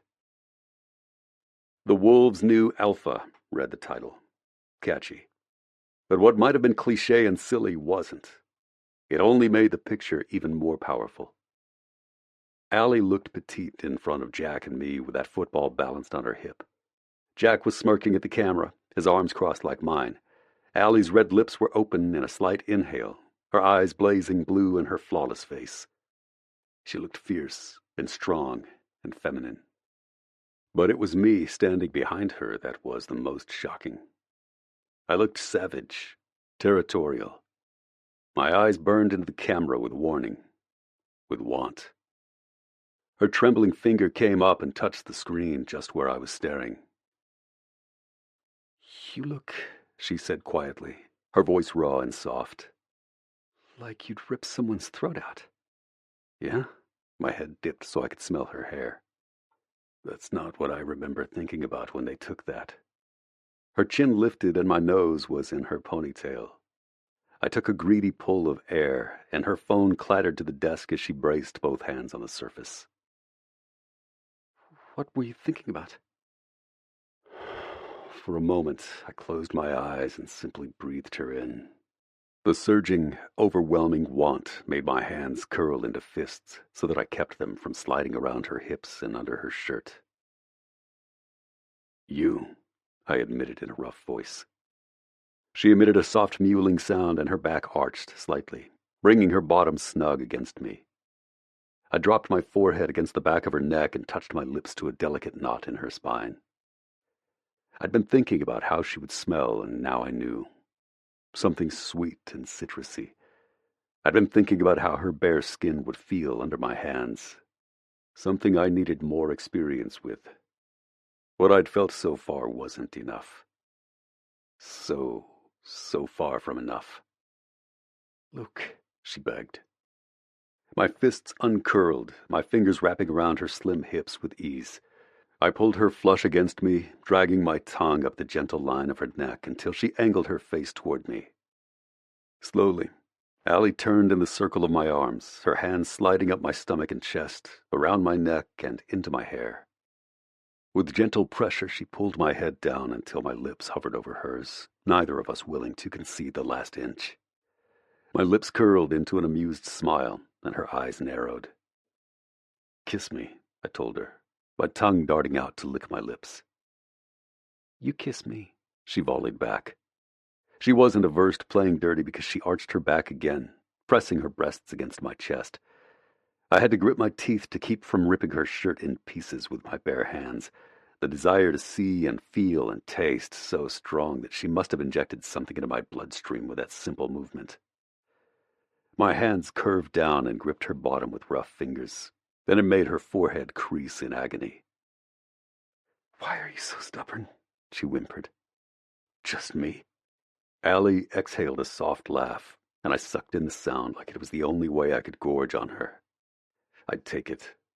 The thrumming of my heart was so violent, I knew I'd take anything she'd give me at that moment, even if it was just this insane stalemate with no concession from either of us. "Damn you," she groaned, surging up on her toes. Her lips were soft and sweet. I angled my head so I could go deeper. Deeper. Deeper. Her tongue curled around mine, and I licked the tip of it. Her fingernails dug into my scalp when I sucked her tongue into my mouth.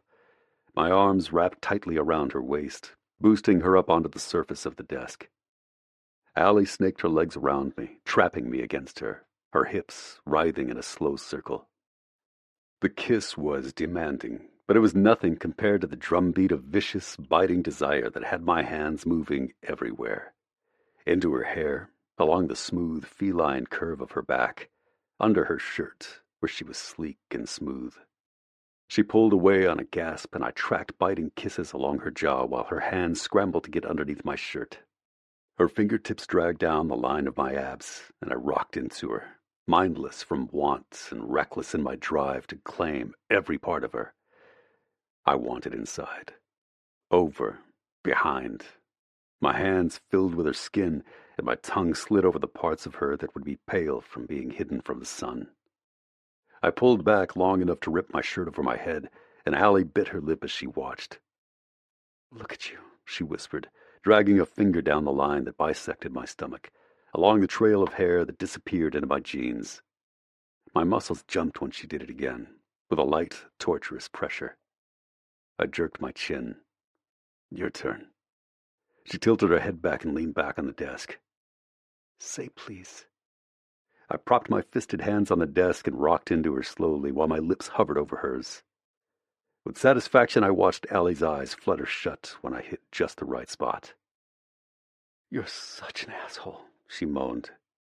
Bending down, I dragged my nose from the base of her throat to the V of her sports bra, and then gently bit down on the top curve of her breast. Allie arched up into me. I want to see you, I spoke into her skin. Yes, she hissed. That was when my phone rang, a harsh, violent tone between our heavy, panting breaths. It was Faith's ringtone. I dropped my head against her throat and worked to control my rapid heartbeat. Shit, I whispered and straightened. Allie slumped against the wall with a pained, frustrated expression on her face. I dug the phone out and took one more slow inhale before I picked up the call. Hey, Turbo, can I call you back in 5 minutes when I'm in my room? Sure, Daddy. You played so good. I pinched the bridge of my nose and backed up a step when Allie's legs unfolded from around me. Thanks. I'll call you in a couple minutes, okay? Okay, she said brightly and hung up.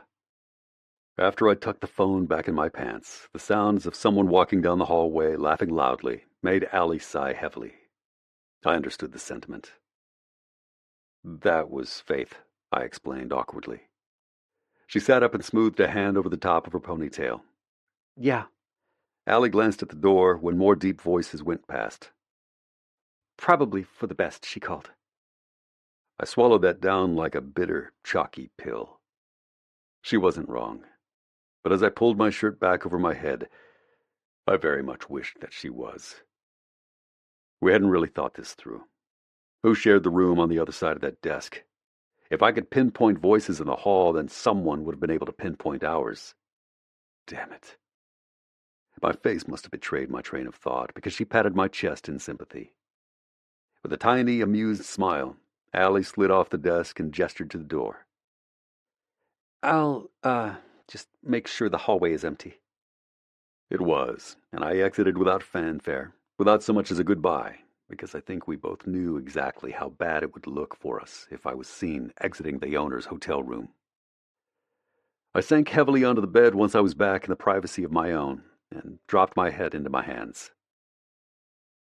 Now I knew.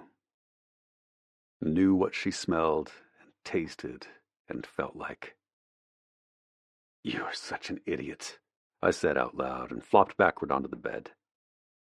Because now, there was no way I could forget any of it.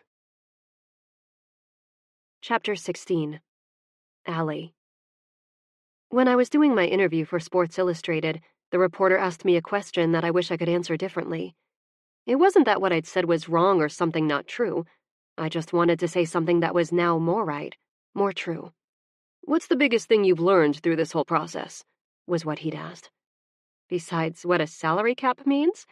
We both smiled, knowing this wasn't my real answer. Before I spoke again, I gave the question significant weight by pausing, thinking back on the last month.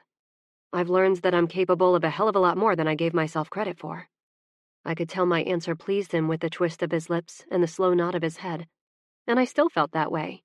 We'd won our second game, this time at home. The article absolutely blew up, was shared by millions on social media, and it was overwhelmingly positive.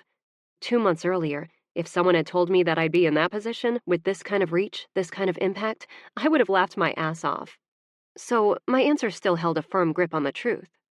But what was more true now was this. The gaining of knowledge was transformative and irreversible. I could never unknow the things that I learned in the past 8 weeks. About myself, about the team, how incorrectly I'd viewed its impact in my father's life. About Luke. Luke, most of all. Maybe it was silly that in the midst of all those things and the bearing they now held on my life, he was the thing I couldn't get out of my head. Because I knew things now even if I couldn't really explain them. For example, I knew that Luke was such a mother effing good kisser, I'd almost let him screw me on my hotel desk. I knew that his hands were huge and covered my rib cage with ease. I knew that when he sucked on my tongue, it caused an involuntary clenching of my thighs. I knew that when he rocked his hips against me, he was either hiding a steel pipe in his jeans or he was very, very blessed. And I knew that I wanted to revisit all those things again, with regularity.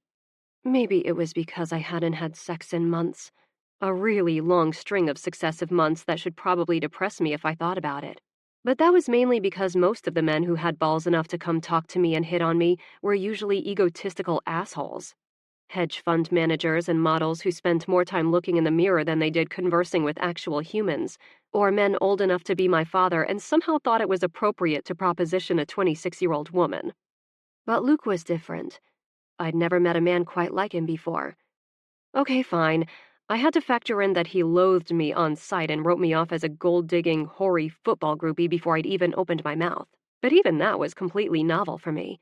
It lent an element of refreshing honesty to our relationship, whatever that might be. If Luke stripped off his shirt for me, if he licked my neck, bit the flesh over my spine, smelled my hair, and told me he wanted to see me naked, it was damn well the truth. It was in spite of what he thought of me when we first met, in spite of the fact that I owned the team he played for, in spite of every possible roadblock laid out in front of us. Luke wanted me. And oh, sweet baby wolves on the 50-yard line, I wanted him too. Knowledge. It rearranged your brain, allowing space, shifting your perception of reality, and making sense of what the domino effect might be. My mistake in this little bombshell was trying to explain it to Paige when we FaceTimed. I think, she said slowly, concern etched over her pretty face, that you have lost your mind. I laughed. Oh, come on. You know what I'm saying. I know things now, Paige. I can't unknow them. You mentioned that. It's cute. You should make it a bumper sticker. I lifted my hand so she could clearly see my middle finger on the screen. It was her turn to laugh. Beyond where she was sitting on the sleek black couch, I could see our little patio set on the veranda, the uneven rows of tall, narrow buildings of Milan in the background. So, you know you want to bang your neighbor. It's not the end of the world. No, I agreed. It's not. I've barely seen him since we got back from that game, though. The player schedule during the regular season is insane. I don't know how he balances it, especially as a single father. Paige propped her chin in her hand and grinned at the screen. It's so hot that he's a single dad. I Googled him last week when you sent me your post-kiss freakout texts. She shook her head. Ellie, that man is en fuego, like for real. He could be the long-lost Hemsworth brother, and I would not be shocked in the slightest. And he frickin' felt you up, girlfriend. I know, I groaned. I can't stop thinking about it. About him. And I have 1,000 other things that need to be more important in my head than one makeout session that might not get repeated anytime soon. Through the screen, Paige smiled at me.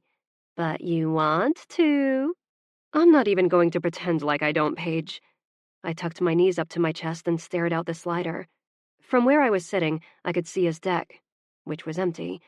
This time of day on a Wednesday, he'd be at practice or reviewing film somewhere with his offensive coordinator and the quarterback's coach.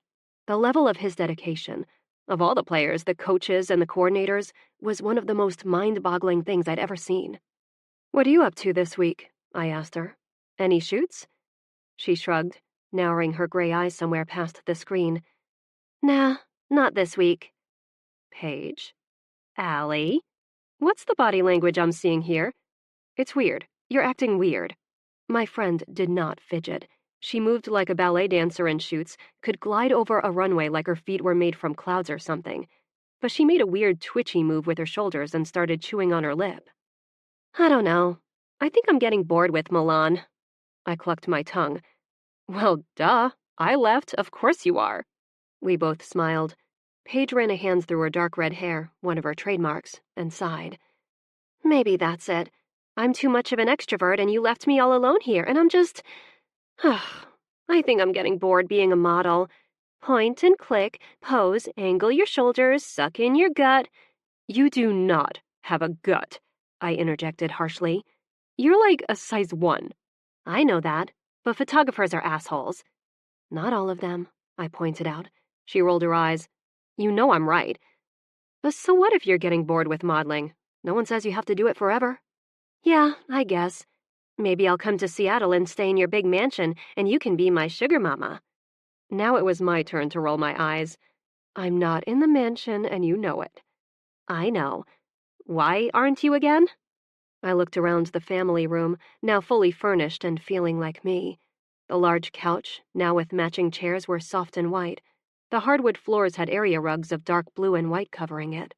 Along the wall with the rock-covered fireplace, I'd found some tall white vases that I loved, each holding spiky green fronds. The bookshelves flanking either side were slowly being filled with pictures I'd found in boxes downstairs. Mom and I when I was little, she and my father on their wedding day. The upper deck wasn't empty anymore. I had a long rectangular dining table in dark wood and chairs to match, which was where I ate most of my meals, looking over the lake. Someday, I'd have enough people over to fill the chairs.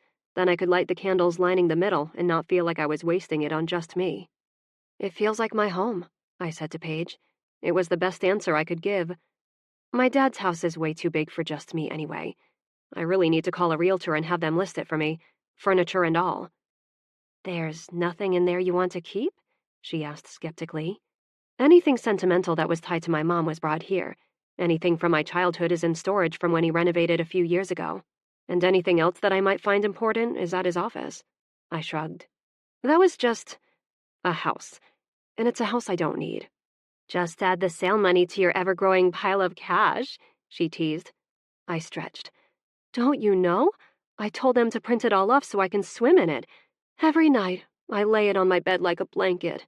She snorted. I'd punch you if you were ever that obnoxious. There was movement on Luke's deck, and I smiled at Faith skipping around the edge wearing a black and white Wolves jersey over some sparkly leggings. Her dad was obscenely wealthy, just like mine was. Or like I was now. And she was happy to skip around a deck on a sunny day after school. It doesn't even feel real, Paige. What doesn't? The money? Any of it.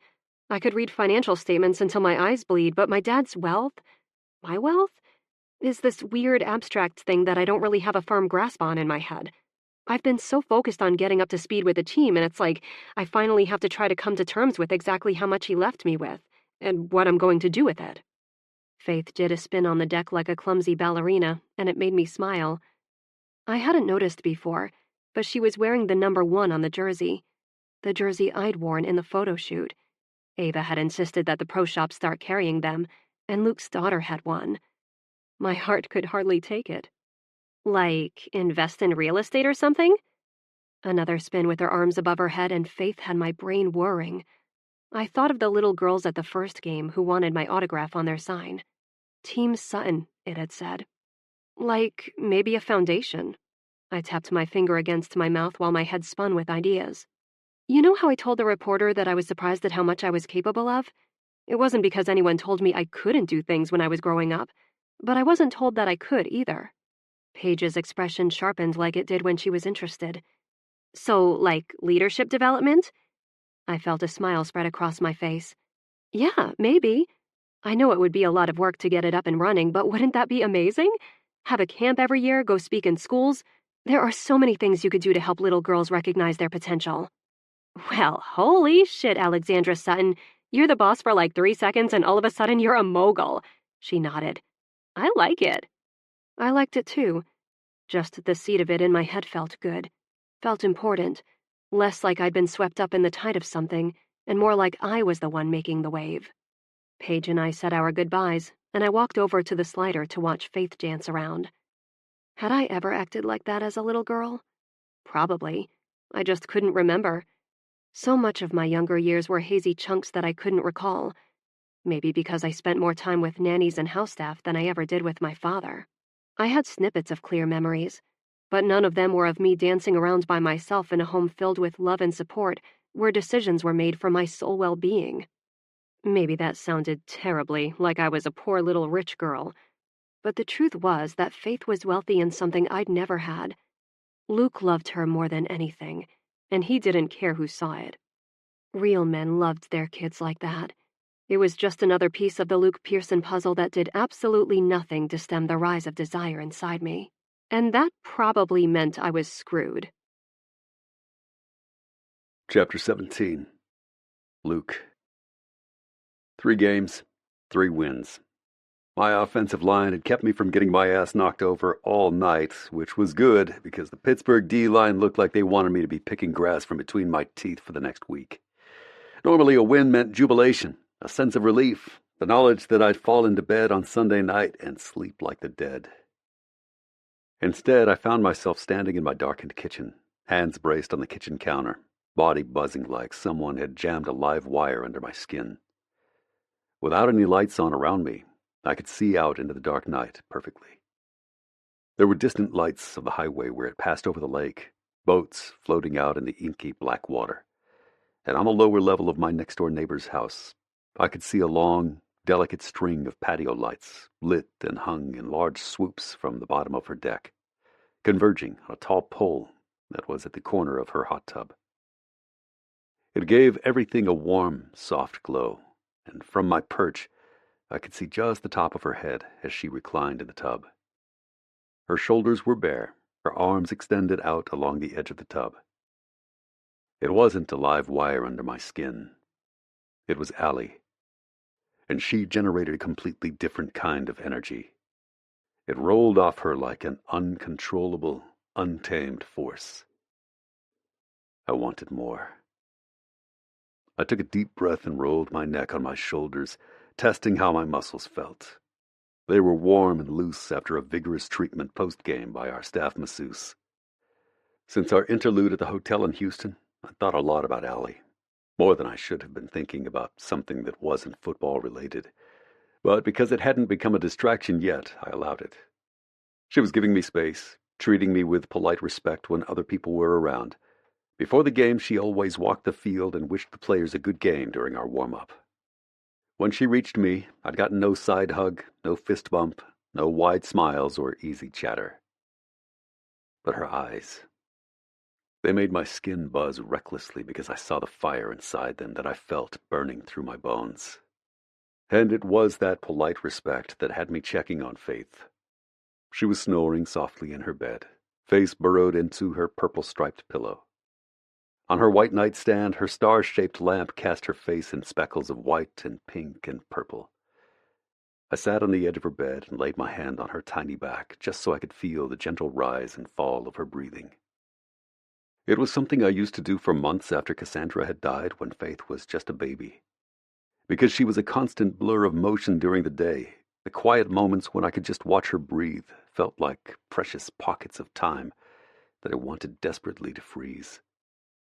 It never woke her because, unless she was sick, Faith slept like a rock. I leaned down to press a kiss to her temple and slipped from her room, leaving the door ajar. As I walked down the stairs, I checked the app on my phone that I used to monitor her when she slept.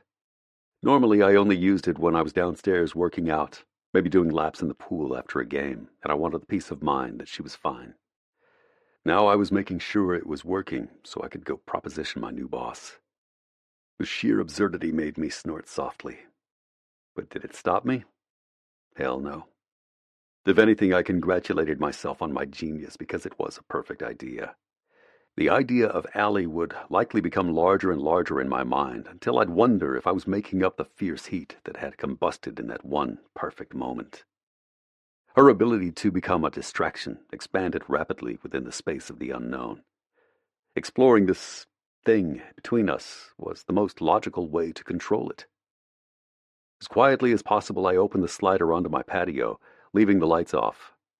The light sheet hung over her own lower-level space gave me enough to navigate my yard. Thoughtful of her. Once I reached the hedge separating our property, I took an admittedly creepy moment to look at her before she knew I was there. Her eyes were closed, her head still resting back on the edge of the hot tub as it had been earlier. Slicked back and wet, her blonde hair looked dark. Her face was bare of the makeup she'd been wearing earlier, and with the swirling water around her chest, no swimsuit visible, she looked naked. Energy. Electricity. Whatever it was, Allie controlled it just by breathing. Maybe that should have had me turning back to my house, but I cleared my throat quietly and watched her sit up quickly in the water, eyes zeroing in on me instantly. Not naked. Her strapless swimsuit was blue, the same color as her eyes. Slowly, she sank back down in the water as I pushed through the hedge. "Good game tonight," she said quietly, mirroring what she'd said in the elevator a week earlier. I smirked and folded my arms over my chest. Her jewel eyes lingered on my tattoos. I'd never met a woman who could load the silence with so much visceral, pulsing force. Thanks. I lifted my chin and waited for her to meet my gaze again. Not to be rushed, Allie took her damn time. I had an idea just now. "I hope you didn't hurt yourself in the process." I licked my lips so I didn't laugh, smothering the smile instantly. That was why I was here. Exactly that. She wasn't afraid of me. Didn't elevate the idea of me to some godlike place that was so common for professional athletes. Most guys loved it, sought it out. It was why they did stupid shit like cheat on their wives in public places and not think about the consequences of getting caught. Because they thought they were above it all. That high was as addicting as any drug. But I didn't want that. I never had. Allie looked at me and saw Luke. Not Luke Pearson, professional quarterback. And maybe that was a drug of its own for me, because I was standing in front of her, willing to take this risk. With a deep breath, I walked forward until I could prop my hip against the edge of her hot tub. I have a proposition for you. Her face didn't change, except for the slow lifting of a perfectly manicured eyebrow. "Yes?" I don't know about you, but what happened in that hotel room felt too good to ignore. I rubbed the back of my neck. And believe me, I've tried. "Me too." What if we make another truce? I tilted my head to the side and thought, maybe truce isn't the right word. Suspension of our professional boundaries within a certain agreed-upon amount of time. Her lips twitched at my delivery. "And this suspension would get us what, exactly?" I turned so I could brace my hands on the edge, wet from the water surrounding her, the air thick and hot from the temperature of it.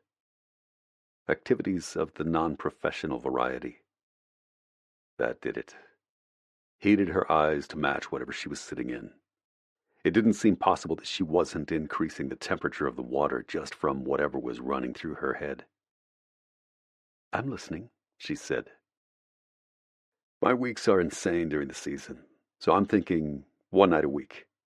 The only night when I can relax. Her smile was instant.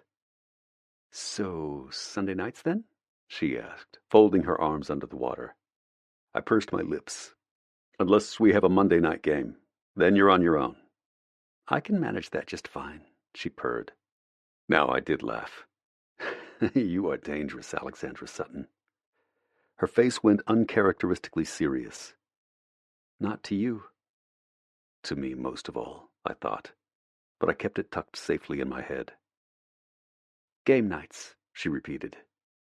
Unless I'm concussed or have a broken limb, I amended. Her lips curved.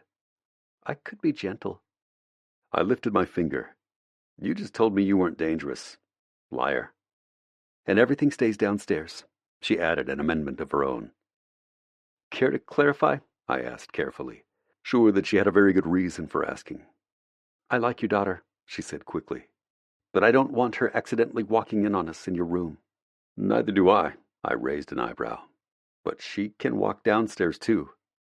Allie licked her lips and stared intently at my face. "I don't want this to come out the wrong way, but I feel like bringing it upstairs into the spaces that we live most of our lives changes things. Makes them more serious." I nodded. It wasn't coming out the wrong way to me. I understood exactly what she meant. My bedroom was my personal, private space that I didn't share with anyone. I'd never considered sharing it with anyone. And the scariest part, the part I refused to unpack in my thoughts, was that I could picture her in my bed with stunning clarity. In my silence, she nibbled on her lower lip briefly before she spoke again. "Maybe it's an arbitrary line. I don't know. It just feels like an important boundary." Maybe it was arbitrary. Maybe it wasn't. But I understood what she was saying. Hotel rooms and couches felt different than the beds where we slept each night. which was why I agreed. "You're quite a negotiator," I said in a quiet voice. I didn't want to spook her after something like that, but the fact she'd been thinking about my daughter spoke volumes as to what kind of woman she was. Allie stood, water sluicing down her absolutely insane body. It was entirely possible I was drooling, so I clenched my teeth together to keep my jaw from popping open. The bottoms of her bikini were small, cut high on her long legs, and tied together by only a thin string on either side of her hips. The top could hardly contain her breasts, which I knew from my limited encounter with them would be a generous, overflowing handful, even for me. She was backlit by her strings of lights, giving her skin a flawless, golden glow. At moments like this, it didn't seem possible that she was real. She must be a figment of my imagination, created by the part of my brain that wanted to stare at someone beautiful, someone sexy and confident. My hand shook from the need to reach out and touch her. "Do we have a deal?" I straightened and held out my hand. "We do." She glanced at my hand and smirked. "I think we can do better than a handshake to seal the deal." Allie exited the hot tub gracefully, picking up a fluffy white towel that was slung over the top of a patio chair, standing there waiting for me, where I was frozen in place. She patiently toweled off her hair, then wiped it down her arms. When she bent over to dry her legs, I almost swallowed my tongue. Allie stood and wrapped the towel around her, knotting it tightly before cocking her head. "Are we going in?" I strode forward, not wanting a repeat of the hotel where I felt like I was chasing after her. Once I was standing in front of her, towering over her. I fisted my hand in the knot of the towel, so my fingers were underneath the edge of her swimsuit top. Her heart was hammering as I walked us backward, my hand refusing to let go of the material, the soft, wet skin under my own. "I feel like a lamb being led to the slaughter," she teased as I reached behind me and shoved the slider open into her lower level. "Good," I said once she'd cleared the door. I tugged her forward and placed my mouth next to her ear, licking the edge with the tip of my tongue before whispering, "Because I am absolutely going to devour you, little lamb." With both hands I ripped the towel off and threw it somewhere. The slider door shut with an awkward clunk, and I backed her against it. My mouth found hers, hungry and hot, her tongue wet and cool, and I ate at her lips with a ferocious lupine drive to take and take and take. The buzzing I'd felt earlier was nothing compared to this, to having her under my hands and mouth, to being able to sink my fingers into the luscious curves of her ass. This was raw and unchecked, and I wanted to let my head fall back in a howl as she clutched at my back and dug her nails in. Short, hard puffs of air from my nose were the only reason I hadn't passed out, but the thought of taking my mouth away from hers made me feel like I'd incinerate from the inside out. The sharp edge of Allie's teeth nipped at the tip of my tongue, and the bright, visceral tug of pain it gave me made me press into her so hard I worried that I might hurt her. Step for step, though, she matched me. Against the front of me, her hips moved restlessly, seeking the same thing that I was. Blinding pleasure, feral release, an unleashing of what we were both capable of. The front of my t-shirt was wet from her suit, so I ripped at the back of it where it hooked together, unable to find a way to get it off her. Finally, I broke my mouth away and glared at it as if it had done me personal injury, which it had. Anything keeping me away from Allie Sutton's chest was officially out to ruin my life. "How the hell do you get that thing off?" Allie laughed. She bit her lip and looked up at me through her long black lashes. "Come on, I've been told you were good with your hands. You can figure it out." I growled, tucking my fingers in the front.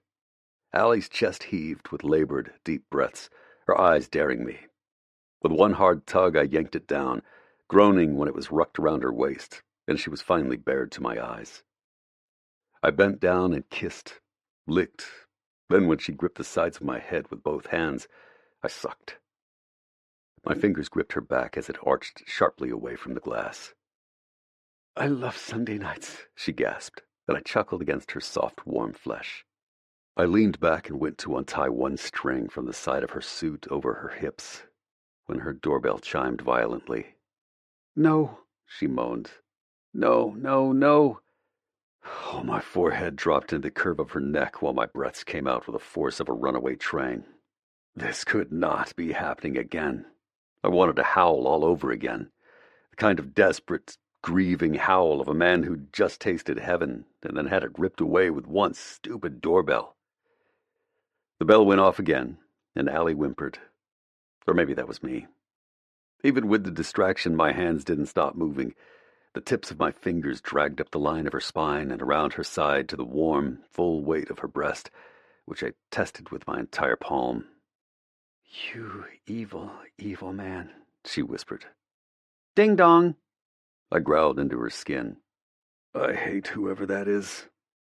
With gentle hands, Allie pushed at my chest, and I backed up slowly. Very, very slowly. With narrowed eyes, I watched her tug her swimsuit top back up into place. "Let me just see who it is." She glanced up the stairs. "It's not like I get many visitors, especially on a Sunday night." "I'll come with you," I said instantly. She looked at me curiously. "Why?" I found myself shrugging uncomfortably. "Just in case." Her slow, sweet smile made me roll my eyes. "It's not a big deal. I'll stay out of view." Allie nodded and picked up the towel off the floor from where I'd flung it. Silently, I followed her up the stairs and waited just out of view while she carefully glanced out the window.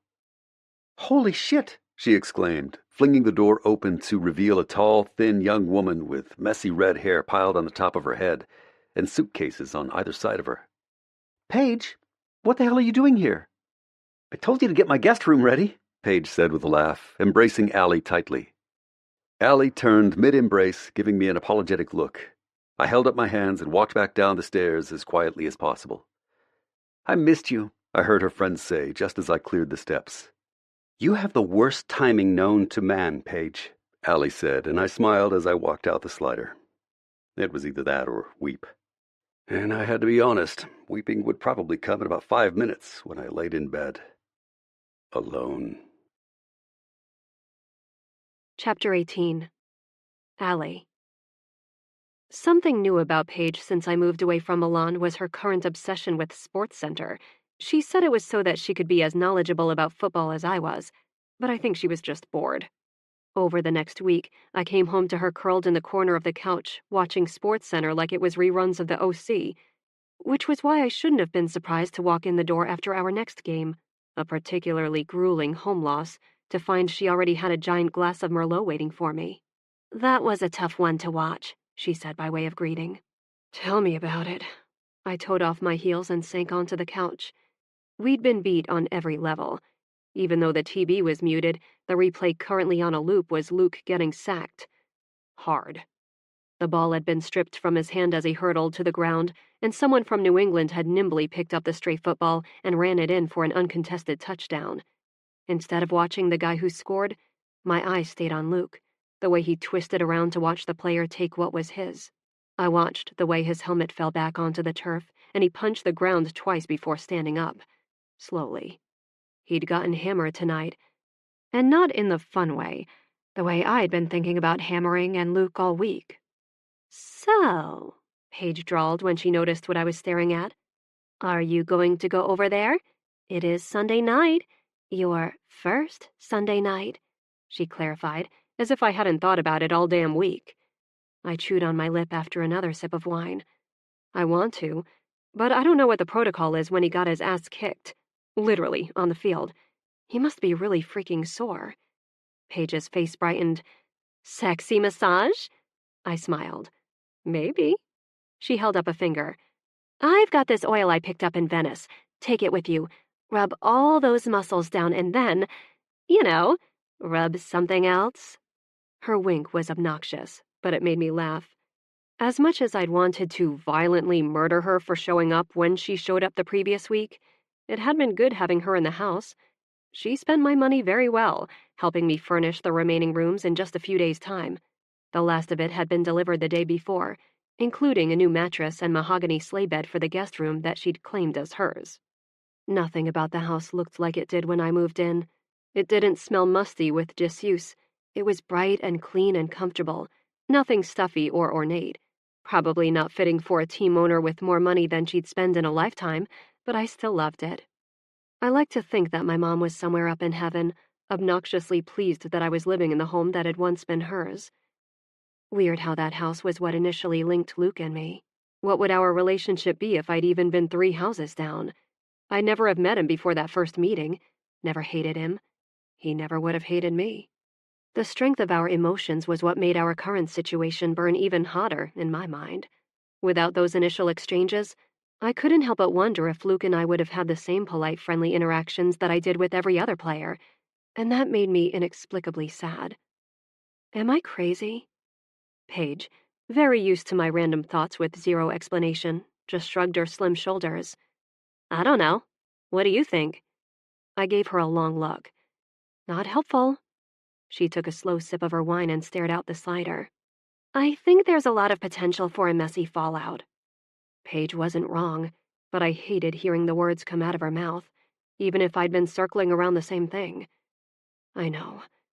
You own the team he plays for, she said, lifting her fingers and checking off each item. You're both public figures now, you in a way that's hugely magnified from before. His daughter idolizes you, and you live next door to each other. Okay, I interrupted. You can stop now. You asked, she pointed out. I know, I moaned, dropping my head back on the couch. So why am I ignoring all of those incredibly valid points and still thinking about how badly I want to go over there and see if he's waiting for me? Paige blew out a raspberry with her lips. Well, that is easy. He's not like any man you've ever been with. He's not a pansy or a neophyte or a narcissist or a creep. He's a man, and he's not intimidated by you or trying to make you a pet. I shook my head slowly. And, Paige, the things he can do with his tongue, and I have not even been able to properly test drive that thing. I paused and laid a hand on my chest. It's a pretty novel experience for me. She smiled. Don't tell me stuff like that, or I'll weep into my wine with jealousy. I know that's part of it, I conceded. The attraction is potent, but I just need to know it's enough to risk everything else. Paige thought about that. Risk what? I took another sip and let the wine roll around in my mouth. What if the universe is trying to, I don't know, tell me something by the fact that we keep getting interrupted? That's not a coincidence. What if I'm doomed to fail at this owner thing, and getting mixed up with Luke will just make it so much worse if that happens? Oh my gosh, Paige said, reaching out to smack my arm. That's easy enough. Just don't fail. Luke is completely separate from that. Just don't fail, she says, I repeated on a laugh. I'm being serious. How many wealthy people, I'm talking obnoxiously wealthy people, own dozens of businesses and have absolutely no interaction with those companies? A lot. You're smart enough to trust the people to do their jobs, so you show up and make the fans and players happy and keep people interested and let them do their jobs. You won't fail. You own it. It's not like they can fire you. She rolled her eyes. You're using this as an excuse because you think Luke and his magic tongue come with a lot of risk. No offense, but you haven't had to take a ton of risk in your life. Paige's face dared me to argue with her. Her stubborn little heart-shaped face dared me, complete with dewy skin and plump lips and wide, heavily lashed eyes that had made her career. I glared at her, but I couldn't be mad. Something was inherently annoying about a friend who told the truth, even if it was the truth that might piss you off. It meant they were secure enough in your friendship and knew you well enough to take the leap into a tough conversation. I've taken risk, I muttered. She laughed. Not really. Yeah, you tried out some businesses, but you were never passionate about them. This whole thing is so much bigger, so much more important than any of that. It's okay that you care about it, but that's not why you're hesitating with Luke right now. I felt the back of my neck bristle with the need to defend myself, so I took a deep breath. I'm not hesitating with Luke. At her disbelieving look, I amended it. Not exactly. I'm just making sure I'm not walking into something certifiably insane. Did it feel insane when he came over and asked you about it? My cheeks went hot at the memory, and I had remembered it a lot in the last week. Not in the way I'm talking about, but yes, when I was in the hot tub and he was standing there. I shivered. I felt like I'd lose my mind if I didn't have his hands on me again. It was as if I was possessed, Paige. Then what's with the cold feet now? I wiggled my toes where they were propped on the coffee table. Nothing cold about them. They were just being lukewarm cautious, something I wasn't used to when it came to my toes, if I was being honest. It's always different when he's not standing in front of me with his big hands and rippling muscles and sex eyes telling me he's going to devour me. Paige slapped my arm, and I rubbed at it. Oh, you bitch! I actually hate you now. Ugh, and a good dirty talker. I'll tell you why you're crazy. You're crazy for second-guessing this. I found myself smiling. You're probably right. Devour you, huh? She said with a wide grin. Yup. Allie girl. She leaned forward and held up her wine glass. I have condoms in my purse. Get your ass down there. I took one last glug of wine and set it down on the table with a loud clack. When I stood, I glanced out the slider and saw the aqua glow of pool lights reflecting up at me. At the far end of his lap pool sat Luke, his arms spread on either side of him like a king lounging on his throne. He wasn't looking up at me. His eyes were closed, and his head was resting back on the edge. Even with the distance between us, I could see the stacks of muscles in his chest through the wavy water, the black ink scrawled over it. Dates and names and pictures that probably all had some level of significance. As I stared, I thought about how those parts of him had felt under my fingertips, and how they'd feel now that they were wet and cool from the water of his pool. He opened his eyes and turned his head, looking directly at me. Where were those condoms again? I asked over my shoulder. Chapter 19. Luke.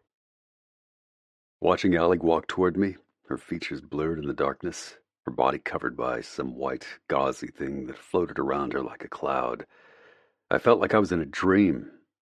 Some music video sequence where you found yourself holding your breath because of the carefully planned, drum-tight anticipation of what she'd do next.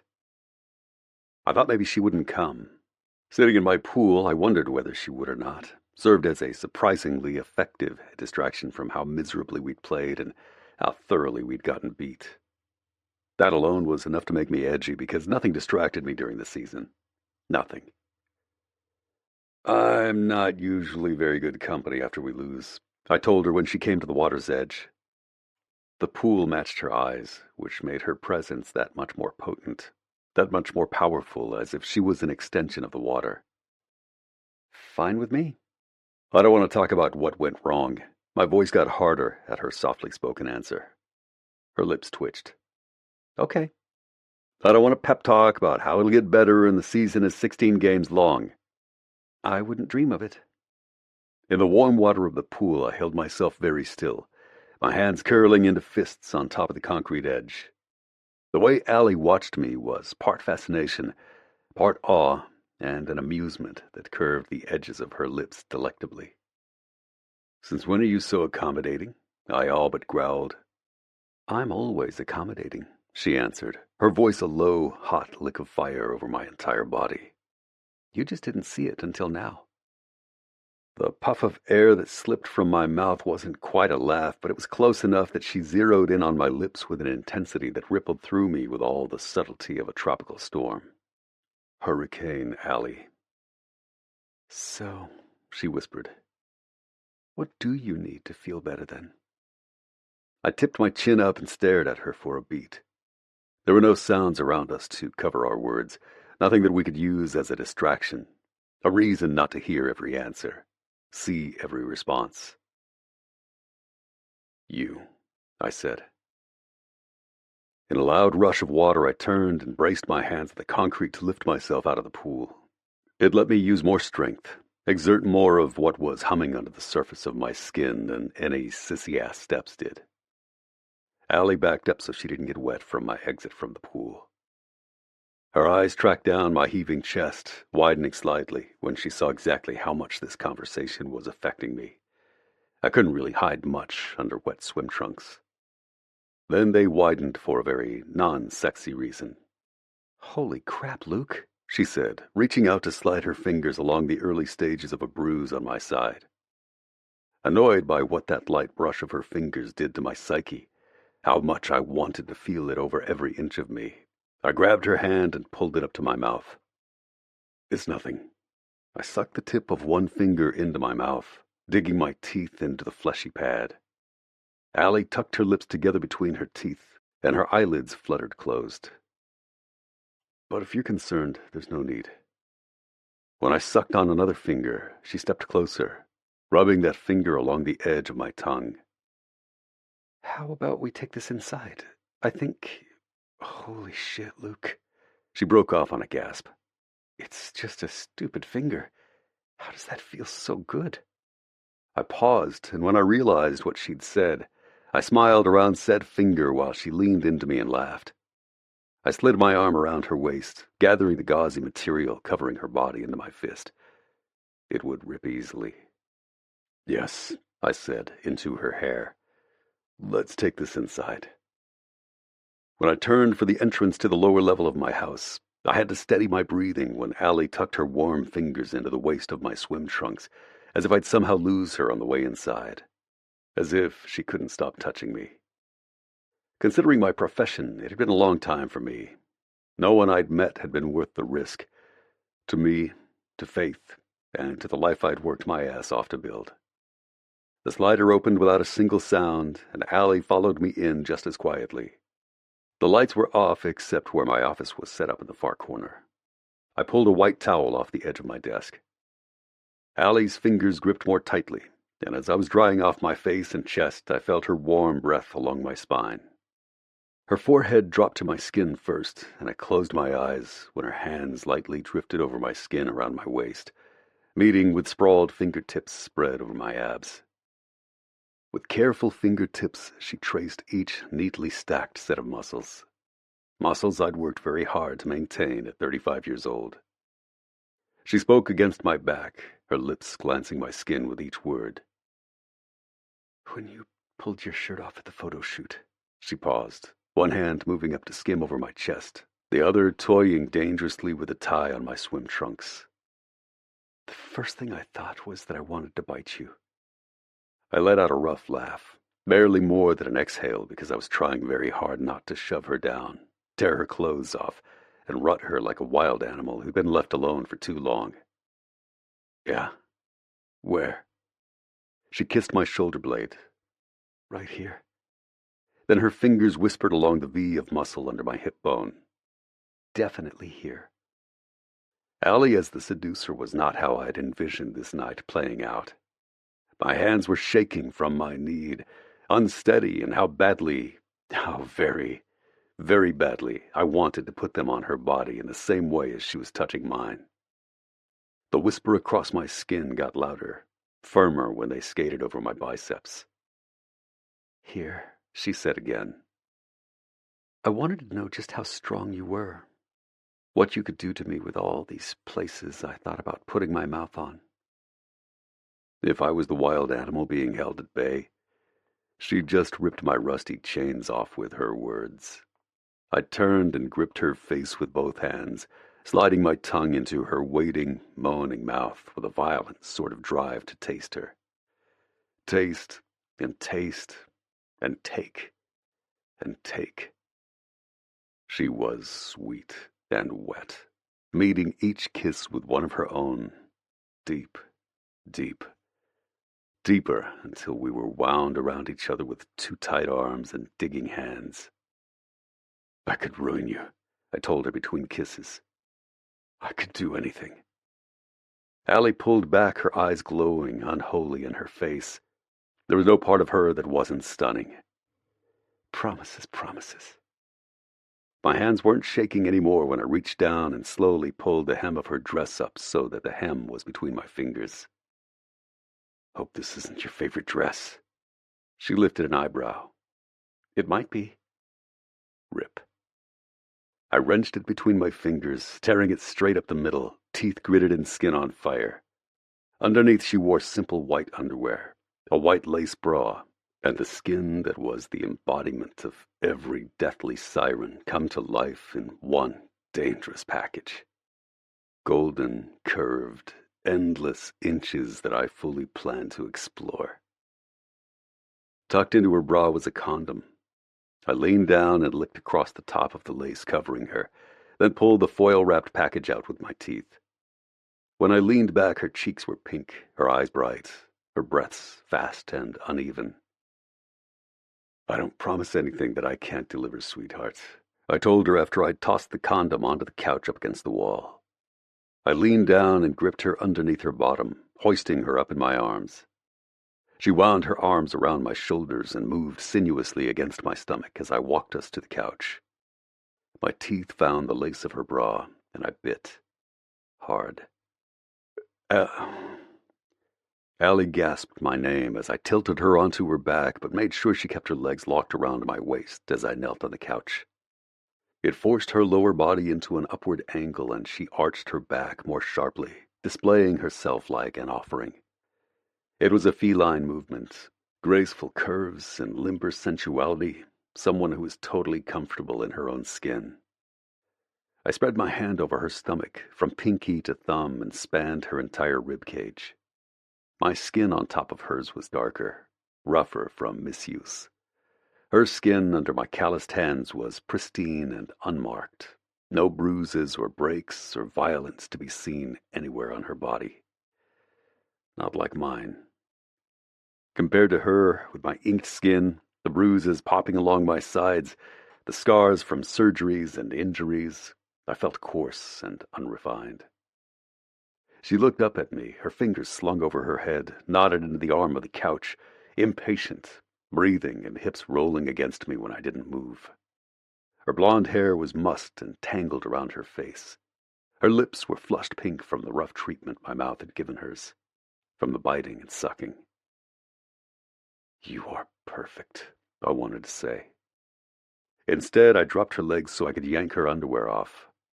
In a rare sign of shyness, she closed her knees while I stood and briskly untied my trunks. My hands were rough when I shoved them down my legs. For 2, maybe 3 heavy, pulsing seconds, we stared at each other. "You're perfect," she whispered, and I had to blink for a moment at hearing the words I'd been thinking given back to me.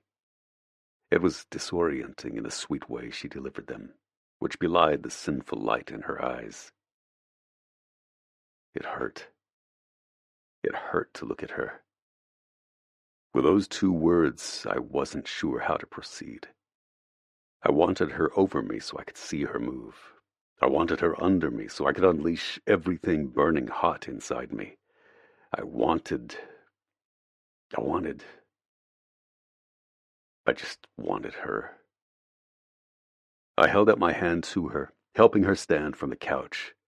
She used her fingers and her palm to incite me further as I ripped the dress off her shoulders, then unhooked her bra and tore it off her shoulders. Allie bit down on the skin over my heart as I walked us backward, another bruise I'd have on my skin. My hands gripped her waist as I sat, and I lifted her easily to straddle my lap. One of her hands clutched the back of the couch, and she moved over me. I slid my hands up the line of her back while she did, our lips tangling and sucking in kisses that never stopped, never slowed. My hands got rougher, her movements more like a dance.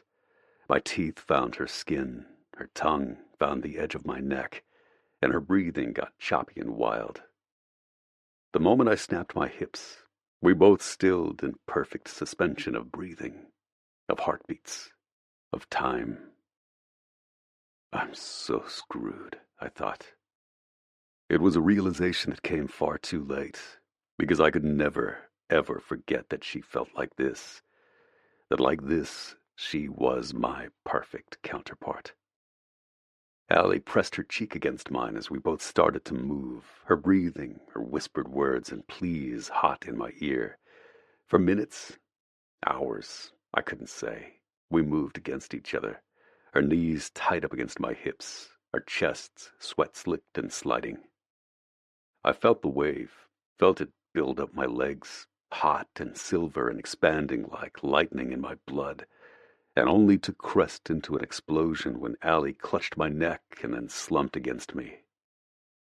One hand soothed up and down her back as we breathed heavily. Her hair was a tangled mess, and her clothes were in a torn heap on my floor. And even with her still sweaty and sated in my arms, I knew I'd be counting down the hours until I could touch her again like this. How else could I see her and feel her? What new thing we could explore? I always knew Sundays were my favorite day of the week, just not because it was now the day I got to screw my boss. Holy hell, I said out loud. If there was a moment of panic accompanied by that thought, Allie chased it away instantly when she leaned back and grinned at me. I love Sundays, she whispered. Yeah? I asked with smug satisfaction at the sight of her, rumpled and sweaty and pink-cheeked. She smacked my chest and I laughed. I sighed and ran my hands up her back. Who had skin this perfect? Nobody I'd ever met. I love Sundays too, I told her. Even after a game like tonight. My head dropped back as Allie climbed carefully off my lap and moved to the side of the couch. It was hard to think straight when she looked the way that she looked, so I closed my eyes. It took me a minute to answer. Yeah, even after a game like tonight. I turned my head toward her and found her watching me curiously. How did I put into words that even after the losses, the ones that hurt mentally as much as they did physically, I'd never want to do anything else? Her eyes dipped to the bruise on my side, but she didn't touch me. Does that surprise you? I asked. Leaning forward to plant a hot, fast kiss on my lips, Allie smiled against my mouth. I found myself smiling back. No, she answered. Then she was off the couch and wrapping her ruined dress around her shoulders while I chuckled under my breath. It was eerie how she seemed to be reading my mind tonight. Thanks, she said quietly. You're welcome? Allie laughed, looking down the length of me, my body still sprawled on the couch. I wasn't sure I could move. See you next week? Maybe she'd be my downfall. Maybe this would blow up in our faces. Maybe there'd be a day that I regretted that I ever had this stupid idea. But it wasn't tonight. Next week, I told her. And she was gone. Chapter 20. Allie. Somehow, without conscious action, my days turned from unknown and overwhelming to expected and routine. Paige liked to randomly quiz me on what the team might be doing on any given day.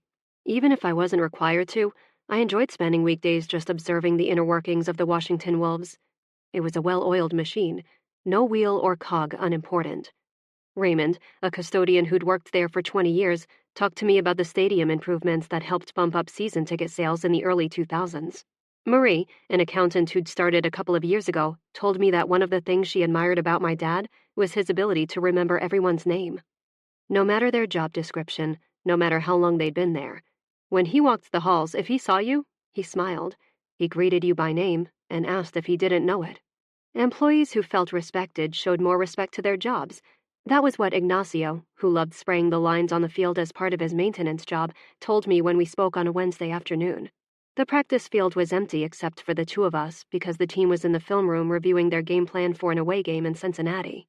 Apparently, my father gave Ignacio a referral to an immigration lawyer when his mom and sister wanted to come to the States. That nugget hit me like a metal club into the heart, because I was still trying to balance the man I remembered as distant and in a state of constant work as someone who'd refer a lawyer to a groundskeeper. Tuesdays were my favorite day to be at the facility, because even though it was the players' day off, they were everywhere, lifting weights and sharing music, laughing together and swearing at each other.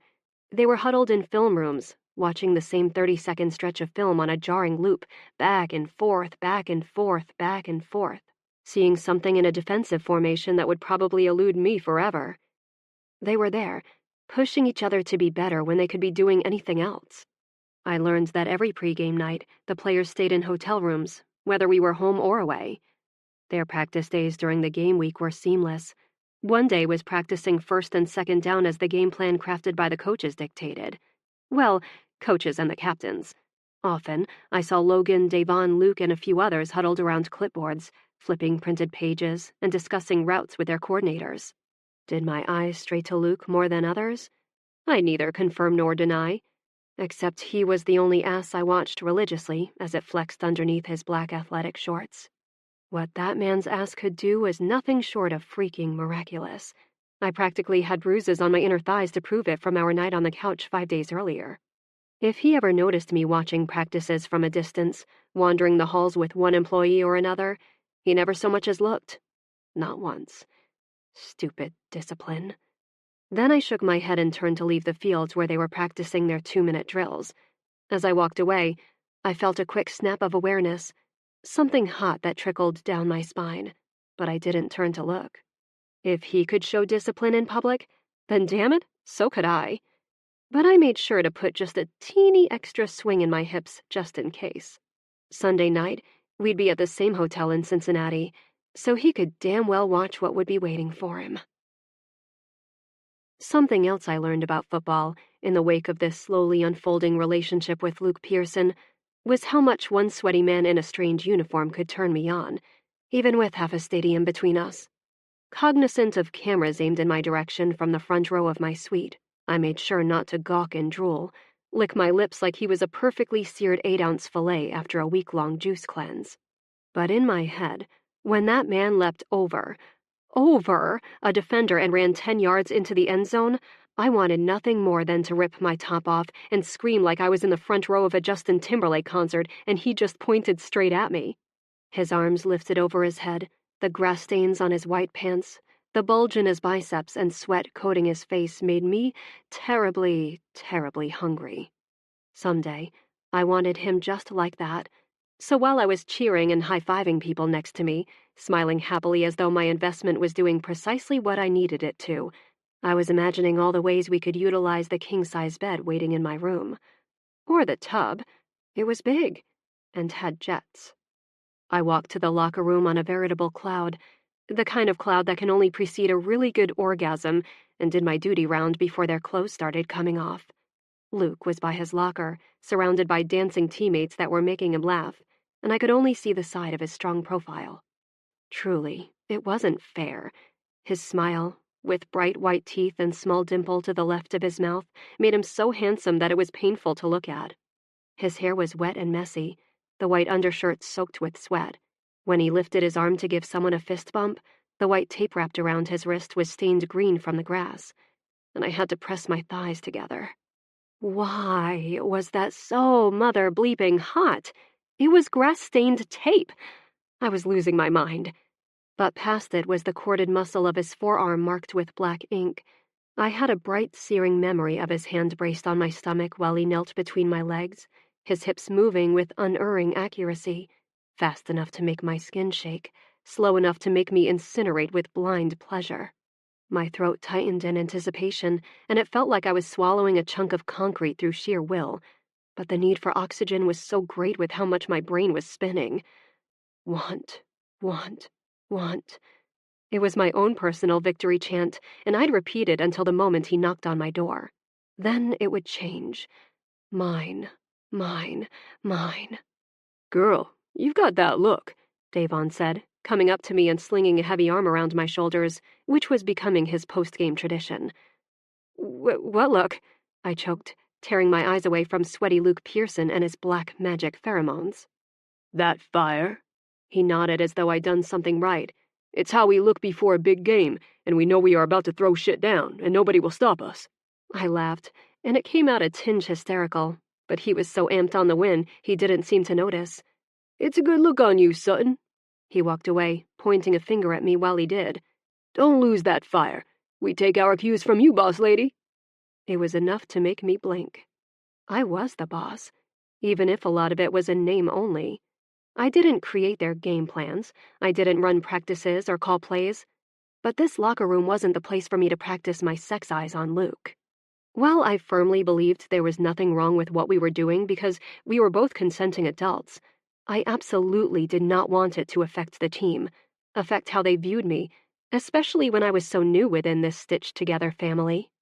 With a deep, sweaty man smell-filled breath, I smiled at Coach Klein and lifted my chin. Then, with no fanfare, I left the locker room alone to find my driver. The text came first as I turned to view my reflection over my shoulder. My sleep tank was white, and I wore nothing under it. My shorts were black, as unadorned as the tank, and barely covered much more than underwear would. My hair was wild around my shoulders, face bare. LP. Room number.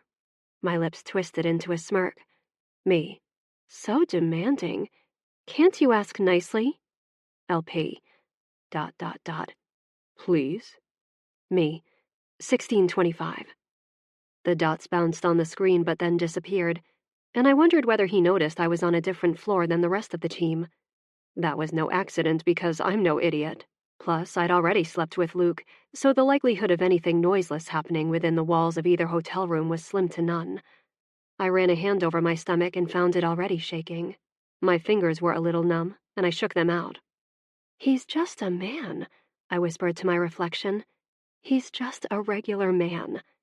Even as the lie passed my lips, I forced myself to believe it, because even in the way I'd undressed, taken off my makeup and undone my hair with just my fingers was a testament to how untrue that was. It felt like Luke preferred the most stripped-down version of Alexandra Sutton. Not only him, but me too. He didn't get the version of me that the rest of the world did. He got reality, not fantasy.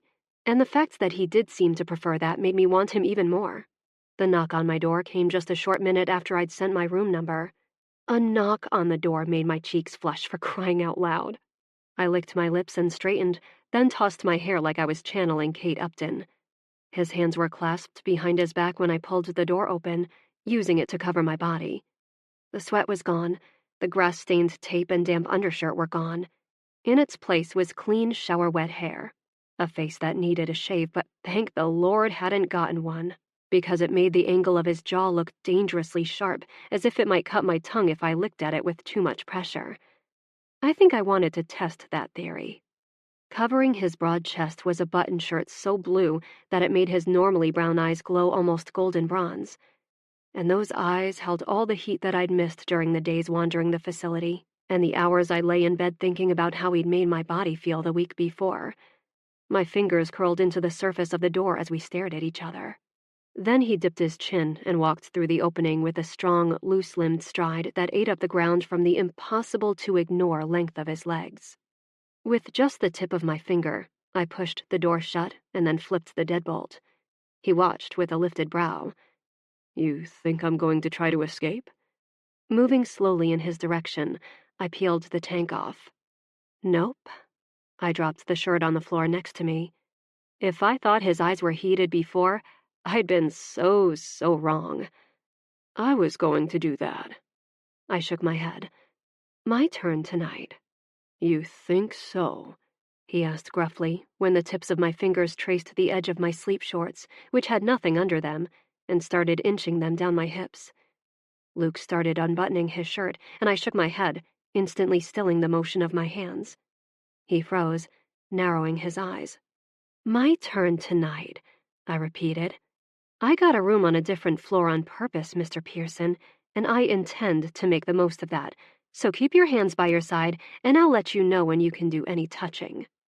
"What?" he said in a low, warning voice. "With anything other than your mouth," I clarified. He held his hands out in a conciliatory gesture, even as his gaze scorched my skin. It made my breasts feel heavy and tender, even though he'd yet to touch them, and goosebumps pebbled over my arms as I slid off the last piece of clothing covering me. "Holy shit, Allie," he breathed. "You're killing me." "Oh, just wait," I said with dark promise. I stood in front of him, and I could see the thick column of his throat move in a long swallow. The tips of my chest brushed against his shirt, and I leaned up on tiptoe so I could speak against the corner of his mouth. "Before I'm done with you," I paused and licked my lips, glancing his in the process. "You'll beg." Luke turned his head, his breath coming fast and furious, as if his violent reaction to my little test of how far I could push him was being held in check by a single, whisper-thin strand of thread.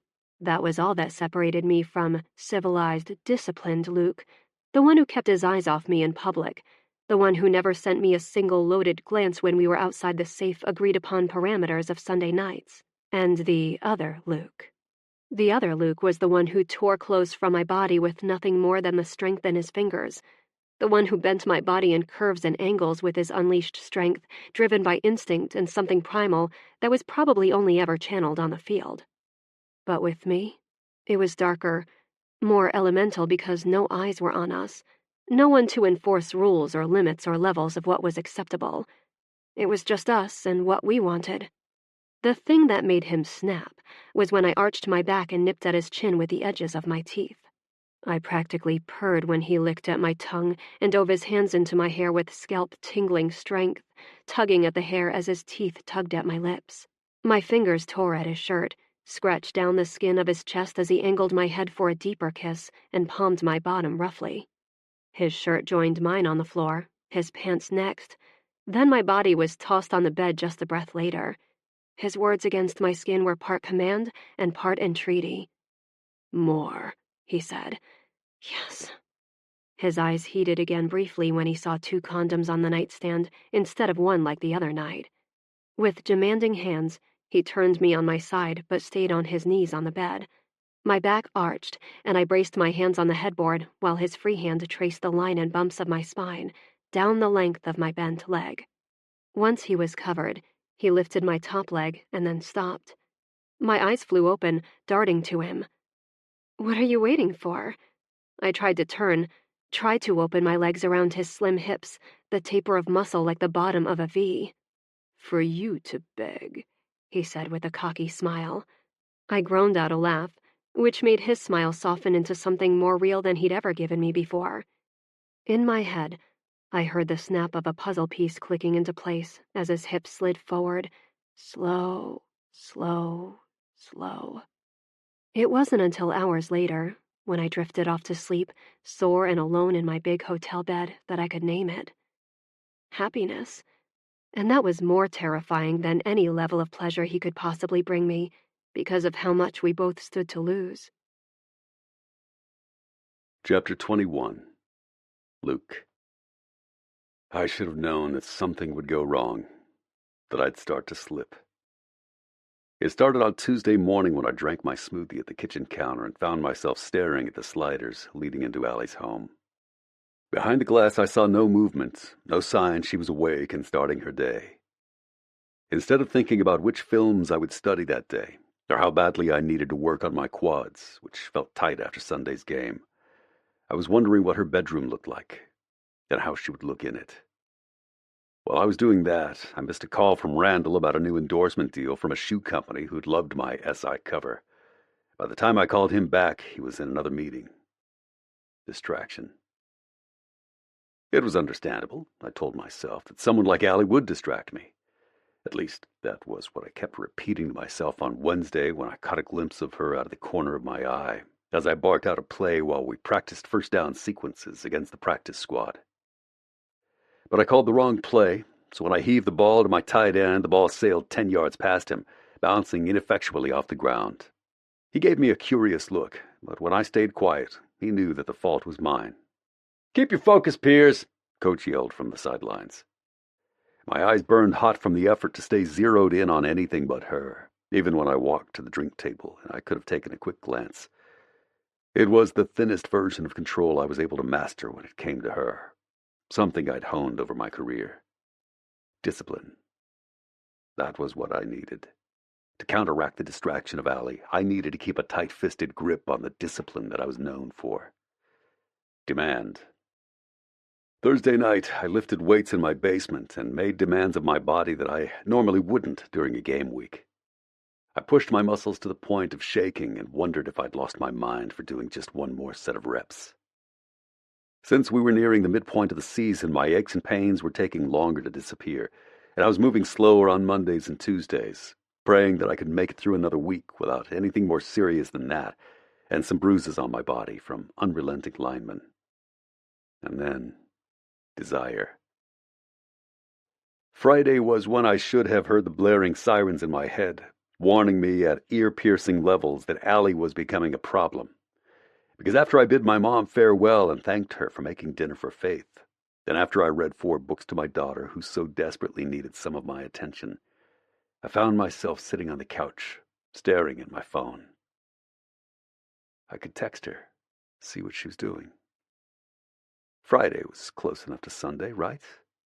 Sunday night was a night game anyway, our first of the season, which meant high pressure, more people watching, and a late night before needing to be back at work Monday morning.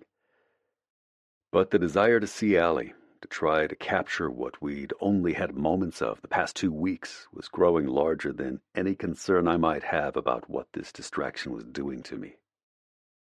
It was only a distraction, but I was unable to harness it by discipline. It became impossible to demand from my head. Then I was completely driven by desire. Desire I'd never, ever experienced. I'd had good sex before. I'd had great sex before. But there was something with her, something indefinable, something that had dug its fist root deep inside me and was growing beyond my control. Which was why I clenched my teeth, put my phone down, and forced myself to go to bed at a good time on Friday night. Alone. Saturday was a little better. The game walkthrough was seamless, even if Jack commented on how tense I was, and the team arrived at our usual hotel with little fanfare. Some guys went out, usually the younger ones, but the veterans knew to keep our heads down, get good sleep, and wake refreshed. I barely noticed the room around me when I woke on Sunday, because they all started to look the same after a while. Nondescript lamps and artwork that failed to stand out beyond a few splashes of colors. Sterile sheets folded into tight edges and pillows that were always too soft. Showers that could never accommodate my height and sinks that were too short for me. But all those warning signs, one for each day of the week, that I stubbornly ignored, that I refused to properly name, were nothing compared to the disaster of what happened on the field. Reporters after the game would speculate that maybe there was miscommunication between my receivers and me, which was partially true. Jack ran a 10-yard post route when he was supposed to go 15 on a fade, resulting in an interception that was only saved from becoming a pick six when I tackled the jackass myself. My center blocked left when he was supposed to block right, and I was knocked back so hard that I saw stars for a minute, breath coming slow back into my lungs. Bottom line, we sucked. We were off rhythm, distracted. It became such an ugly word in my head. A whisper through the week that grew louder in the deafening quiet of the locker room afterward. Ugly because it was my own damn fault. Being disappointed in your teammates for not grabbing a perfectly thrown ball wasn't an easy feeling to swallow. But what was worse was walking into the post-game press conference knowing that I couldn't pass this off onto anyone else's shoulders. Not that I ever would. Making excuses was for the weak and unprepared. And that wasn't me. Which was why I stood behind the podium and pointed at a reporter in the front row. "What happened out there, Luke?" she said, glancing up from her notepad. I lifted my chin. "We lost because we didn't play well, and our opponents did. Simple as that." "Luke," someone from the other side of the room called, and I nodded. "We're not used to seeing so much miscommunication on offense. Are the rookies still having a hard time learning the playbook? We know yours is extensive." I gritted my teeth, his insinuation clear. Blame the new guys for not doing their homework because it makes for a better headline. Jack was no rookie. He was one of the best receivers in the NFL 2 years running, and there was no way in hell I'd be throwing him under the bus. "It's not the rookies," I told him. "If there's a miscommunication, it's on me as the quarterback. I'm the one who takes the game plan and puts it into action out on the field. And if they heard something other than what I intended, then we'll come back next week and practice harder to make sure we're all on the right page as a team." Hands lifted, people yelled my name, and I sighed, squinting into the bright lights aimed at me, pointing somewhere in the middle. "Last one, guys. I'm pretty beat, as you can imagine." There was a ripple of laughter as intended when someone spoke up. I heard his voice and my back tensed. "How's the new owner doing, Luke? She, still proving to be a bit of a distraction for you?" Reporters murmured uncomfortably, and I pinned him with a hard look. Ava from PR started up onto the stage, and I held up a hand. "We're here to talk about the game," I answered tightly, trying desperately to soften my face into something less homicidal. "If you have a question about that, I'd be happy to answer." He smiled. It was greasy and slick like oil spreading over his face. "Saw a magazine cover at the grocery store yesterday. Said she was pregnant with a player's baby already. There's no way to tell whose." "Asshole," someone muttered in the front row. I kept my eyes pinned on him like I could inflict bodily harm. Unless you have a question, I suggest you refrain from reporting on crappy tabloid covers, I said firmly. He shrugged. Can't say I blame you for taking the spotlight off her, though that seems to be her greatest contribution to the team. Gloves off. I straightened to my full height as a hush fell over the room. Reporters got fired for so much less than that, and if me giving an answer would make his stupid, sexist soundbite go viral, then so be it. I'd like to see you handle that situation with an ounce of the integrity that I tripped over Allie, even though that was what she asked us all to call her. Miss Sutton has. She was thrown into a huge role unexpectedly, one that is vital to any successful team in this league, and she's proven herself day in and day out to be committed and intelligent. And there's not one person in the entire Wolves organization who would say otherwise. In just a few short months, she's earned our respect, and she's earned that title, talking to a janitor about his job and how it could be better, just as she talked to Jack or me or the CEO. If you're insinuating that a woman who happens to be young and happens to be attractive can't do a damn good job, then you're living in the wrong century. I walked off to some whistles and claps. Ava smiled in the dark area next to the stage, her eyebrows raised in surprise. My nerves jangled uncomfortably at what I'd just allowed myself to say. To the press. To the people who would love nothing more than to twist and tangle my words into more. But everything was true. As I drove home, the headlights of my car cutting bright slices of light through the dark streets, I knew with painful clarity that if Faith was thrust into the same situation as Allie, I'd be so fucking proud of her if she handled herself the way Allie had. But it didn't mean we should keep doing what we were doing. When I pulled my car into the garage and waited for the door to close, I remembered something that Allie had said to me. Don't make me look stupid. And that was what would happen if anyone found out. If anyone knew. They'd judge her at the precise moment that they slapped me on the back in congratulations. It felt like a lifetime ago that we'd stood in my backyard and I'd comforted and calmed her with no fucking clue how much she'd end up meaning to me. I wasn't even sure I could put a name to it right now. It had taken me long enough to admit I was simply attracted to her. Anything more than that felt akin to scaling Mount Everest with no preparation. I couldn't go there right now. It wouldn't help anything. Not her, not me. Over and over in my head, I repeated that as I walked into my dark house. There was a note for me on the counter from my mom, who usually had Faith sleep over at their house on night games.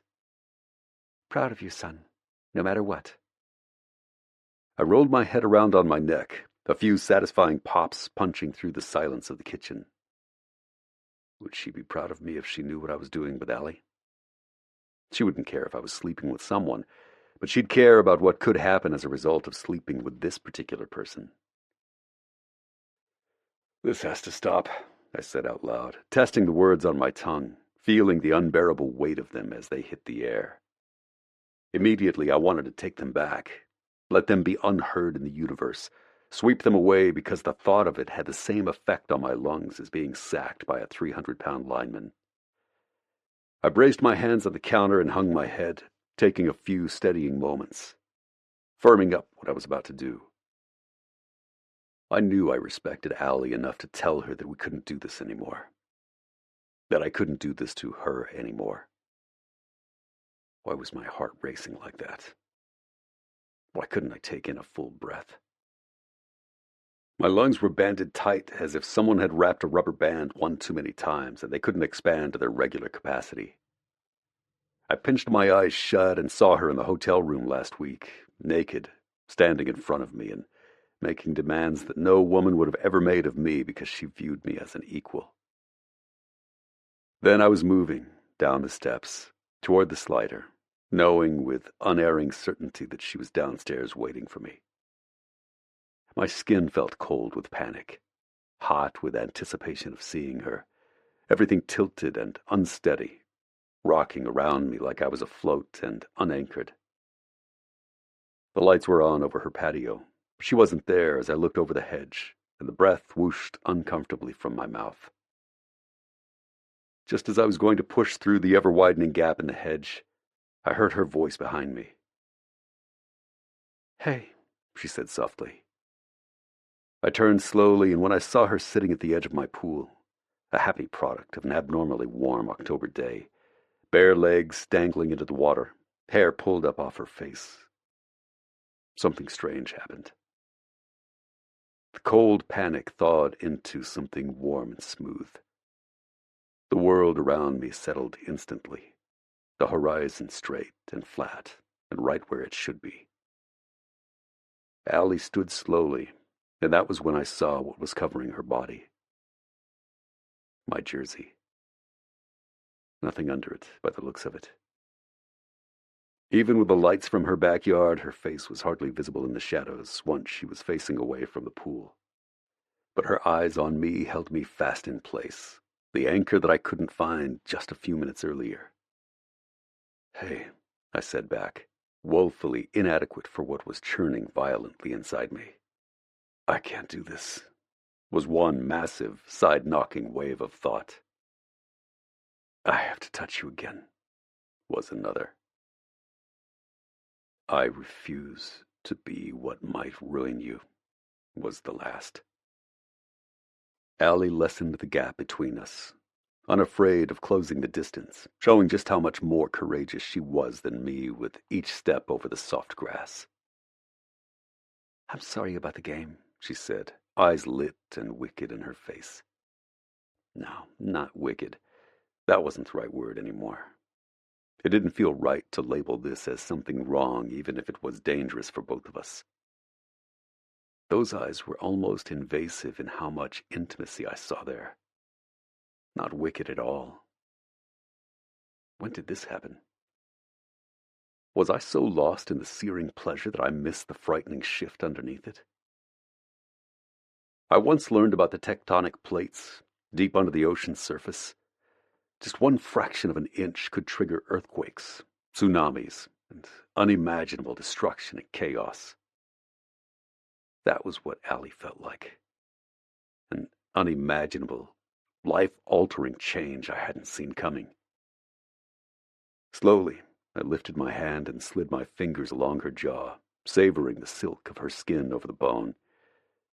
I was so much stronger it would take me nothing to break her if that's what I wanted.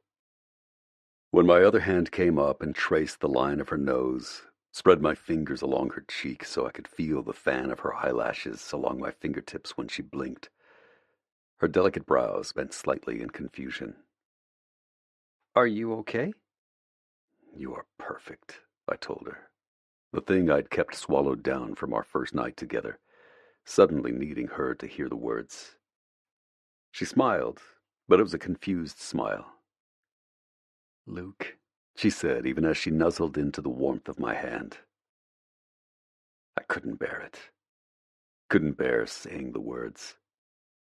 My hand slid down her shoulders and I gathered her to me, tight, tight, nowhere nearly tight enough, even as she wrapped her arms around my back. Blindly, I sought out her mouth, and she let out a breathy, relieved gasp when our lips met, over and over. Sweet and slow we kissed, her hands clutching my back, up into my hair, and my fingers digging into the material of my jersey. Just one more time, I promised myself. Just one more night. My kisses turned harder, pulling a whimper from her mouth when my hands gripped underneath the jersey, and I found nothing but smooth, endless skin. You waiting for me like this is every fantasy come to life, Allie. I whispered into her ear, pulling on the lobe with my teeth. That made her arch up on tiptoe, gasping loudly. I spoke into her neck next after I licked the length of it. It feels like it could never be better than this, but it always is, isn't it? Yes, she moaned. Luke, please. I pulled back and touched my forehead to hers. Tell me, I said fiercely, needing something in return, even though she couldn't possibly know, couldn't possibly understand what her words would mean to me later. Let's go inside, she said, her arms wrapped tight around my neck. Tell me, I said again, working my hand slowly up her waist, under the jersey until my hand was filled with soft, warm flesh, her heartbeat wild under my palm. "Tell me, and I'll take you to my bed. I'll do anything. Anything you want."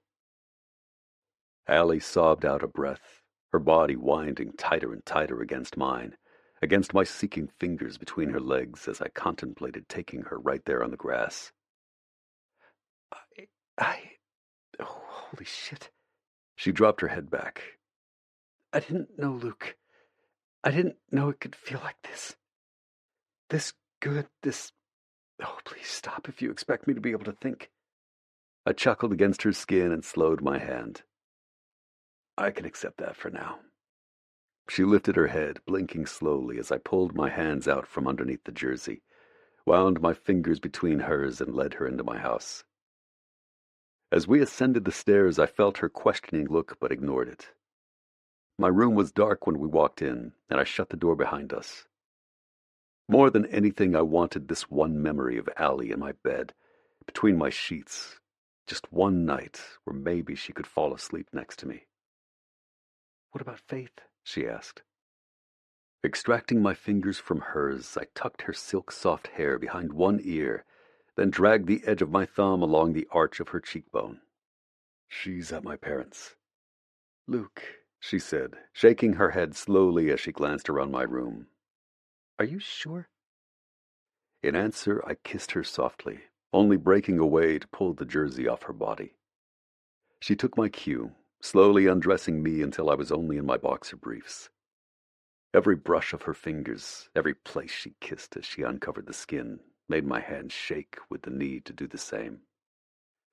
She stood at the edge of my bed and held out her hand, but I stood for a moment and simply stared. Then I spanned her hips with both hands, turning us so that I could stretch fully out on the bed. Allie smiled and pushed me back lightly. There was only one source of light in the room, but it cut straight across the bed like a blade, and when Allie crawled over me, the moonlight illuminated every inch of her. All I'd had of her was stolen moments like this in the dark, and she deserved so much more than that. She leaned over me and we kissed again, the mood so muted and soft as if time had slowed to something elastic and malleable. My hands on her back, hers gripping my face as she moved in small circles over me as if I was already inside her. "Allie, Allie," I whispered. She straightened, bracing her hands on my chest, and suddenly it felt wrong. She felt too far away, and I rolled us. On a sharp inhale, she pulled her leg up, tucking her knee tight against my side. I gripped her thigh tightly and held her eyes as I pushed forward into her. Her chin jerked up, and I could tell she was holding her sounds. But I wanted them. I wanted to take them into me like I was in her. Together we moved, soft and slow. So slow that when sweat started to pool on my back, and her hips started to rise against mine restlessly, I knew the time for slow was done. Faster and faster, more and harder. It wasn't enough. It felt like nothing could ever be enough. I wrapped myself around her as tightly as I could, just short of hurting her, and she gasped into my ear as we came together. I slumped to the side so I didn't crush her, and Allie brushed the hair out of her face with visibly shaking hands. I finished for her, tucking a blonde tangle behind her ear again. Her mouth opened to speak, but I leaned forward and silenced her with a kiss. No tongue, no teeth, just my lips against hers. Then I slid an arm under her shoulders and tucked her into my side, reaching blindly with my hand so I could drag the sheet over our bodies. "Sleep," I whispered against her forehead. No longer did I want to question why I was doing the things I was doing. It felt right to speak the word to her with all the subtext beneath it. It felt right for her to curl into my arms and let her boneless body soften even further. After a moment of loaded silence, her questions almost a tangible presence between us, I felt her relax. Her arm slid across my stomach, and she laid her head on my chest, her breath finally evening out after a few minutes. Sleep came much later for me as I watched the light slowly move from the bed, leaving us in darkness. A fitting analogy for what I knew I had to do. Chapter 22. Allie. The first indication that I was waking up under not normal circumstances was that everything smelled like manly man. Like the kind of man smell that made you close your eyes, dig your nose in the nearest fabric, and inhale like a crack addict who just got a rolled dollar bill shoved up under your nose. So naturally, that was what I did. Since I woke to an unfamiliar pillow clutched in my arms, I curled into it and took the most blissful, long, sex-induced inhale of my life. Luke. It smelled like Luke. And since I was currently alone in his California king bed, I knew that it was just from being in his bed, in his room, in his home. From the brightness of the sky, I knew he'd already be at the facilities, probably getting a massage or his bones cracked into place, which, ooh, I stretched and winced. I could use a little of that, too. A blissed-out smile spread across my face because, holy hell, that night had been one for the record books. I knew it made me a very, very bad owner to say, but if losing a game did that to a man, then I'd be awfully tempted to tell them to lose more often. Turning on my back, I ran a hand over my forehead to clear my face of my tangled bird's nest hair and tried to do the same to my tangled bird's nest thoughts. Some things I knew for sure. 1. Something was different last night. When I saw the post-game press conference from the comfort of my living room, I saw in his eyes the moment he realized what he'd said about me. Nothing was inappropriate, nothing that could be twisted into a story that was ugly or sordid, but I was watching him through the lens of our little agreement. 2. That agreement was shot to shit into a million teeny tiny pieces now. The second Luke brought me up those stairs, we clicked into a new category. What? No freaking idea. But that brought me to bullet point numero 3. 3.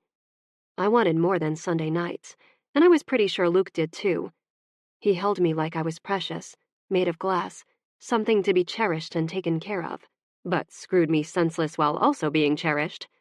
In public, to reporters, he spoke of me with respect, with a protectiveness that had made my eyes water. "What is happening here?" I asked the empty room. It didn't answer. I turned over again, studying his private space. The ceilings, much like my own, were peaked and white, with open beams stretching across the length and ending at a massive wall of windows. The windows faced the lake, as did mine, and were thankfully covered by white linen curtains. The bed was on a simple iron frame and clad in a light gray bedspread. An empty fireplace broke up the far wall, and on either side of the warm-toned brick were open shelves lined with books, some old trophies, a few framed photos of Faith, and an older couple who must be his parents. Next to the fireplace was a brown leather club chair with a short, fat floor lamp just behind it, perfect for reading. On either side of the bed were dark mahogany end tables, mine empty and slightly dusty, his holding a water bottle, a phone charging cord, and a few loose coins. Doorways on the other wall led to a bathroom and maybe his closet. It was clean and simple, but not boring. I mean, I could spruce it up pretty quickly if he was interested in that sort of thing. As soon as the thought grew wings, I smacked my forehead. Turns out, it was completely unnecessary as a distraction technique because from outside the shut and hopefully locked door, I heard Faith giggle, then a woman respond. My mouth fell open, my cheeks burned hot. My heart threatened to crack its way out of my chest. His mom and daughter were right outside the room, and I was 5 minutes away from doing the walk of shame in front of them because I had no clue what time it was, and I was supposed to meet with Joy this morning. Freaking awesome. I sat up and blew out a quick breath. My choices were limited. When I'd walked over last night, I left my phone sitting on my own bedroom because I thought I'd be gone for 30 minutes max. So texting Luke to see how long they might be home was out of the question. I could don the jersey I wore over here, shimmy down the edge of the deck and pray no one saw me. Or I could snag some clothes from his closet, lift my chin, and accept the situation for what it was. Shitty, embarrassing, absolutely, completely, soul-crushingly mortifying. Beyond that, I had to take a second and drop my head in my hands and breathe through the sharp flutters of panic. I'd never met his mom before, And I was about to walk out of his bedroom, which shouted a whole host of truths that even Faith would catch on to. I whimpered a bit, because the last thing I wanted to do was get her twisted up in the middle of this before Luke was ready. Which was why people normally, woke the other person up and kindly told them to vacate back to their own house before their impressionable 6.5-year-old daughter saw them. Lifting my head, I took a deep breath and stared at the door. I flung the covers from me and peeked around the edge of the closet, just to make sure it didn't, secretly connect to the kitchen or anything. Phew. Without spending too much time digging through his walk-in closet, I found a pair of black athletic shorts that I rolled twice around my hips so that they didn't fall. Even though it was painfully obvious and horribly cliché, I slipped the jersey back over my head because I couldn't think of a better alternative in his closet when it came to braless apparel. In the floor-length mirror, I did what I could by combing through my hair with my fingers, tugging it together into a quick braid that came over the front of my shoulder. Not the worst I looked, I thought wryly. Just not how I ever imagined meeting his mother. With that, I whimpered again and marched to my fate. When I quietly opened his bedroom door and peeked out, his mom did an almost comical double-take as she was flipping pancakes on a large electric griddle. Her hair was short and peppered with gray. Nothing about her like Luke because of how short and petite she was. Except for her eyes, she had the exact same eyes as he did. Faith was mid-chew when she noticed her grandma staring at something. When she saw me, she gasped, flying off the stool with pancake bulging in her cheek. Her cast-clad arm wrapped around my waist. "Miss Allie, hi! What are you doing here? Did you just come to say hi?" Her face was sticky with syrup, and I smoothed a hand down her neatly braided hair, trying not to laugh hysterically at the fact that, yep, I'd definitely come over to say hi. I'd said hi 3 times last night. Luke's mom recovered remarkably well, much better than I did, as I was still trying to force words out of my useless mouth. "Faith, get your tushy back here and finish those pancakes. We leave for school in 15 minutes. When she did as she was asked, I steadied my breathing and extended my hand to Luke's mom, as though I wasn't currently without underwear and wearing her son's gym shorts. "I'm Allie Sutton. It's a pleasure to meet you." She took it firmly, eyes twinkling, lips curved slyly. "Roxanne Pearson. I've heard so many good things about you." Her eyes darted to Faith, who was happily munching her pancakes. "From my son and my granddaughter." My cheeks may have matched the red on the jersey, but Roxanne didn't seem to mind. "Oh," I stammered. "That's nice." Even if it was wildly untrue, I could just imagine some of the stuff Luke might have said about me just a few short weeks ago. "I told her you looked like Barbie," Faith said. Roxanne and I laughed. Unlike mine, I doubted her laugh was to cover up the rapidly growing mania crawling over my skin because I was the one stuck in a kitchen that wasn't mine, with a mother and a daughter of the man I was casually, maybe not casually, sleeping with. But that wasn't Faith's fault. And God love her, she thought I looked like Barbie. "Well, I don't know about that," I told Faith with a smile. "But you're sweet to say so." "Pancake?" Roxanne asked with an expert flip of her wrist. Another golden brown circle appeared on the steaming hot griddle. The sweet smell of batter filled my nose, a strange and unexpected replacement from the smell of Luke from when I woke. Outside of a restaurant, when was the last time someone made me breakfast? Paige poured me some Fruit Loops last week, but no matter what she might say, that didn't count. When I was Faith's age, I had a housekeeper who would cook for me, who'd pour a large cup of orange juice for my dad before he straightened his tie, said hello to me, and wished me a good day at school before he went to work. I blinked out of the memory and into the much warmer one in front of me. "Oh, no, thank you. I'll just eat at home. I have a meeting that I need to get ready for." Roxanne opened her mouth to say something, when Faith turned and pinned me with a disconcertingly direct look for a 6, almost 7-year-old. "Do you work as much as my daddy does?"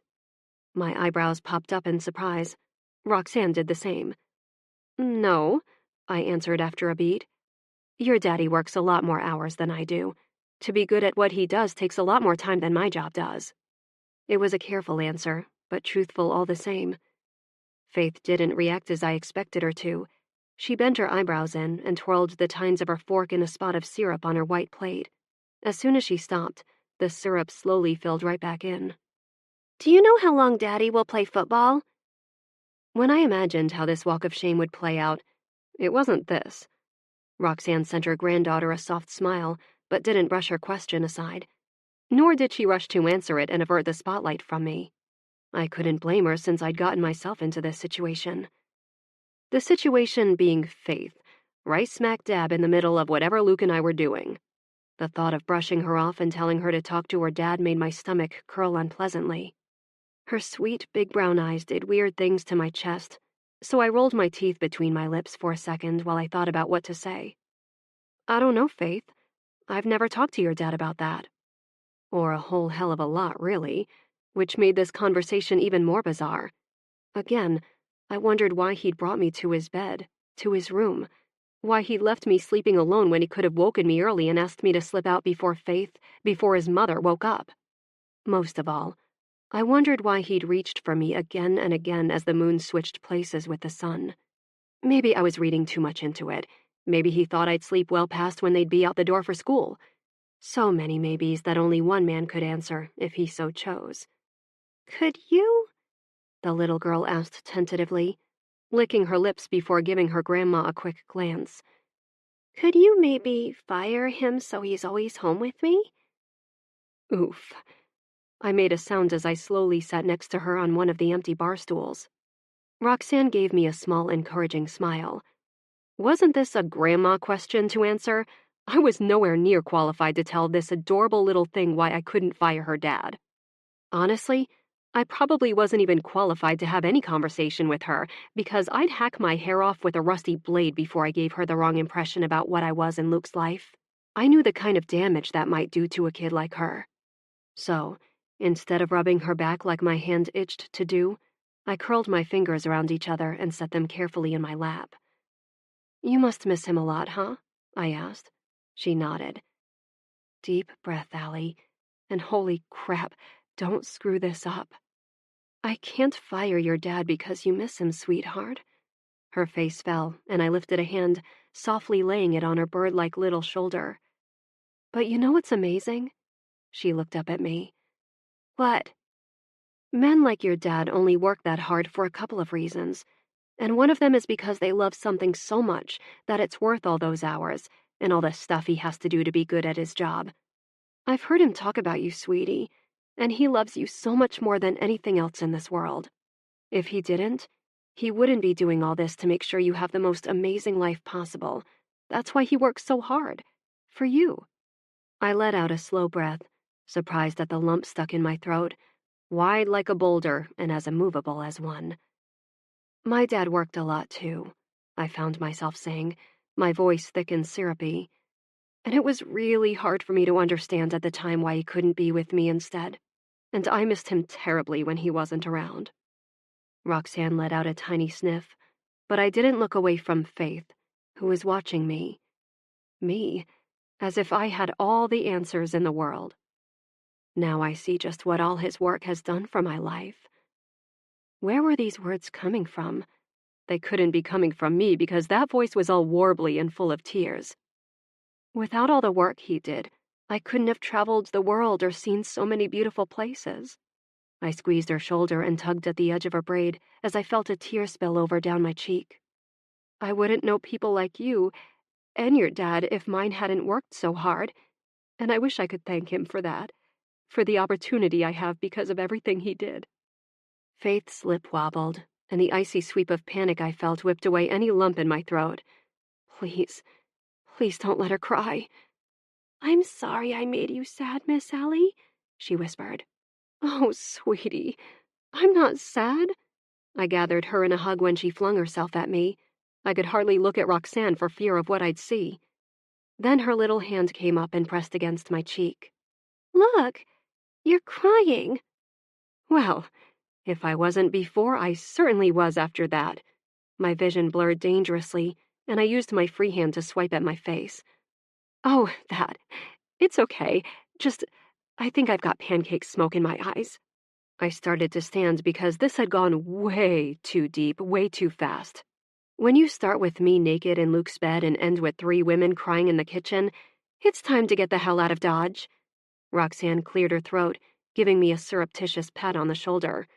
Oh, hell no. If she hugged me, I'd lose my shit, fall into her arms, and unload 20 years of repressed grief or something. That one tear that fell was more than I could even process right now. Faith, honey, we need to get you to school. Faith nodded, giving me a smile as I walked toward the slider. Bye, Miss Allie. The walk from his deck, down the stairs, and over to mine was short, yet it felt like a mile. What the hell had just happened? And why was my first instinct to pick up my phone and call him, make sure it was okay, that I'd done okay with Faith? I just wanted to hear his voice. Oh, this was bad. This was such a very, very inconvenient time to feel stupid, fluttery, inconvenient, falling in love type of feelings. Inconvenient. Then I snorted as I let myself into the lower level of my house. The moment he turned to me last night and saw me waiting for him, I should have known I was falling for him. Because at that moment, Luke Pearson looked at me in a way no one ever had before. Before he ever laid a hand on me, kissed me, told me I was perfect, I saw the overwhelming relief, the staggering need on his face to find me there. And I felt truly beautiful. Even before that, I should have known. But that didn't matter because when I started feeling it was irrelevant. It didn't change the fact that Luke and I had a list of complications 100 yards long, literally, that was standing between us, if that was even something he'd want to explore. What I would do with these pesky, fizzy feelings I didn't have to decide just yet. They would keep just fine for another day, or another week if we kept to the same schedule. I climbed the stairs with a dopey smile on my face because, after my meeting with Joy, I would be able to crawl into my own bed and relive every ache-inducing second of last night. Maybe after a hot bath and a couple of Advil, that is. Paige was standing behind the couch, phone in hand when she saw me. Holy shit, Allie! If you're going to go next door for a sleepover, take your phone with you.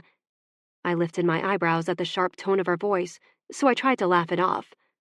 Aren't really pockets in this outfit, if you know what I mean. Paige's face went sheet-wide, and I narrowed my eyes. What? She swallowed nervously, then jerked her chin at the TV. You have a problem. Ava has been calling you nonstop for the last hour. The sound was muted, but in a dark, grainy shot behind the reporter's head was a picture of me, tongue shoved in Luke's mouth and his hand up underneath the jersey I'd been wearing last night. My entire body started shaking as I read the headline along the top. Wolves QB tries out new position with sexy team owner. That was pretty much when I passed out, Paige's voice the last thing I heard as my vision turned black. Chapter 23. Luke. My masseuse, a square-shaped guy named Ivan, who was in his 50s with fists the size of boulders, told me that he'd had to work extra on my shoulders than usual. No shit. Waking up with a warm, soft body curled around mine, knowing that I'd need to talk to her tonight and explain why we couldn't do this anymore, was definitely giving me a few knots over my already weighed-down shoulder blades. I left the treatment room feeling loose and warm after almost 2 hours of Ivan's expertise.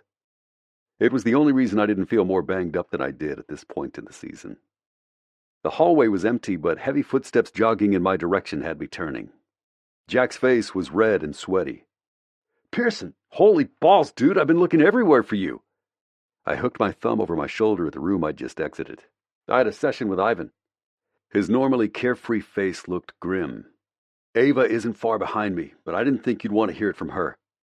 I squared my shoulders, sliding into the leader role that came naturally. "What happened?" "You got your phone on you?" he asked warily. I shook my head. "It's in my locker." "Jack, what happened?" His cheeks puffed out as he expelled a slow hiss of air, and he handed me his phone. My heart chugged a heavy, awkward beat as my eyes struggled to comprehend what I was seeing in front of me. I knew what I was seeing. I'd been there. My thumb scrolled and I sank against the wall. The article blurred, my tongue turned into sand, and I couldn't figure out how I was still standing because my heart was frozen solid in my chest, prickling my veins with ice all the way to my fingertips. "What the hell?" I whispered. "Oh, God, Allie." My stomach turned over dangerously. "Dude, I never saw this coming," Jack said quietly. My eyes pinched shut. "Tell me about it," was what I wanted to say. I should have known. I should have listened to my gut. The moment I realized that it couldn't continue, I knew it was because of shit like this. The selfish, weak moment I'd allowed myself, touching her before we were inside because I couldn't not touch her, allowing myself just one more night with her, turned out to be me loading the weapon that I'd never want to be aimed at us. At me. At her. "Pearson?" Ava's voice barked from down the hallway. The sharp click-clack of her heels on the linoleum sounded like bullets being fired. "A word, please?" Jack gave me a grim smile, which I wanted to return, but my face was numb. Dread had me moving sluggishly, even as my mind raced with feverish intensity, a revolving door that I couldn't jump out of. Me. Allie. What I knew I should have done. Doing what I wanted instead. Taking her to my bed. Waking with her head on my chest, her hand over my heart. Not wanting to leave her there because I didn't want to leave. Faith. How I'd explain this to her, because unless I hid her away for a couple of weeks, she'd hear it from some idiot kid at school. Doing the exact thing I promised myself I'd protect her from since she was a baby, putting her in the middle of a media storm. My stomach twisted and churned, empty except for a growing pile of disappointment that was sitting like rocks. I'd failed. Failed. Funny how just a few hours earlier I only imagined failure as not winning more games, not winning another Lombardi trophy. Now I just wanted to get home and make sure I didn't have a flock of vultures with cameras and microphones camping out in my driveway, shouting questions at my home. Ava perched her hands on her hips and watched me carefully as I walked into the empty conference room. "Care to explain how this happened?" she asked as soon as she cleared the doorway. Instead of answering, I stared at the nondescript table, trying to decide if I would injure my arm if I were to pick it up and hurl it across the room. Not worth the risk, so I sat on it instead, hanging my hands between my open legs and staring at her for a beat. "Not really," I told her. Ava growled under her breath. "Of all the stubborn men on this team, you are without a doubt the biggest pain in my ass. You and Logan. I'd have a better conversation with tree stumps than with you two." I lifted my eyebrows but didn't respond. She wasn't wrong. I had about as much use for PR as I did the media, so I'd never gone out of my way to make her job easier. I didn't know what Logan's problem was, nor did I particularly care. I was just trying not to break furniture, or have a heart attack. My molars crunched together, imagining all the people seeing Allie and me like that. The headline had been something ridiculous, clearly a gossip site. "What do you want me to say, Ava?" I spoke slowly, holding her eyes, daring her to get pissy with me right now. "We're consenting adults, and some asshole out on a boat got lucky with his timing." She narrowed her eyes. "So it was a one-time thing?" Just the fact that she dared ask me about it, that I'd put myself in a position where she was required to in order to do her job, had me walking a razor-thin edge of keeping my temper in check. My voice was quiet and dangerous when I answered. "That's none of your business." "It is my job, though, Pearson," she explained patiently. "You want to screw each other 5 ways every day, I don't give a shit. But the moment it ends up on every gossip site, every entertainment channel, then I am allowed to ask you questions about it. There is a picture of you groping the new owner, and she is in your yard, wearing your jersey and not much else." With each word, her volume increased, her stance got taller, and I was breathing like a bull ready to charge. "So help me, Pearson, you will make this right somehow. Do you understand me?" Like a dog trapped into a corner, I felt the hair stand along my back, a visible warning to whoever might approach, but if Ava saw it, she ignored it. I leaned forward and pinned her with a level look. "I will make this right with the people who are directly involved, and I don't need you to tell me how to do that." Ava threw her hands up in the air. "Pearson, I am not asking you for much here. Part of your job is dealing with the media, which you have known since you were in college and you had to deal with them. They don't go away simply because you will it to happen. This story will not go away quietly unless you address it head on and tell them what happened and why they need to move on. You're smart enough to know that, aren't you?" With a clean, almost audible snap, I felt the muzzle drop. "And do what?" I yelled. "Go stand in front of a podium and tell them that every Sunday night I was screwing the new boss because that was the arrangement we made? Do you think that would help anything?" She wasn't amused. "Well, not if you phrase it like that, but how you phrase it is my job. All you have to do is read from the paper and walk off the stage. There will be no questions from the media, which they'll know beforehand." I laughed under my breath. There was no way I was doing that. Clearly struggling with her own temper, Ava took a minute and paced the front of the room. The silence had my shoulders sagging. What a giant clusterfuck. And I could have avoided all of it if I'd paid attention to my instinct. I'd be on my way into a team meeting like usual. Allie would be off doing whatever she normally did on a Monday afternoon. What did she do on Monday afternoons? I'd never asked her. With shame, I had to own up to the ugly truth of how I'd treated her. That I couldn't be bothered to ask her something as simple as how she spent her time during the week, because I was afraid of knowing too much beyond how her body fit against mine. That knowledge was dangerous enough. Anything beyond that felt like I was tempting fate. Getting in too deep with Allie, trying to imagine how her presence in my life would rock it to its core, was the single most terrifying thing I could have imagined. Before this. Now I'd exposed her to the entire world. Ava spoke, and until I heard her words, I was relieved at the interruption to my thoughts. "We can say it in a respectful way, okay? Because it's not just about you. She's the owner. We are in a tenuous time right now, Pearson, where workplace indiscretions are being shoved under a microscope of consent and power and manipulation." She smoothed a hand down her hair while I chewed on what she'd said. It tasted bitter, as only the truth can. She was calmer when she spoke again. "You and Allie began a romantic relationship at the beginning of the season. You were neighbors before any of this started, before you had any idea who she was. Leave it at that. Let them infer the rest."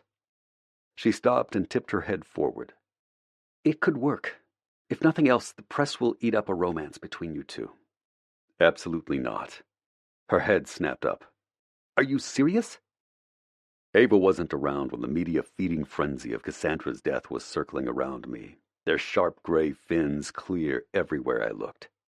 She had no idea how absolutely 100% serious I was about not tossing them bloody chunks of the story just to slake their appetite. "There is no way to romanticize this," I said in a low voice. "I won't stand up there and say that Allie is my girlfriend, because she's not." "He's right," a quiet voice came from the doorway. My head snapped around, as did Ava's. Allie stood inside the entrance to the room, her hair pulled into a messy bun, her face covered with mirrored sunglasses, her clothes simple and dark, as if she'd just come from a funeral. I stood. "Allie." She pulled off her sunglasses, and I felt like I'd been sacked. Her eyes were rimmed red, her face pale and drawn. Because of me. I wanted to go to her even though I knew that I shouldn't, and definitely not in front of Ava. For a long, horrible, frozen moment, we just stared at each other. "I'm so sorry," I tried to tell her with my eyes, not willing to give anything away while we had an audience. There were enough people watching us as it was. Allie blinked, then turned and closed the door behind her. "Now what?" she asked, her voice scratchy and raw. At the sound of her voice, I dropped my head into my hands. Now what, indeed? Chapter 24. Allie. I wanted to be mad at him. I wanted to look at him across that empty conference room and feel angry, self-righteous fire in my veins simply from the sight of him. But I didn't. What I felt was soul-shriveling embarrassment because now I was being dissected, my old pictures being thrown up on news stories as some sort of proof that the way I'd lived before should have given a hint that this would happen. The shot of me on the rocks in Aruba was a particular favorite this morning on the entertainment sites. Maybe because my arched back and skimpy red bikini made me look like the kind of person who slept with someone who worked for her. Like it reinforced whatever narrative they'd chosen for the juicy tidbit Luke and I just handed them. There was no regret for what I'd done months ago, years ago, because I looked damn good in that bathing suit. But it was that in a matter of weeks, I turned into a punchline, fodder for some late-night TV anchor who wanted a quippy top 10 list. Luke wouldn't be a punchline. Who could blame him, was something I read on Twitter before Paige ripped my phone out of my hands. And in his eyes, I could see the devastation. He'd rip down every word, every picture, every comment with his bare hands, if he could. But it wasn't possible. This was something he had no control over. What people said about him or me or us together, what it looked like to the outside world had absolutely no bearing on what it looked like between us. And even that was subjective, because not once had Luke given me verbal clues as to what was going on in his head. Now all I knew was that he was sorry, that he wanted it to be gone, but he had no way to make that happen. I knew that because that was what I saw on his face when he looked at me with apology screaming from the depths of his dark eyes. I had to close my own eyes against it, because as much as I wanted to be mad at him over this, my heart was shredded to ribbons in my chest over how I felt that very morning in his bed. Ava gave me a sympathetic look, but her tone was all business. "You're in agreement, Allie?" With my back still against the door, I nodded, my fingers knit together tightly at the pulse of silence that came with my decision. Even if it hurt to hear Luke say that I wasn't his girlfriend, it was the truth, something I couldn't argue with. To stand in front of the media and try to spin something sweet and innocent would feel like plucking glass shards from my skin. I wasn't capable of it at the moment. Just convincing Paige to smuggle me into the facility, past a waiting horde of news vans, took enough of my energy. But sitting at home wasn't helping. Amazing how hiding under your covers and crying didn't actually make your problems go away. "Okay," Ava said in a crisp voice. "We'll issue a press release from the front office saying that you and Luke had private lives outside of the Washington Wolves, and they'll remain private, considering that you're both consenting adults and there's nothing in Luke's contract that prohibits a relationship between the two of you." It was a scrubbed clean version of the truth. The bare facts boiled down to a sanitized version that would provide little for the media to work with. I hated it. Neither Luke or I spoke, and Ava glanced at us briefly before directing her attention back to her phone. "We'll talk to the team at the meeting that starts in," she looked at the clock on the wall, "20 minutes. Let them know that outside of these walls, they're strictly on a no-comment basis, and if anyone utters a word to the media other than that, they'll get a stiletto up their pisshole." Her attempt at a joke had me smiling slightly, but Luke only dropped his head down so that I couldn't see his face at all. The smile fell when I imagined facing the team again. Just like that, it was as if someone lit a match behind my eyes, igniting the short, thin fuse on my emotional leash. What would they think of me? I cleared my throat, just to make sure I would not cry if I spoke. Do you need me at that meeting?" Even though vomiting seemed like an appropriate response to the thought of attending, I'd do it. I'd face them and look in their eyes, accept whatever judgment they'd have for me, risk being able to put a tangible moment to the loss of respect that I might see aimed back at me. But Ava shook her head. "No, unless it was something you'd normally attend, I think it's better you don't. But after we issue this press release, I think it's best we return to business as usual. On game day, you do whatever you'd normally do." She paused and held my eyes when my breathing increased audibly. "If you're comfortable with it." I chewed on my bottom lip and risked a glance at Luke. He lifted his head and was watching me carefully. A muscle in the side of his jaw popped when he clenched his jaw. "I wish you could have kissed me out in the sun." The thought came from nowhere, and then it was my turn to drop my head so I could shackle my emotions down with iron chains. When I'd willed the tears back with clenched fists, I looked up again. "I'll see how I feel on Sunday." It was all I was willing to promise at that point. She nodded. "Fair enough. Who knows? Maybe this will have all blown over by then.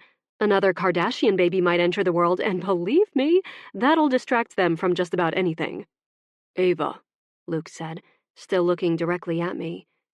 "Can I get a minute with Allie? I'll be at the meeting before it starts." If she was surprised, she did an excellent job of hiding it. "Of course." She touched my arm as I moved out of her way. "Let me know if you need anything, okay? I'm an excellent drinking companion." I gave her a weak smile. "Thanks, I will." With the click of the door being closed, we were alone. Luke straightened, wiping a hand over his mouth. "Allie, I'm so sorry about all this." "It's not your fault," I answered. He uttered a dry laugh. "Isn't it?" Our eyes held until my vision blurred. "Allie, please don't cry," he begged quietly. A single tear dashed down my cheek, and I brushed it away, but I knew by the way his arms popped when he clenched his hands together that he saw it. His brows furrowed over his tortured eyes, but he didn't look away, like it was his penance, his punishment. I knew what he was remembering. I'd asked him to go inside, but he touched me first as though he couldn't not touch me. But that didn't matter. Even if the only thing they'd seen was us walking into his house, it was damning enough to still make the headlines. Saying that to Luke would make little difference, though. "I had plans," I heard myself saying. He took a deep breath and let it out through pursed lips. "What do you mean?" I wanted to start a foundation." I didn't brush away the tears that fell now. It was pointless. My heart hurt so badly, standing a mere 5 or 6 feet away from him, telling him the most personal, secret things since the day we'd met. Now, when it didn't matter and couldn't make it better, I was showing him the most tender side of my underbelly, the thing that could hurt me the most. Helping young girls learn to be leaders, how to make an impact in the lives of people around them when they're not given the same opportunities as others, how to not waste the opportunities they are given. My throat thickened, and I had to stop, just so that I didn't unleash some ugly, snot-filled sob. Faith gave me the idea, actually. "God, Allie," he said, leaning forward like he would stand. "This was something I never knew I wanted," I told him, suddenly unsure if I was talking about the foundation, about him, or about us. "But that doesn't matter, you know. All that matters is that one day you wake up and you do want it. And now I feel like it was taken away from me," I said angrily, "by some asshole with a zoom lens. I didn't even get the chance to turn it into something amazing, something special." "You still can," he replied fiercely. I let out a watery laugh, my cheeks wet with tears. "Would you send your daughter to me now? If you didn't know me, know what happened, would you trust me to mentor her?" His breathing picked up speed. He stood and paced in front of the table, his hands fisted by his side. "Fuck!" he yelled, then kicked out the chair next to the table. It clattered to the side. He glanced at me. "Sorry, I really want to punch the wall or something, but—" He held up his hands, worth millions, and shrugged helplessly. "It's okay," I replied, because even though it wasn't okay, I really didn't want him to break any bones. "I knew that night we couldn't keep doing this," he muttered, pacing again. I froze. "You what?" His nostrils flared out as he stopped and stared at me, unseeing. "I left the press conference and knew we had to stop. I'd said too much. That asshole had baited me too easily. And if anyone found out... Shit. Then this is exactly what would happen." That was the piece I'd been missing in all this. The look in his eye when he turned and saw me sitting by his pool. He'd been preparing to end it. I looked away and stared at the white wall until my eyes burned from the need to blink. But I would not let another tear fall until I was alone. That was why he brought me into his bed, why he touched me that way, why he said the things he did because he knew it was the last time. And I'd woken up, sniffing his pillows like a silly little girl. Like a suit of armor unfolding, I shored up every side of my aching, tender, torn heart. Slowly, I nodded. With shaking fingers, I reached up and slid my sunglasses back down to cover my sandy, gritty eyes. It never would have worked. Whatever visions had danced through my head that very morning would never have worked because he was too afraid of something going wrong on his watch. The idea that strangers could peer easily into his personal life was the worst thing Luke could imagine, especially when he couldn't control the outcome for the people surrounding him. And briefly, I had been one of those people. For a second, It was as if someone reached into my chest and squeezed, wringing every ounce of pain from the realization that he still resided there for me. But he didn't need to know that. Not now. I'd get over it. I'd make myself get over it. "You're right," I told him. He blinked at my even tone. "I am?" I swept my fingers under my eyes and pinched my cheeks. "Well, not about it being your fault." I looked down at the watch on my wrist. "I was part of this too, and I knew the consequences as well as you did, but I still chose to ignore them." "Allie," he said slowly, clearly confused at the sudden shift in my mood. I held up a hand. "No, I'm not mad at you, Luke. It is what it is." His eyes narrowed. "That's fine, but really, there's no need for self-flagellation. It was my choice to wait for you outside half naked." I forced a smile on my face, but it must have looked like a grimace because he made a matching facial expression. "The news will move on. They always do eventually." Luke opened his mouth, but I waved him off. "Don't you have a meeting to get to?" Instead of leaving, of agreeing, or even looking relieved in the slightest, Luke stared at me as though I was a puzzle he couldn't figure out. In my chest, my heart hammered wildly because I was hanging on by the most fragile of threads. Staring him full in the face, even though he couldn't see my eyes, I knew he'd probably hold me if I went to him, making each frayed edge that much closer to coming undone. Eventually, he nodded. "Yeah." "Good luck. Don't let them give you too much shit about it." "Are you sure you're okay?"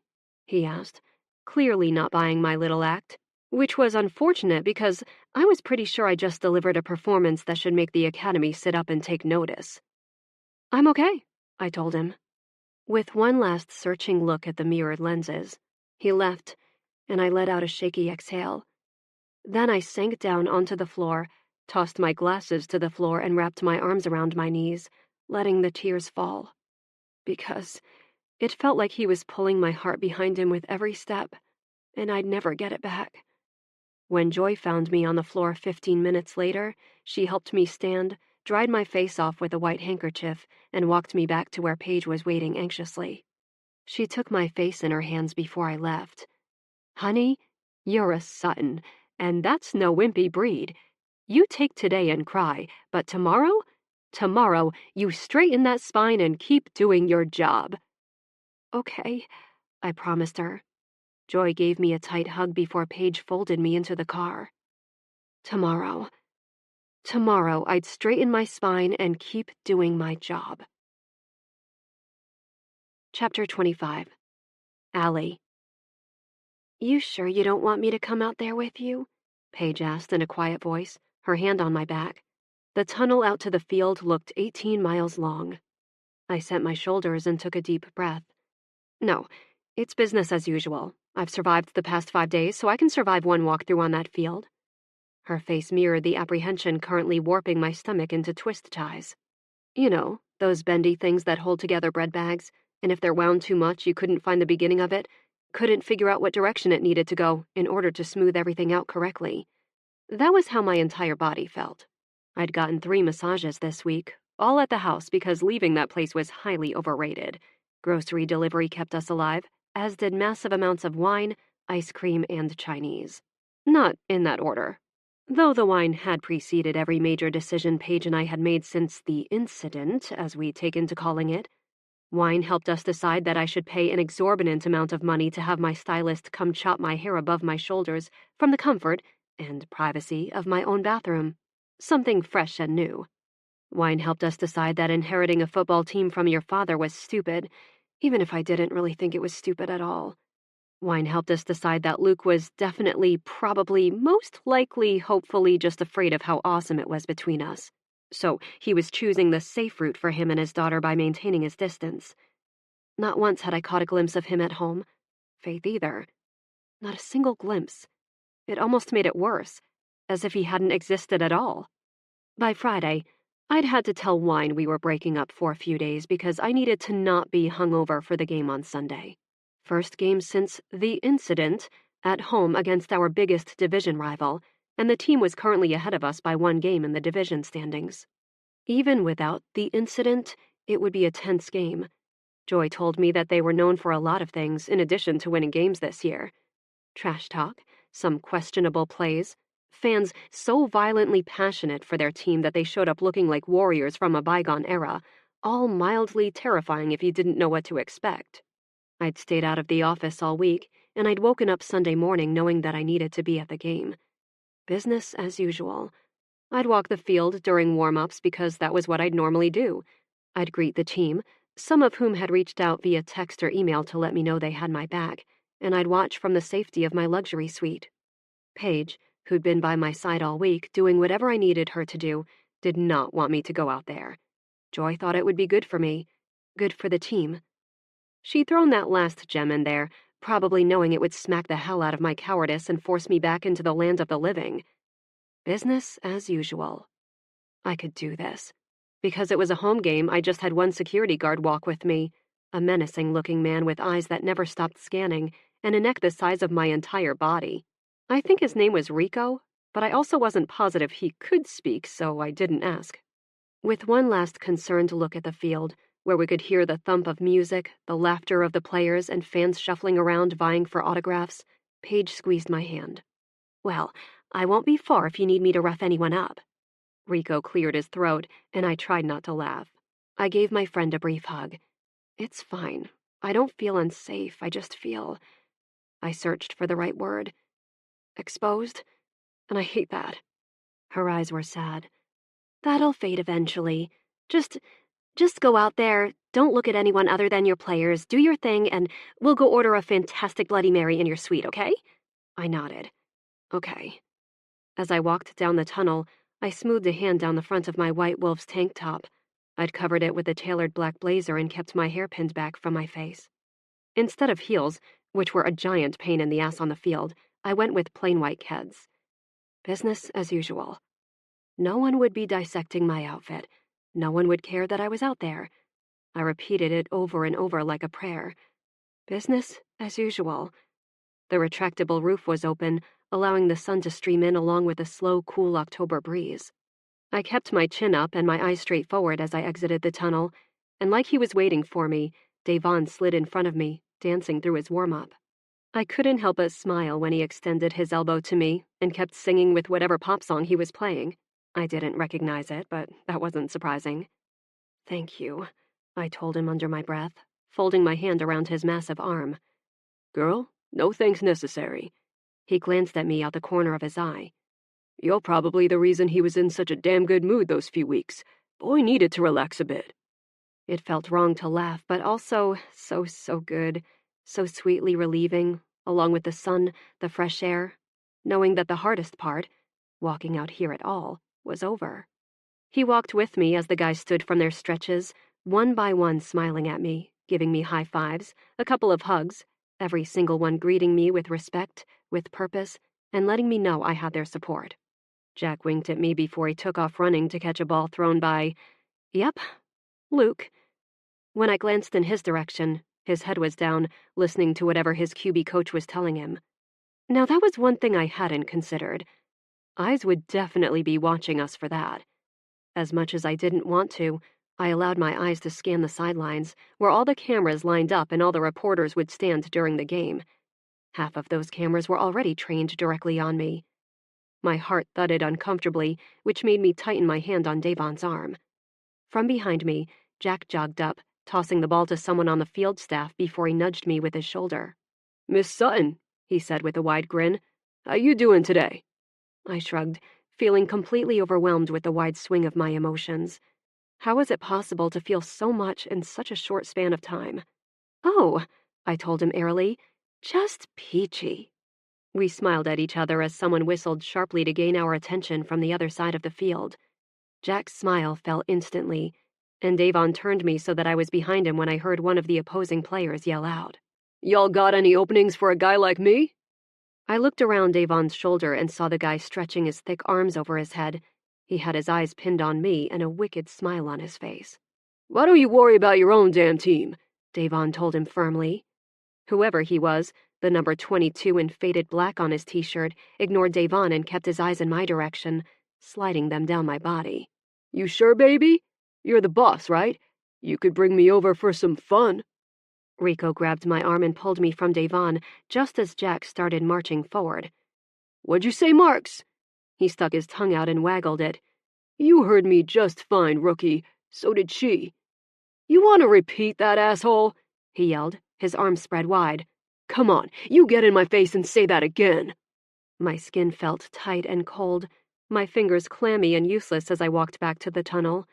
Devon used both hands to hold Jack back, speaking to him low enough that I couldn't hear him over the blood roaring in my ears. Luke strode over, pinning me with one brief loaded look before he glanced at Rico with a nod. Then he stepped next to Jack, telling him to calm down. The other player was pulled back by his own teammates, which was probably wise since half of the Wolves' lineup was making their way over to Jack, who was still breathing like a bull. My heart hurt. It was the only way I could describe it. I felt beat up, tired, exhausted to the marrow of my bones. Paige rushed toward me. "Oh my gosh, Allie, what did that asshole say?" "Nothing worth repeating." I rubbed my hands up and down my arms, suddenly cold. "Can we just go up? I think I need that Bloody Mary." Luke. If someone didn't muzzle Marks, someone would end up bleeding on the field, and it wouldn't be anyone from the Wolves. With 2 minutes left in the game, we'd heard just about everything coming out of his giant, idiotic, never-silent mouth, and by some miracle, every member of our team had kept their hands off his throat. The chippy atmosphere on the field made me feel jittery, unable to hold still. I barked plays louder than usual, the words snarling out of my mouth like my jaws could barely hold on to them. In front of me, Gomez was snapping the ball faster and harder, blade straight into my waiting hands. My throws were instant, slicing the air so that their defensive line didn't have a chance in hell of touching me. My O-line was blocking like they were made of cement. Nothing was coming through them. Tackles were rougher. Catches snatched from the air with furious accuracy. If there was anything good about all the trash talk coming from him, unchecked by his teammates or coaches, it was that he had us playing with an angry, almost violent precision. The only thing keeping us from throwing down 50 guys against one was the fact that we were winning, that we were kicking their ass. But did that shut him up? Not a chance in hell. "I want to break that dude's arms," Jack growled next to me in the huddle. This came right after he jogged backward after Jack ran a 10-yard route for a first down, taunting him in a sing-song voice after he took Jack to the turf. Me fucking too. That was what I wanted to say. But no one needed to be incited right now. "Come on," I barked. "First down, second down, first down. We aren't giving those assholes a chance to stop us on third, okay? We shut him up by winning." Everyone nodded, clenching and unclenching fists, punching their pads just to release some of the spitting, fiery testosterone that had us practically shaking. And I'd never wanted to win a game so badly. It was taking every ounce of my mental and physical discipline not to march up to him, rip his helmet off, and bash his teeth in with it, which was harder than I'd expected. My nerves were on their last white-knuckled grip on the edge of a wet cliff. All week, I'd shut out the noise. The moment I walked from the conference room, the moment I saw her determination to make it less than it was, I'd slapped my blinders on with steady hands, met my teammates' eyes, and told them that now was the time to prove we were a team. If they had something to say about it, they could do it now or keep their mouths shut. I'd been met with silence. Each day was survived with a single-minded intensity that I hadn't felt in a long time. I practiced each day with an inflexible, iron-wrapped stubbornness, working my muscles until I was soaked with sweat and well past the point of exhaustion. I watched film late after I'd tucked in Faith, which served as a perfect distraction to what had happened, to how I felt like that biggest asshole on the planet. And now this clown was poking at the bruise, and if he kept it up, I'd rip his finger off and shove it down his throat. "Ooh, I see you're up there, Pearson. You got that shit all nice and warmed up for me?" Marks called out. I clenched my jaw and refused to look at him, even though in my head I was imagining how many ways I could break a man's arm. "Loudmouth son of a bitch," Gomez muttered under his breath, popping his knuckles. I smacked the side of his helmet. "Let's go." We lined up, the home crowd quieted, my receivers split left and right, but Marks didn't follow Jack as he normally would as the corner. Over the top of my O-line, his D-line, He weaved back and forth as I called my play, like a snake uncoiling out of a basket. They were lining up to blitz, to rush straight at me with everything they had. His eyes, blue and cold and fixed on me, never blinked. Not once. My fingers flexed. "Easy 94!" I yelled, pointing at Marks so that Ryan, my left tackle, saw him and would protect my blind side. "Easy 94! Hut!" Snap. Ball in hand. Crowd roared. I jogged back a few steps, pulled my arm back, and hefted it 20 yards where my tight end Rateliff would be running his fade route. From the corner of my eye, as the ball sailed perfectly in a tight spiral through the air, I saw Marks lower his helmet, spin around Ryan, and launch at me. I tried to drop back, but the top of his helmet hit the front of mine, leveling me in an instant. "Hell yeah!" he roared in my face, spit hitting my skin. Before he got up, he gripped the front of my face mask and yanked my head closer. I shoved at him, but he was holding too tightly. "She like to be on top too, Pearson? I bet she does." I was just about to punch him in the kidneys when he was yanked off by Gomez, who pushed Marks a bit harder than he should have. Gomez reached a hand out to help me up. Marks danced in front of me while I struggled to control the furious drumbeat of my heart, screaming at me to hurt. Hurt. Hurt.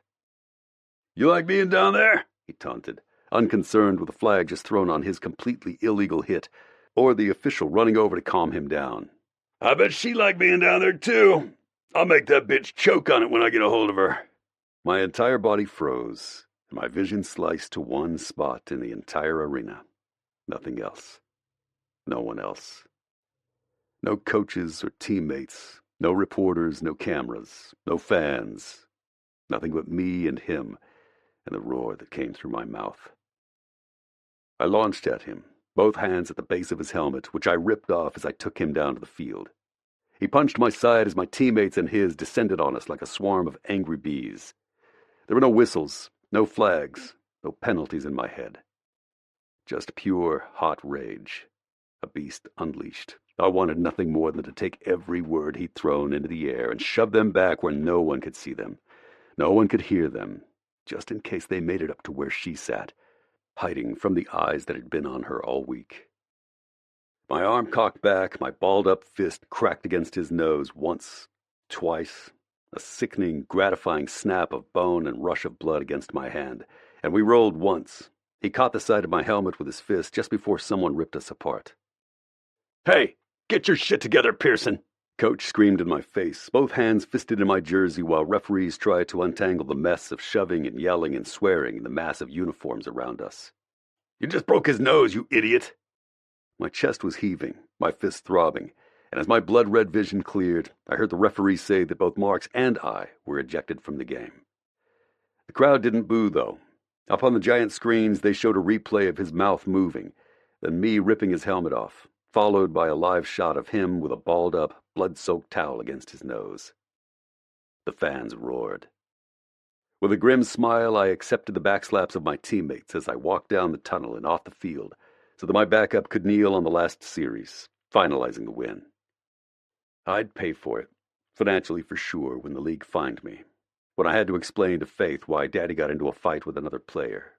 But as I showered, ignored reporters, listened to Coach give his post-game speech, I couldn't bring myself to have the slightest pang of misgiving over what I'd done.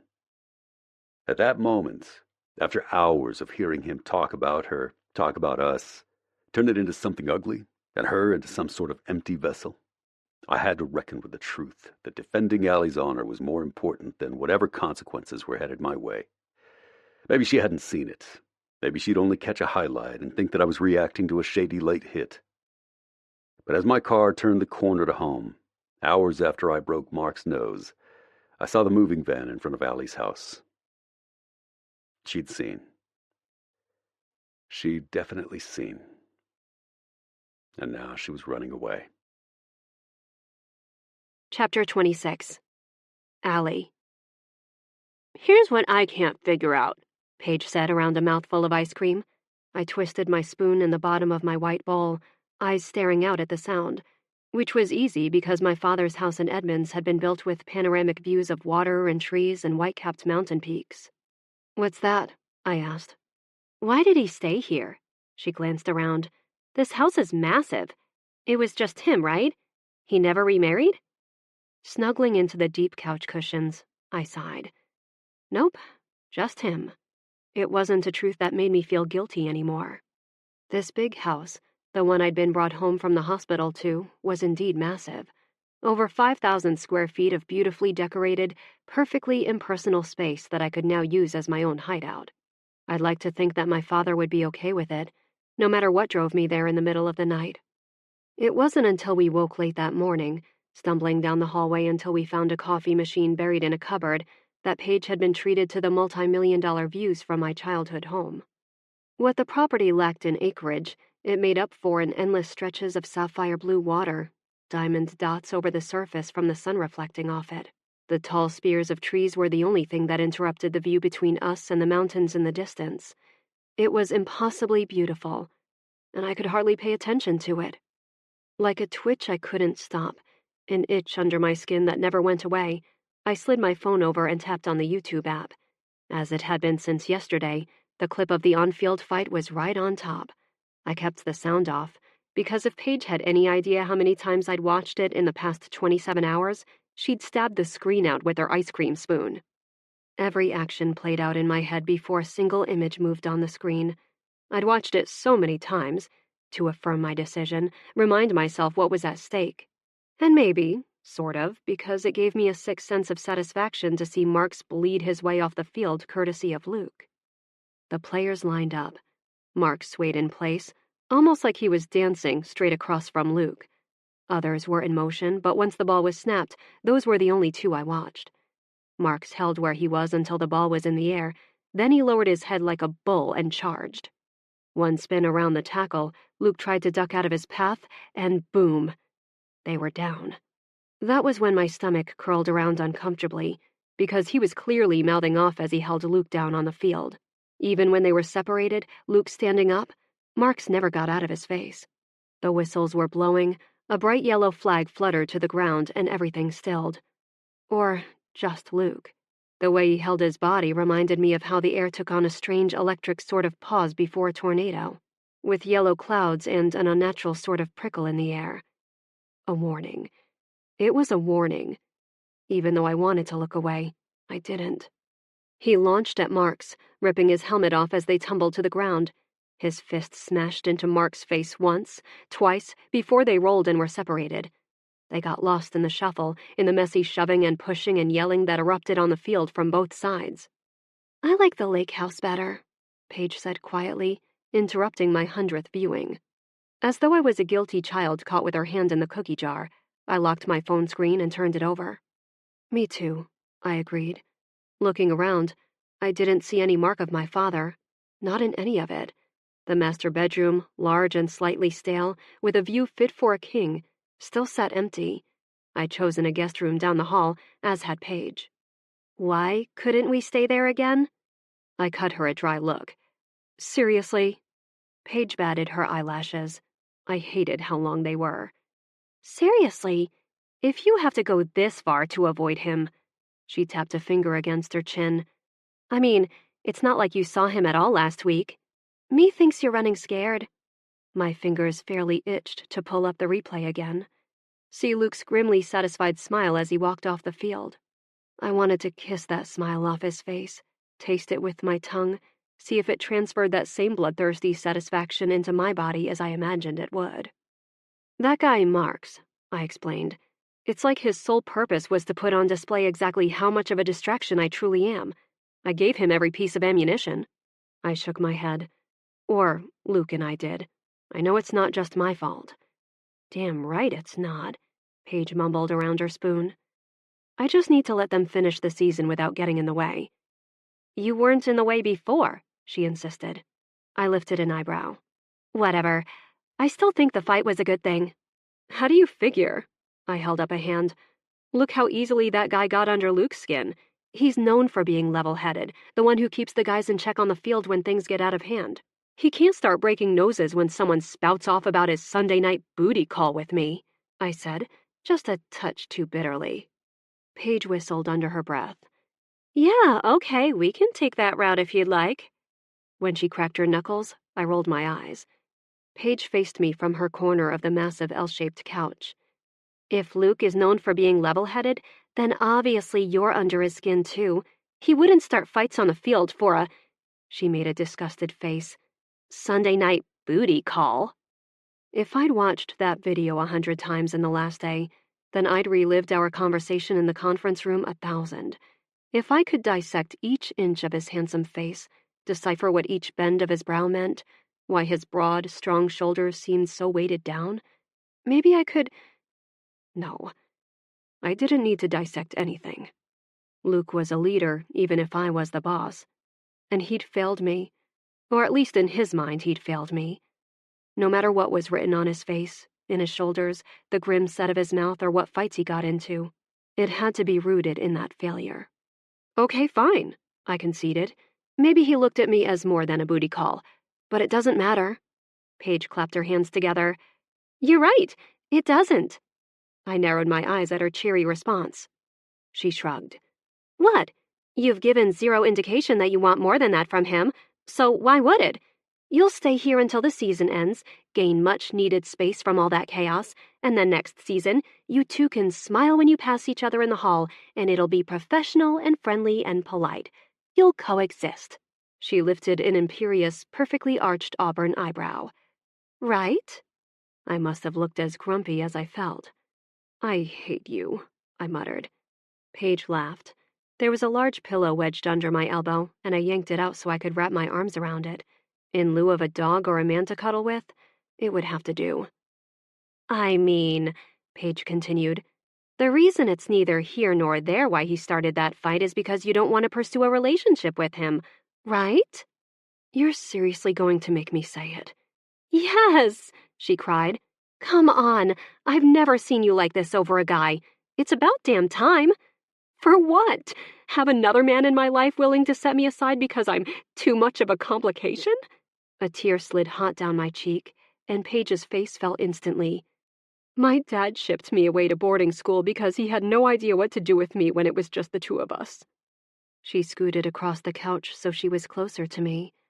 Honey, I'm sorry. I didn't mean to bring up a sore subject. I sniffed and rubbed at the aching spot behind my breastbone. It's okay. I don't think I even made the connection until just now. I looked around. I think it's being in this house. That makes sense. Her hand rubbed my knee. I know my father loved me, but he just didn't know how to make a life for me that didn't completely interrupt his in the process. I pinched the bridge of my nose to stem more rising tears, then spoke quietly. I want someone who's willing to fight for me. Just not, like, literally fight, because Allie girl, Luke definitely already did that. I smiled. No, I'm not talking literally, but I am glad he did that too. I didn't think that's what you meant. I whispered, staring up at the ceiling. I want someone who doesn't sit back and look at how the landscape of their life will change by adding me into it and weigh whether I'm worth the change. I want them to pull me into it with both hands and make it something new without a second thought. Paige laid her head on my shoulder. You deserve that, 100 times over. I stopped fighting the tears because more than anything, I wanted to be saying this to Luke. I wanted him to hear the words scrawled over my bruised heart, the piece of me that missed him most of all. I want someone who loves me so much that they can't stand the idea of us hiding in the shadows. I want them to love me so much that all the ugly and harsh that can come with the light doesn't bother them because we'd be facing it together. I exhaled a small sob. I don't want to beg for that. Do you feel like you were with him? One more tear slid down the side of my face, unchecked until it disappeared into my hairline. No, it felt good. It felt right. I missed him. With Luke, it wasn't so much that I felt like a different person. I just felt like a stronger, more powerful version of who I already was. Now I was just willing to admit my own worth, know that I was worth more than one night a week. He was too, for that matter. He just wasn't at a place where he wanted the risk, and I wouldn't be anyone's safety net, conveniently placed and safe to fall into. I wanted to be the wild, the free fall, the leap off a cliff into something exhilarating. Eventually, I'd be able to be in the same room as him and not see how he was that for me, even if it was for a brief time. So, you're like in love with him, huh? Paige asked quietly. I chewed the inside of my cheek. I didn't want to cry anymore. Falling in love was supposed to be good, wasn't it? Not something that made you cry. But I guess that was what happened when you tumbled on the same day that someone set a bomb off in your personal life. But was I in love with Luke Pearson? Yeah. It was pretty much the only reason all this would make me so miserable, because sitting on a strange couch in the house I grew up in, I wasn't thinking about the embarrassment anymore. I wasn't thinking about who'd seen what, or if the fans lost respect for me. I was thinking about him. Does it matter? I asked Paige. Or the universe, or whoever might be listening. She didn't answer. No one did. It sure would have been nice if a booming voice told me what to do. But there was no one. Just me, trying to figure out what the hell came next. What are you gonna do? Besides go to sleep for 2 days? Yep. My head leaned against hers, and as she had all week, she propped me up, kept me sane. I'll do my job, let him do his. Eventually, it won't hurt so much. I almost believed it. Chapter 27. Luke. When you've built your entire career on your ability to pick up on the slightest change in the environment around you, something slightly annoying happened. You couldn't shut it off. Even when I wasn't on the field with the clock running, I noticed the people around me, how they were standing, whether they were carrying their weight differently after a particularly brutal game. After Jack injured his knee his rookie season, I found myself watching the way he walked for 2 solid months. It drove me crazy, but long ago I'd accepted it as a part of me, part of what made me good at my job. It was also why I didn't think myself insane for studying Allie the way I did for the next 3 weeks. In my head, I told myself it was because I barely saw her. The house next to mine was empty and quiet. No lights in windows or terrible music coming from her little bright blue speaker that always accompanied her outside. The first week after my fight with Marks, I saw her twice. Brief glimpses down hallways and through open doorways. We won on the road that first week, cementing our division lead by 2 games. She didn't join the team for the first time all season. The second week I noticed that her hair was shorter.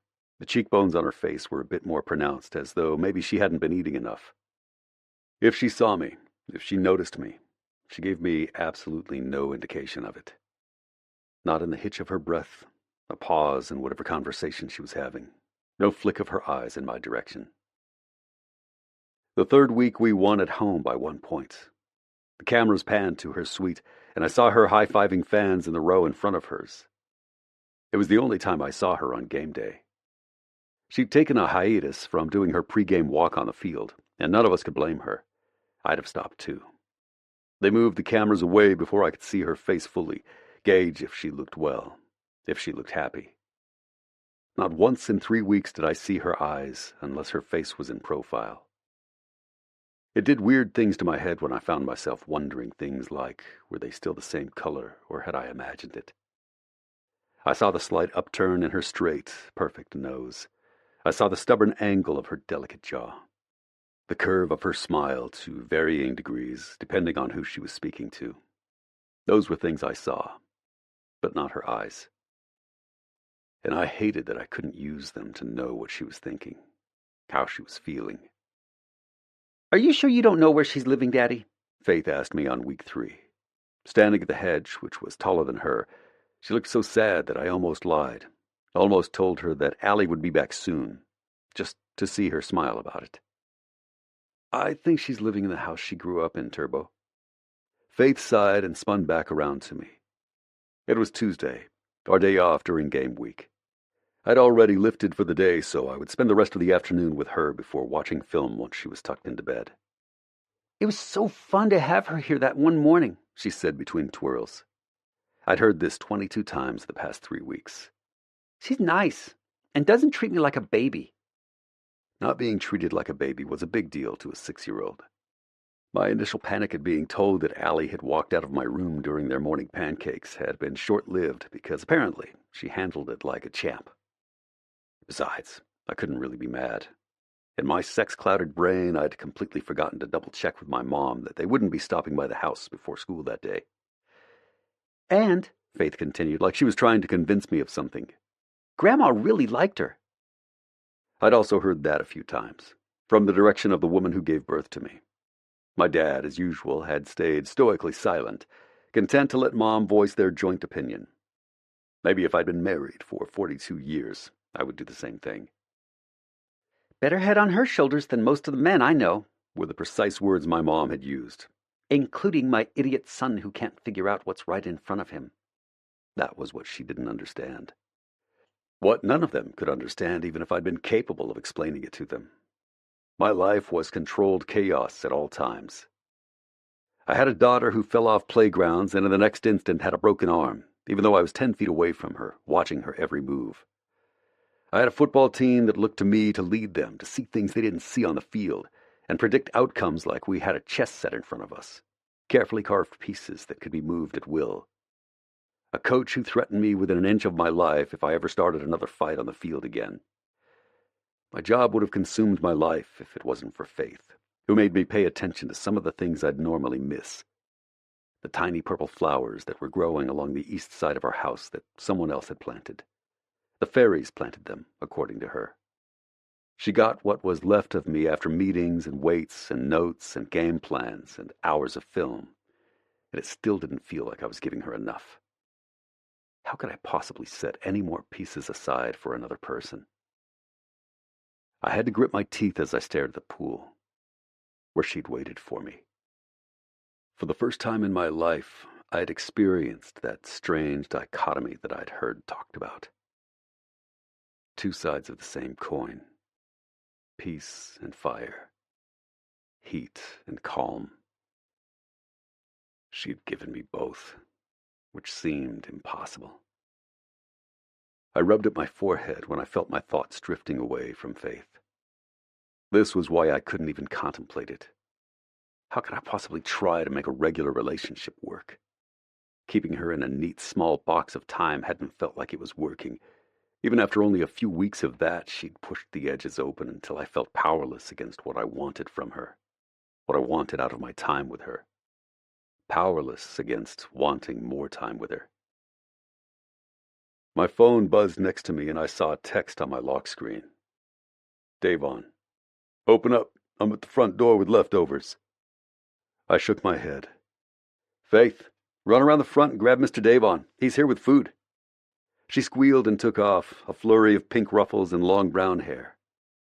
When he came around the side of the house, she was up on his back, chattering happily in his ear. Something made him let out a booming laugh, and I found myself smiling. What'd you bring me? With a hand not bracing my daughter's slight form, he held up a large paper bag. Tamales. Monique said you looked scrawny last week. When he was closer, he tossed the bag, and I caught it. Davon used his massive paws to heft Faith up on his cement-beam shoulders, where she screamed happily and grabbed him around the face to hold on. I opened the bag and inhaled gratefully. They'd be my dinner. Probably tomorrow night, too. While I rolled the seams of the bag over into tight edges and set it on the lawn, I watched Davon make my daughter laugh. He had 4 boys of his own, the youngest only a couple of years older than Faith. He and Monique got married right out of college, a ceremony I'd attended as one of his rookie-year teammates, since we'd entered the draft at the same time.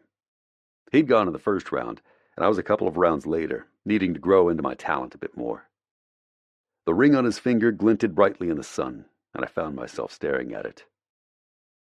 Does she get stressed during the season? I heard myself ask him. Without any further clarification of who I was asking about, Davon shook his head. Nah. We dated all through college too, man. By the time I hit the pros, she knew what she was getting into. With a roar, he dipped forward so he could deposit Faith safely on the grass. Why don't you go draw Miss Monique a pretty picture, baby girl? She'd love that. Okay. Faith ran off into the house. Sitting heavily in the chair next to me, Davon tipped his head back and sighed contentedly. Oh, man, I need a place on the water like this. Yeah, I drawled. Just watch out for assholes on boats with cameras. He scratched the side of his face and chuckled. No shit. Then he cut me a sideways look. I haven't seen much of her lately. Quite stubbornly, I refused to look at her house. Same here. I think she moved into Robert's house for a bit.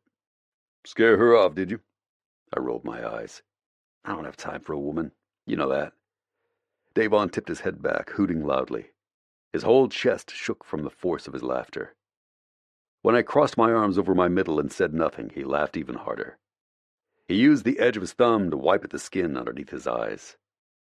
"Oh, man," he yelled. "That's some funny shit." "I'm not trying to be funny." "Nope, I don't think you are." He stared at the lake, shaking his head. "You think she's stupid? Is that it?" "What?" I sat up. "I never said that." "No," I insisted. "Of course I don't think she's stupid." "So then don't blame shit that has nothing to do with why you're sitting here alone and why she's off in that house when she probably wants to be here." He clucked his tongue like a chicken. So I told him that was exactly what he sounded like. "You need a mother hen, son," he said. "If Monique was here, she'd smack you so hard." I stayed stubbornly silent. "Tell me this," he said. "And I won't ask details because God knows I like Allie too much to know that shit about her.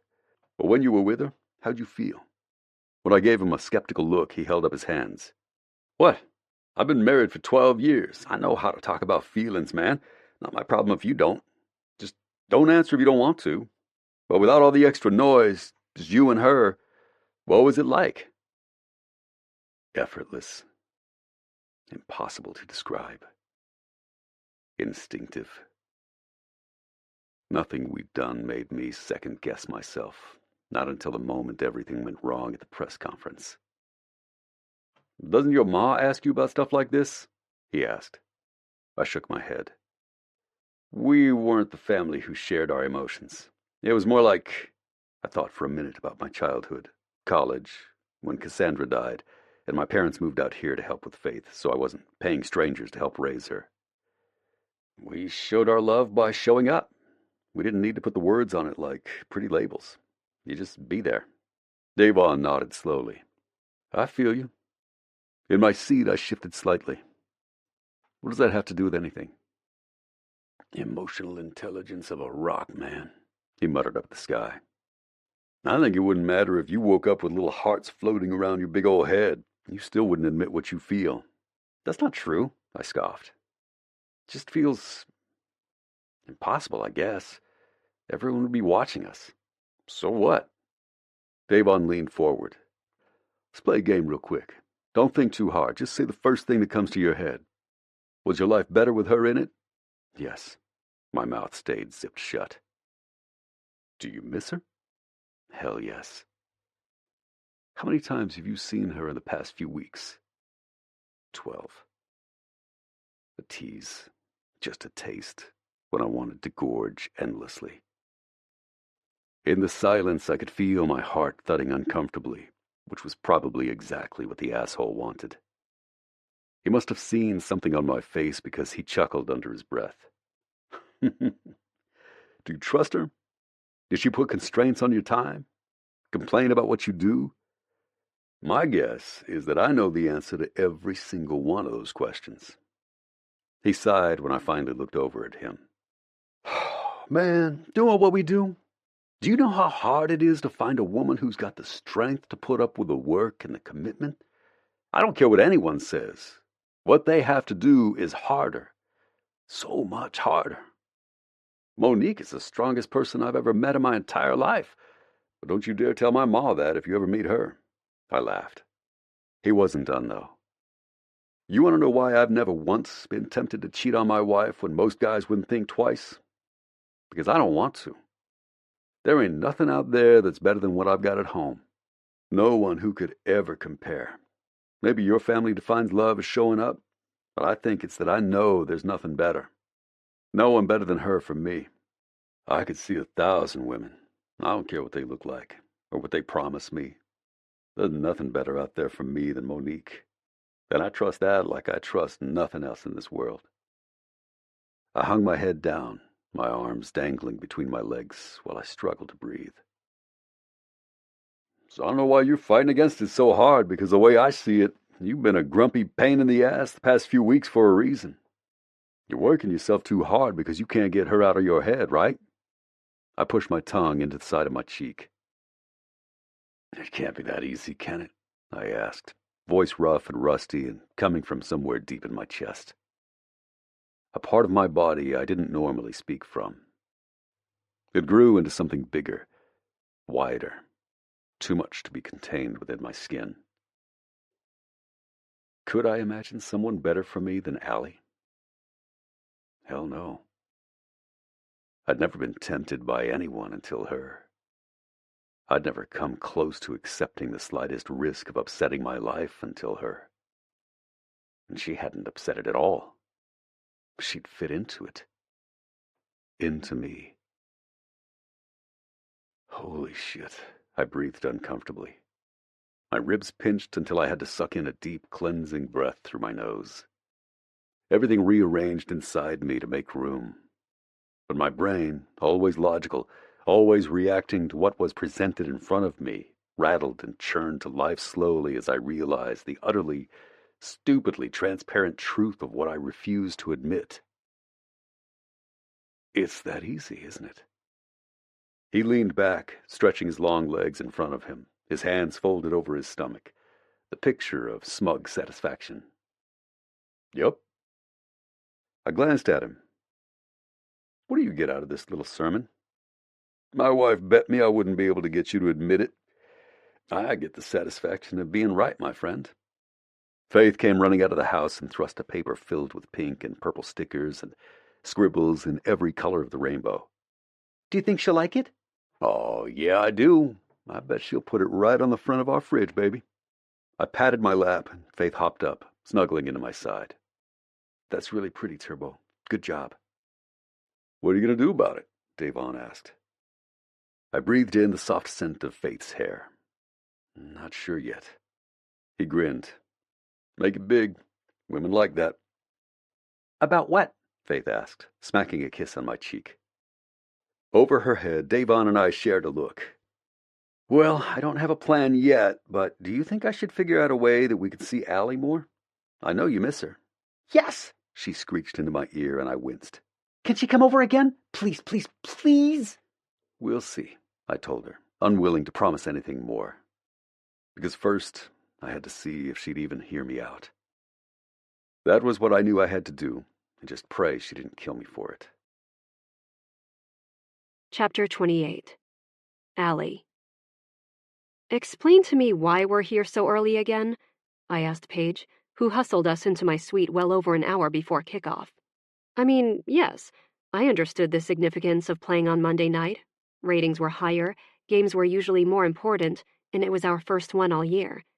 Because of everything that had happened, and it being a division game in the latter half of the season, there was a lot riding on it. I, just really wanted to get comfy.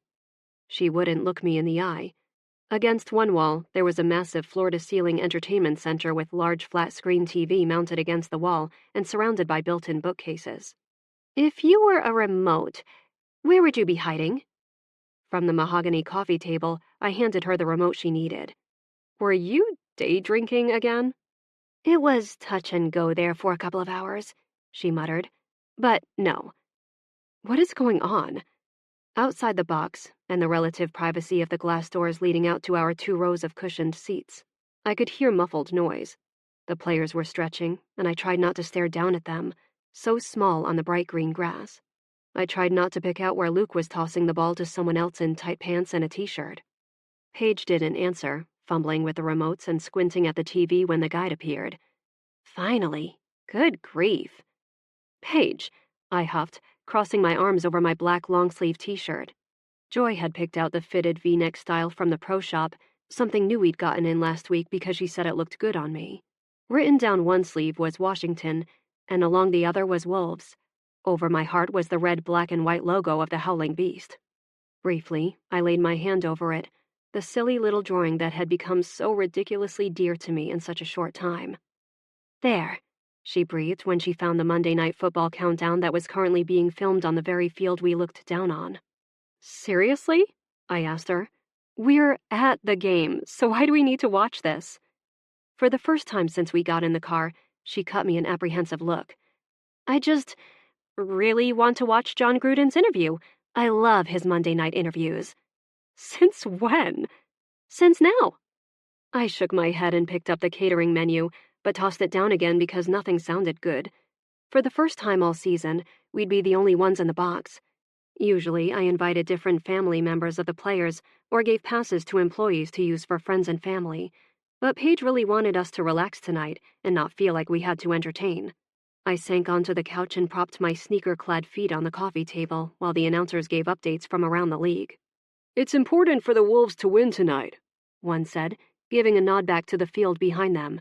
"They've got a 2-game lead in their division, but they end out the season with one of the toughest stretches all year. 2 back-to-back away games against 2 of the best-scoring defenses in the league. They've stayed healthy, which is huge, but they've also been plagued with distraction on and off the field." Paige looked at me, and I crossed my arms over my stomach, determined not to show how uncomfortable this made me. This was the stuff that Luke hated. The rhetoric, the narrative that you couldn't control. People who didn't know you dissecting your life, your livelihood, colored with their own bias. Gruden nodded. "Indeed they have. One thing we know about Luke Pearson, besides his huge arm and ability to manage the game, is that he's not prone to those kinds of distractions.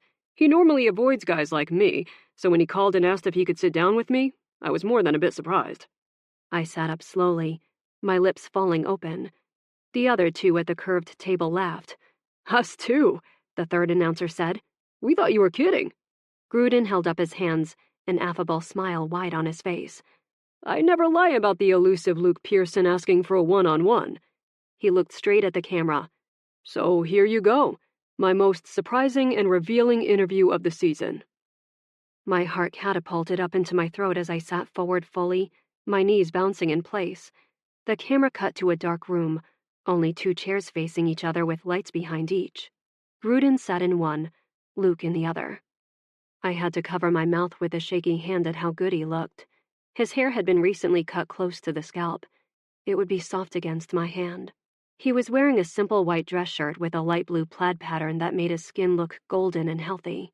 His shoulders stretched the seams when he shifted in his seat. "Thanks for having me," he told John. "I was a bit surprised, man. You don't usually call me to have a chat." Luke gave a look that was half grimace, half smile. "Yeah, sorry about that. I haven't always had the best of luck with the media." "How so?" He took a deep breath, visibly prepping himself before he spoke. In the set of his jaw, I could see how uncomfortable he was. My hands wanted to crash through the glass to get to him, even though I was just seeing an image of him, a replay of something that had probably been shot the day before, maybe even earlier. "I've always struggled with the feeling that when I spoke to the media, I was defending myself. Defending how he played, how he didn't play, defending the things that happened off the field that might have affected our game." He swallowed and looked down. "When my daughter's mother died, it only magnified that feeling because I had no desire to explain any of that. It was private to me, and it was difficult to see my silence taken as tacit agreement to a made-up story about what my life had been like with her." "And by that, you mean that your relationship was more serious than it was in reality?" "Yeah." Luke stared past Gruden's shoulder for a minute. "Cassandra, Faith's mother, wasn't someone who I knew all that well. Not really. And I regret that, especially for my daughter. I wish I could tell her more about what her mother was like, but I can't. And when I was suddenly stuck in the trenches of being a single father, I wasn't ready to open myself up to that conversation, and it really affected how I started dealing with the media." Gruden leaned back, folding his arms and shaking his head. I couldn't believe what I was seeing. "Man, and here I thought we'd talk pass rush and how you read a blitz so well." Luke laughed, and my heart somersaulted, sluggish and lovesick. "We can do that too. But that's not why you wanted to sit down with me?" Another heavy exhale that I felt in the tip of my fingers, a rush of blood with hot anticipation. "No, it's not. You want to talk about Alexandra Sutton." Not a question, no surprise in his eyes. "I think I'm having a panic attack," I whispered. Paige rubbed my back. Beyond the glass, I realized I heard an echo of Gruden's words. My eyes darted out, and with a dawning sense of horror, I realized that they were projecting the interview up on the main screens of the field. During warm-ups, for everyone to see. "Holy shit," I breathed. Both hands covered my mouth now, and I fought the urge to go lock myself in the bathroom. Luke's smile was soft. Soft! It was sweet. And he looked like he might vomit. OMG, join the club. I do, Luke said. He licked his lips. I'm not someone who believes that regret is this big evil to be avoided. It's how we learn. If we won every single game, we'd never be forced to sit back and rethink our strategy, to replay our choices, see where we could have been better, been faster. Regretting the ability to get to know Cassandra is something I can't change. But I can change the regret I have over not speaking to the media a couple of weeks ago when Allie's and my privacy was clearly invaded. It doesn't matter that there are no legal ramifications for the person who took our picture during a private moment, because I regret not protecting someone who I very much respect and care for. So, that's why we're here? You want to apologize to her? Yes and no, Luke replied. I've already apologized to Allie for the pictures, even though I'm not the one who took them or sold them to the media. And I've apologized to my teammates for the distraction it caused as a consequence. The fight with Marks, Gruden said. Luke shook his head, grinning a little. A dimple popped next to his lips, and I fought the urge to swoon. I didn't know I could want to swoon through panic, but there I was. Heart eyes all around. I was helpless against them. The fight with Marks was ill-advised, he said carefully. But that is not something I regret. Gruden lifted his eyebrows. No? That was a hefty fine you were given. Luke leaned forward. Not for 1 second would I take that back. I'd pay twice that much and still do it again. Why? Because no one will ever speak about her the way Marks did and get away with it. Not in front of me, he said with terrifying, incredible certainty. My heart. Poof! It was gone somewhere in a glittery cloud of pink. Paige sighed, and I felt my lips twitch into a helpless smile. From outside the glass, I heard applause, cheering. Gruden grinned. Because she's your boss? Luke rubbed the back of his neck, one side of his mouth hooked up in a smile so sexy, so heartbreaking, that I felt my breath catch before he said a single word. Because I fell in love with her. I gasped. Did he just... Paige sniffled. He totally did. Oh, my word, Allie. You love her, Gruden clarified. Does she know that? His shit-eating grin was one of a sports reporter who knew he just got the scoop of the season, one that would be replayed 1,000,000 times, and that was just by me. I stood slowly, my ears ringing, my heart racing, my blood screaming to go find him. For me. He did this for me. Luke shook his head. She doesn't. Gruden tilted his head. Why do it this way? You don't strike me as the guy who puts this on display. Luke laughed. I'm not, but I'm doing this for her.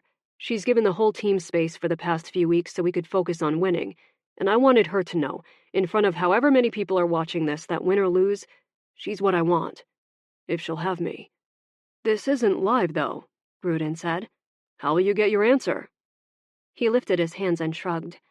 I guess if you guys are kind enough to show this while I'm still down on the field warming up tomorrow night, then she'll be able to find me pretty easily. I was standing before my heart chugged out another single beat, and I couldn't feel my hands as I flung the door of the box open. The fans that were dotted around the stands roared when I appeared. My eyes raced over the field until I saw him, standing at midfield, holding a bouquet of bright pink tulips in one hand, a jersey in the other, and wearing a hopeful smile on his face. Down the cement steps I flew, people cheering and clapping, darting out of my path as I made my way down to the field. When I reached the barrier, 2 smiling security guards greeted me. People patted me on the back as I waited for them to open the gate down to the field, and I swiped happy tears from my face. When my foot touched the field, Luke started jogging my way, dropping the flowers and the jersey as we got closer. I couldn't run fast enough. My body yearned to fly, to erase the space between us, to be wrapped in his arms in front of the world with the bright lights overhead. Even the players from the opposing team hooted and hollered as we ran toward each other. But nothing matched the sheer explosion of sound in the arena when I launched myself into his waiting arms. They banded around me like iron, and he exhaled heavily into my hair while I wrapped my legs around his waist and my arms around his neck. I was so safe, so surrounded, loved. It was too big for my ribs, too pure to be real. But it was real. "I love you too," I whispered in his ear. He leaned back to see my face, and for one moment we smiled at each other. His mouth took mine in a searching, sweet kiss, and everything was gone except us. All I could see and feel and smell and taste was Luke. The whole world could have been watching, and it wouldn't have mattered. Epilogue. Luke. 15 months later. I really, really wish I didn't have to go, I said against Allie's smiling lips. Her laughter was throaty and quiet, so I touched my mouth to the side of her neck to feel the vibrations of that sound underneath her skin. "You don't have a choice," she answered. Outside of our bedroom door, I could hear Faith banging around the kitchen, making me some sort of good luck cookies that I would probably pass off to some of the younger guys who could still get away with eating sugary shit like that before a big game. This, of course, being the biggest game. How fortunate that Seattle had been chosen a couple of years ago as the host for the Super Bowl this year. Made our commute awfully convenient. But I didn't want to go to a hotel, even if it was how we did things. I wanted to stay in my home, with my fiancée and my daughter. I wanted to wake up with Allie tucked into my side as I always did. I wanted to get up and help Faith make her pancakes, as that was the only thing Allie wouldn't immediately puke up these days. And at 7 weeks pregnant, she puked a lot. According to her, Rico carried a puke bag in his pocket now when he did the pregame walkthrough on the field. Thank goodness she hadn't had to use it yet, because then the media would definitely hear the good news before we were ready for them to. I wrapped my arms around Allie and growled unhappily, which made her laugh again. "You know, for a guy about to play in the Super Bowl, you should be a lot more focused on the game than you currently are." Her words were light and teasing, and she rubbed her nose against mine as she said them. I ran my hand up her back and kissed her again. "I'll be focused tomorrow. Actually, as soon as I walk out the door, I'll forget you exist." She pinched my side, and I twisted away, laughing. "Liar." Humming, I leaned in and pulled her lower lip between my teeth. Allie sighed contentedly and met my kiss, snaking her tongue into my mouth and gripping my hair tightly. Something crashed outside the door, and she broke away on a laugh. "I should probably go see what she's doing." "You going to help her bake?" My eyebrows lifted skeptically. "I think I'll leave now before it gets too messy." Allie snuggled in closer and pressed her forehead to the side of my throat. "Probably for the best. You know what happens when I get involved in her little experiments."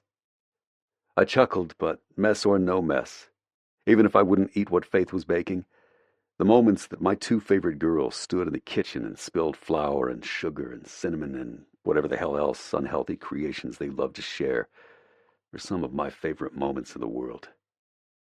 Allie and I might not be married yet. We'd scheduled that event for 2 weeks after the Super Bowl, just in case we made it that far. But the moment we made our relationship oh so very public, she'd stepped into Faith's life like she'd been born to mother her. Actually, that on-field display was what put us on Sports Illustrated for the second time that season. Every photographer in the place caught it from a different angle, but the best one made the cover, which was currently framed in my office downstairs. Allie in my arms, us smiling at each other just before she kissed me. It might have broken the internet for a few days, our story and my very public declaration, but it died down quickly enough. We got engaged quietly 6 months later, which was when she moved in, and at the beginning of the following season we set our wedding date. It would be a quiet affair, close friends and family, a handful of teammates and front office staff, on Orcas Island, overlooking the water. "I know this is a bad owner thing for me to say," Allie whispered, "but I'll be really happy not to have to share you for a few months. Just the three of us, living life. Sounds pretty perfect right now." This was why I didn't want to leave. I wanted to win. I wanted that so bad it made my body shake. We'd missed the Super Bowl the year before after a grueling last-minute loss in the AFC Championship, and everything about this past season felt like vindication. For me, certainly. But Allie, too.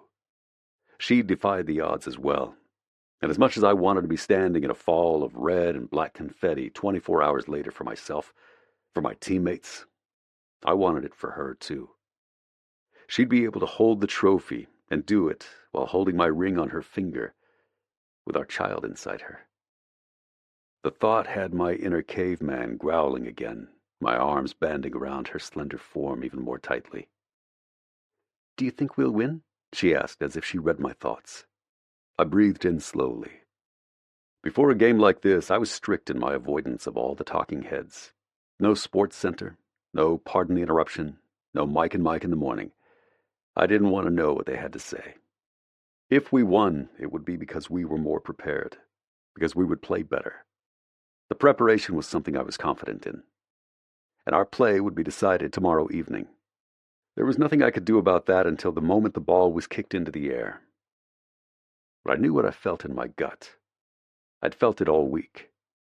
That churning, bubbling sense of anticipation that came before a big win, when everything clicked seamlessly into place. "Yeah, I think we will," I told her. If anyone else had asked me, I'd never say that out loud. "I can feel it, Allie. It feels like our time." She smiled. Her hand came up to cup the side of my face, and I turned so I could kiss her palm. "I'm so proud of you. Have I told you that today?" "Not yet," I kissed her. "You're slacking, Sutton." Her blue-green eyes got serious when I pulled back. They searched my face intently, the way they did when it felt like she was able to read my mind. She was the only one who could. "I don't care if you never played another snap or won another game. There's no one on this earth who I'm more proud of. As good as you are out there, it's nothing compared to the man you are right here." Allie moved against me, not to incite or entice, but to wrap herself around me so fully, so completely that I felt her everywhere. What had I ever done before her love? It was impossible to try to remember what each day was like before I had her in it. Thank God I didn't have to. "I love you," I said against the silky smooth skin of her forehead. Then I kissed her there. "I love you too," she whispered back. Another crash in the kitchen had Allie exhaling a laugh, carefully extricating herself from my arms. I better go help her. I should go anyway. My hand pulled her back for one more searching, deep kiss. Allie smirked as she stood off the bed, and I gave a quick caress against her still flat belly. "You better pretend you're going to eat those cookies, Pearson." She gave me a warning look and left the room. I heard Faith laugh as soon as Allie joined her, and I smiled instantly at the sound. Maybe I'd hold the trophy up one more time, and maybe I wouldn't. But for the rest of my life, I'd already won.